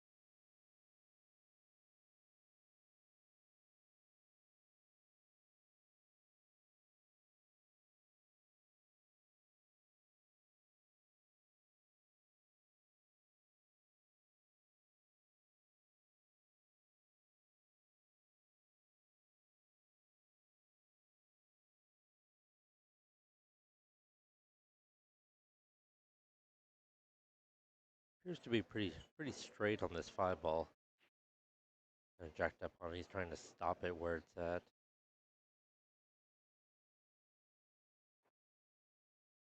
That was a good try.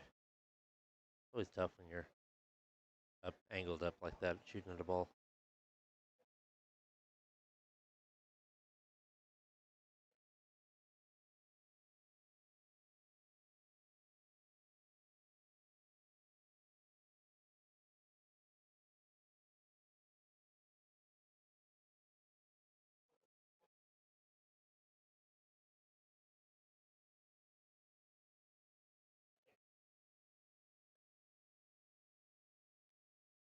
I believe he can cut the 5 ball into the corner pocket.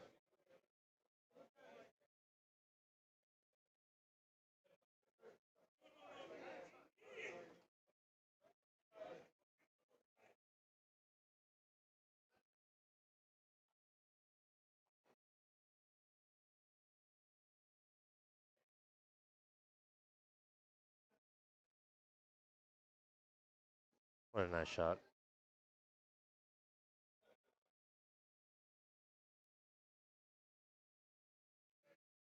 He's left himself pretty perfect on that on the 6 ball.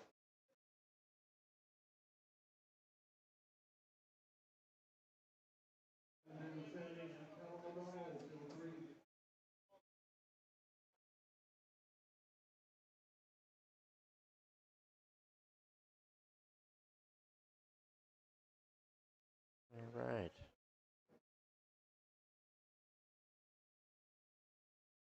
Left himself a great angle on the 7 ball. He just float off the top rail. Back down, leaves himself a shot at the 8 ball in the bottom right corner.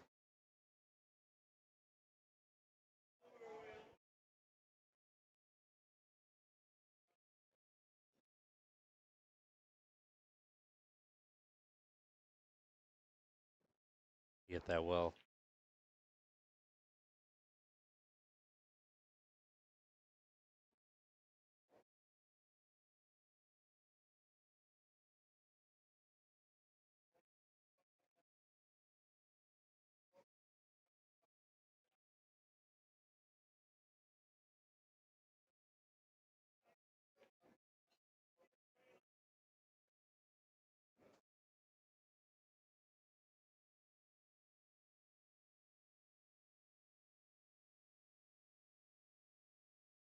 All right. Left himself a shot on the 9 ball in the top corner pocket. Get on the hill. And Sajal takes it to the hill. 8-4, race to 9. 9 balls racked on the spot. Breaking from the break box. 3-fall rule is in effect. Jump cues are allowed. Push out after the shot after the break.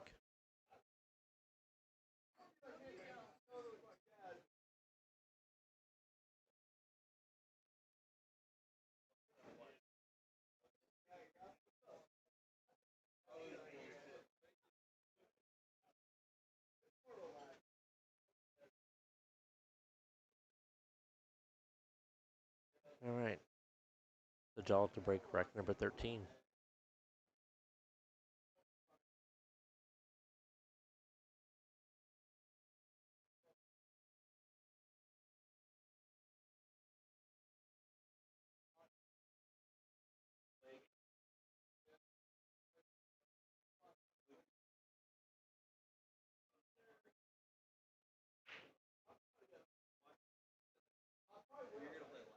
Looks like he's broke dry.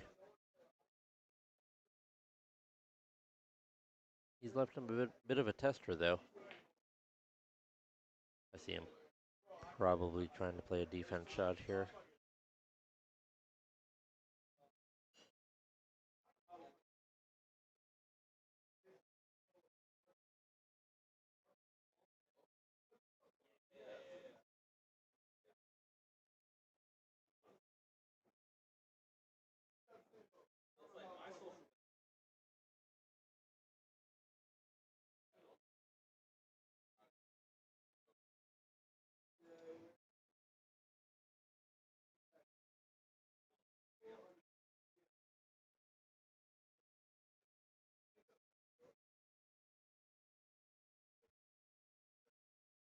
He's got a couple of options here. He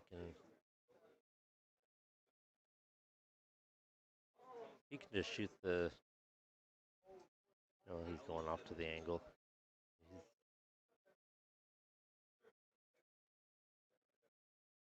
I'm not sure what he's gonna do here exactly. Oh yeah, he's just shooting just a slight angle on it. Gonna play coverage behind the 7 ball with the cue ball. Nice shot.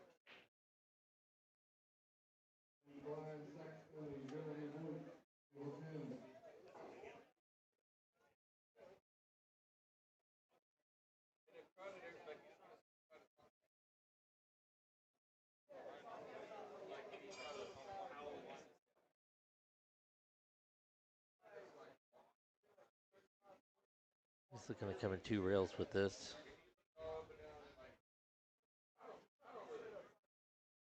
Try and kick underneath it and send the 1 ball up to the top of the table and leave the cue ball down at this end next to the 3 ball.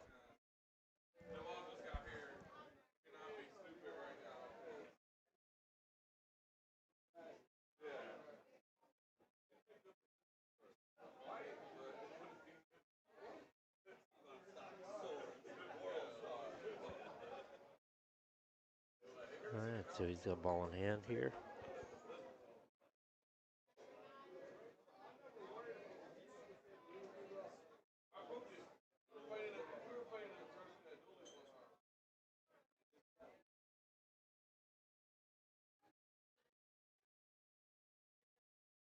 Nice shot.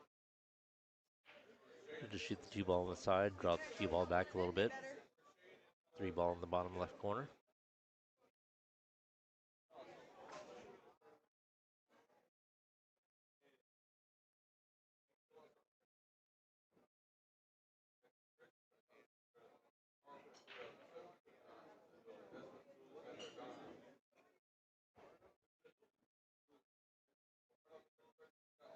Very nice.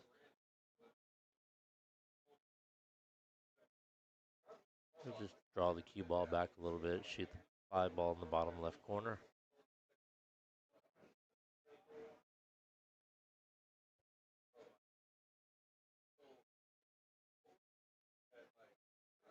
Draw the cue ball back just a little bit. Yeah. Now I'll shoot the 6 ball with the left hand English and spin the cue ball 3 rails around for the 7 in the top left corner.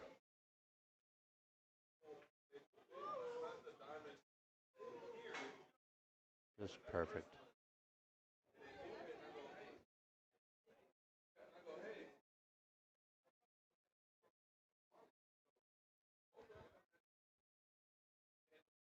Alright. Shot that a little harder than he wanted to. He should still be alright. Cue ball naturally flattens out, leave himself a shot at the 9 ball either in the top left or top right pocket.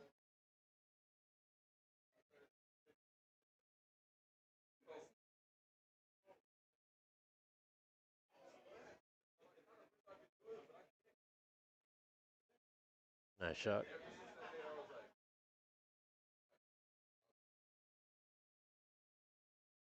Looks angle a little funny, but you should be fine.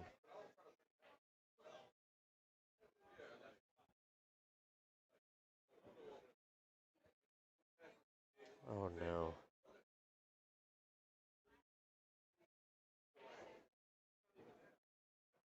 Well, he has left him a shot, but it's a tester.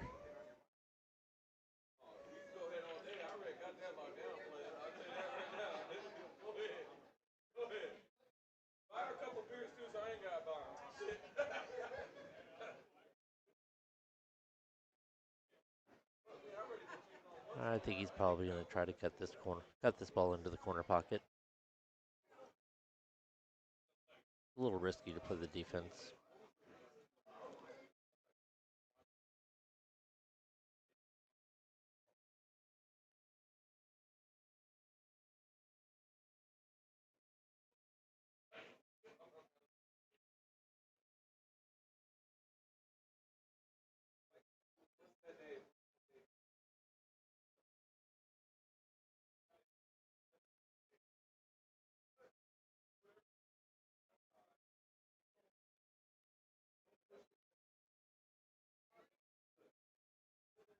All right.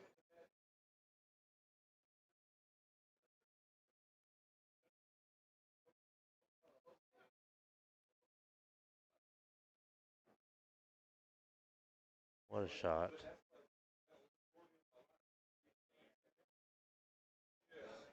So Raid to cut this ball to get to 5.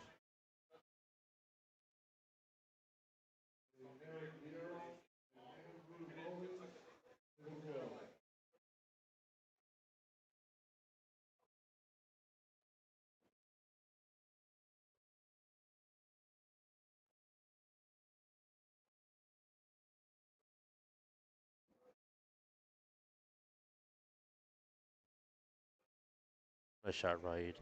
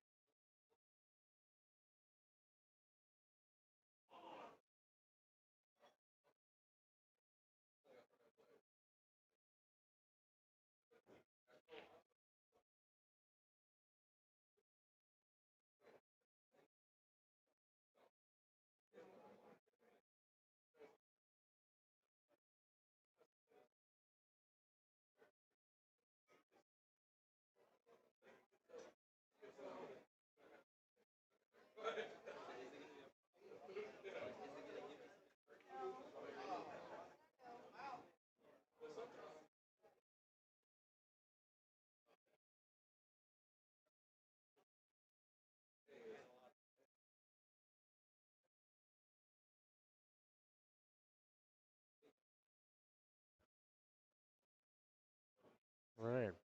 Raid to break this next rack. Oh, it looks like his opponent stepped away for a moment. Oh, there he is. There he's back.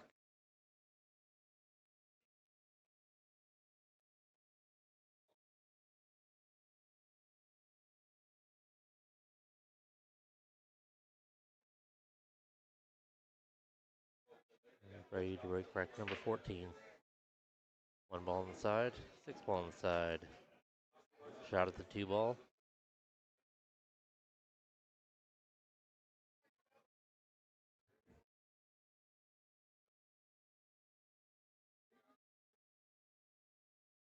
The only trouble I really see here is getting from the 2 to the 3, and it's not a real big problem. More just a bit of a soft touch.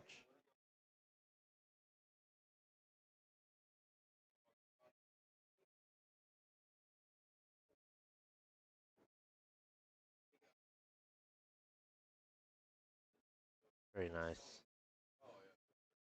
Very nice.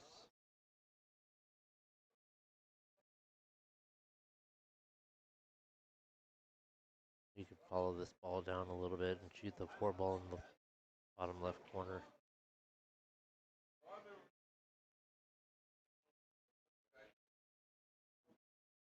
Oh, he's hit it a little too hard. Hooked himself. Looks like he's going to jump it.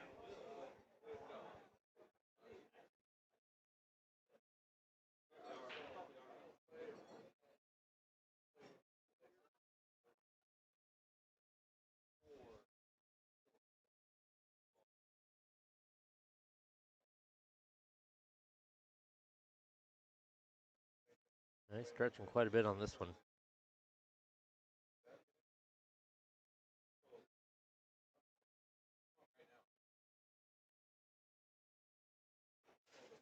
Oh, nice shot.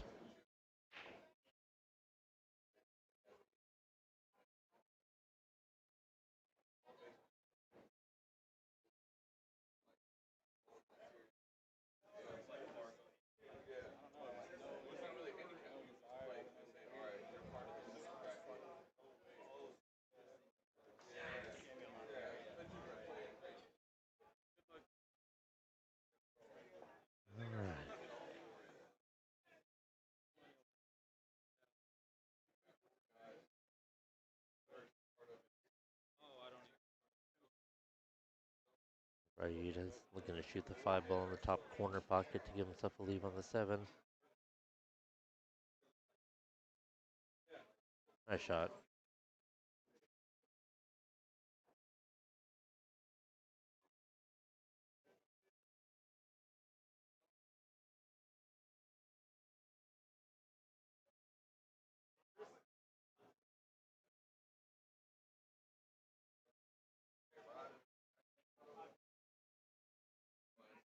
He's hit this ball very well.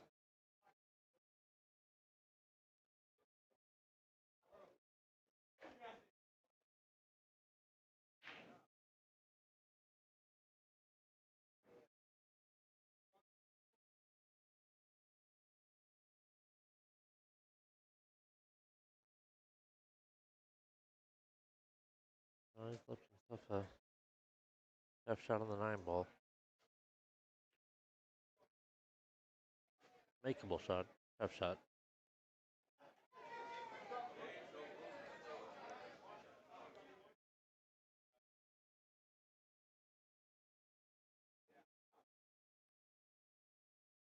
Nice shot.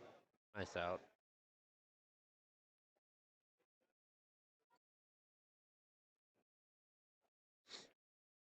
We got a 2-game separation. The Jaw leading 8-6 in this race to 9.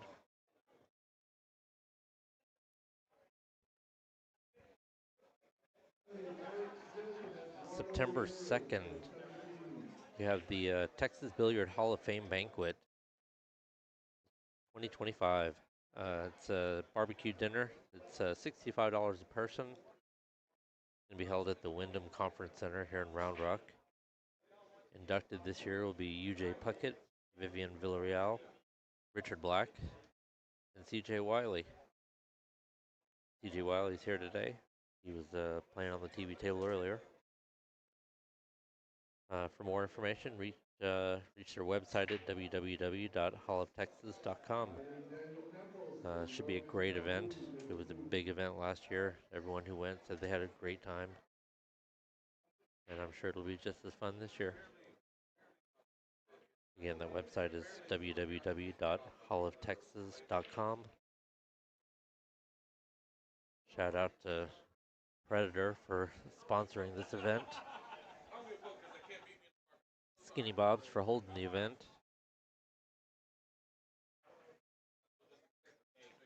All the people who've donated their time for doing commentary and helping keep this tournament running.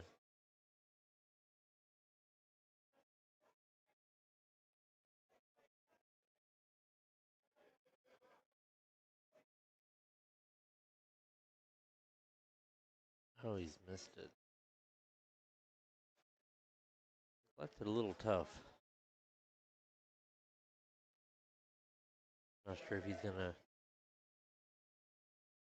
take the bank shot on the 1 ball or if he's gonna probably play a defense. I'm assuming he was gonna play a defense. Or he's wanting to leave the 1 ball somewhere right around over here next to the 2, 3, and 4. Play the cue ball down table, down near the 6.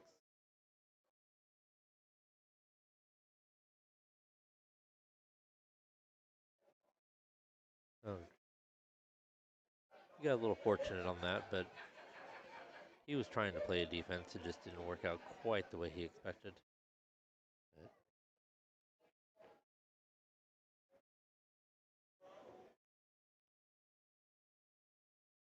Again, like, share, subscribe. Skinny Bob's Billiards on YouTube. Thank you guys for joining us tonight. This will be the last match streamed on the live stream tonight. We will be starting back up at 9 a.m. tomorrow morning. And we appreciate everyone who's watching.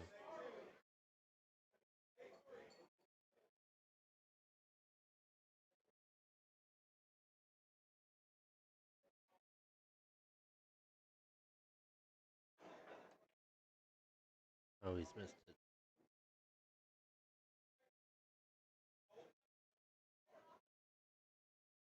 Alright, so he's got ball in hand. The two balls in a bit of a tricky spot. He can make it in the top corner, but it's got to be pretty precise.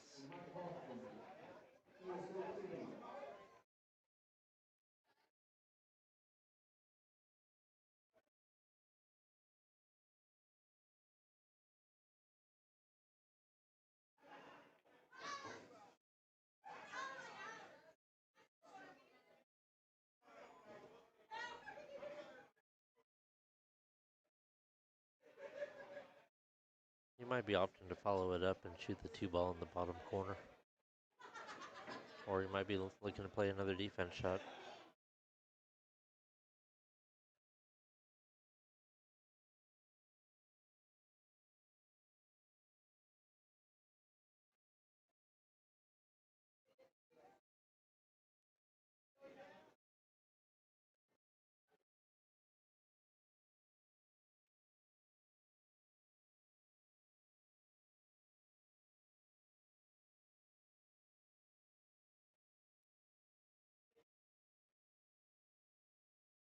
That was a good shot.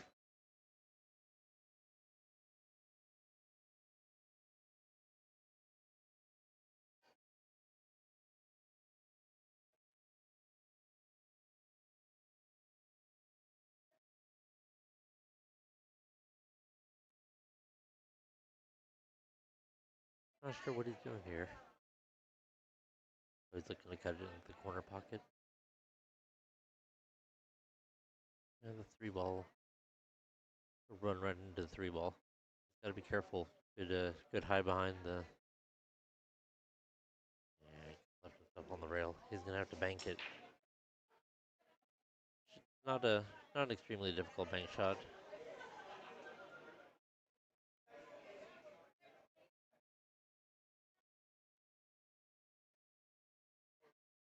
Great shot.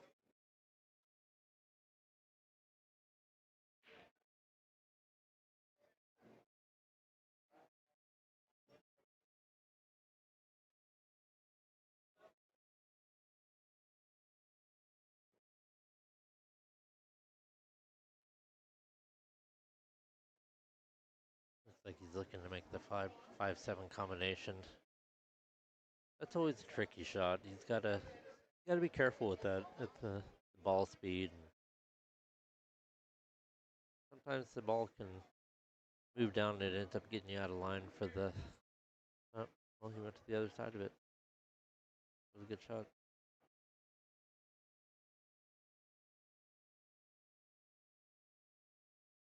Got a little funny again though.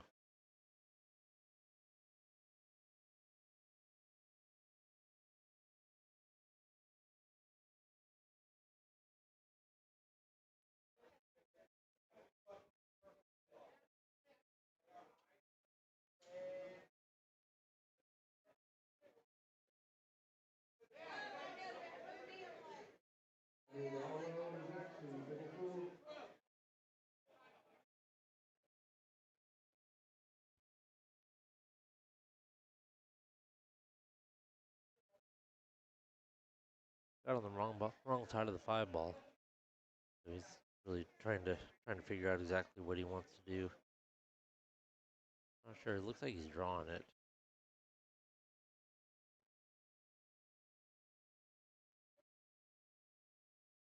Oh, that was a really good shot.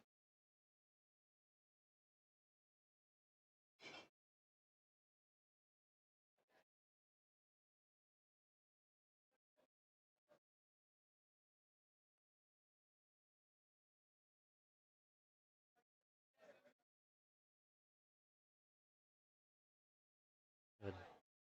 James Davis Jr. playing on table 5 up there.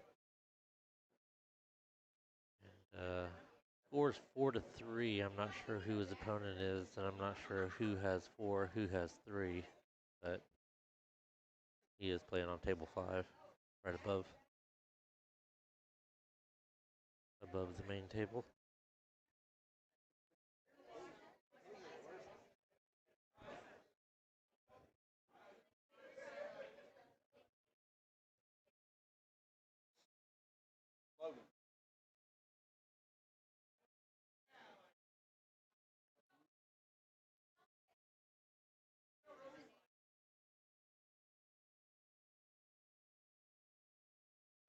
He'll likely be shooting the 8 ball in the same pocket. Oh, he a little short. This shot I like shooting in the side pocket and the cue ball up towards the top rail and back down.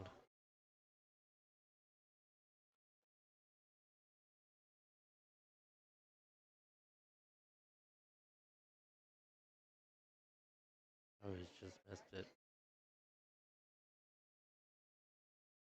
He's given Sajal the chance to close out this win.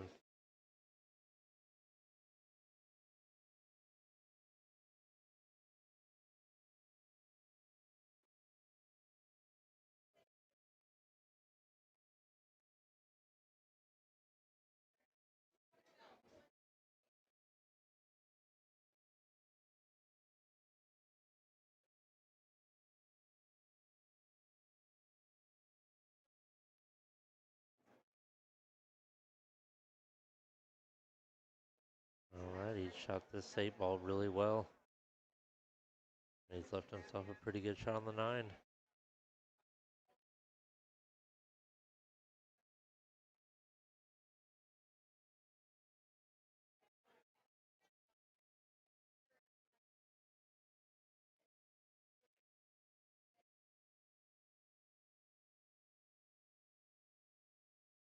Alright, for the win.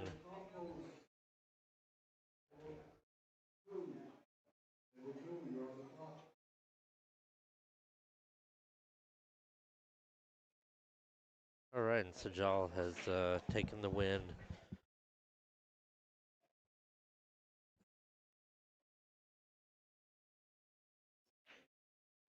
Yeah, I thought that was it. Isn't it? Yeah, that's 9. Yeah, that's it. Alright, guys. Good shooting. Thank you guys for joining us this evening. Tommy McDermott here signing out.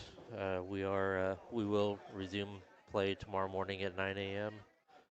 Thanks for joining us. Please join us tomorrow. Have a great night, guys.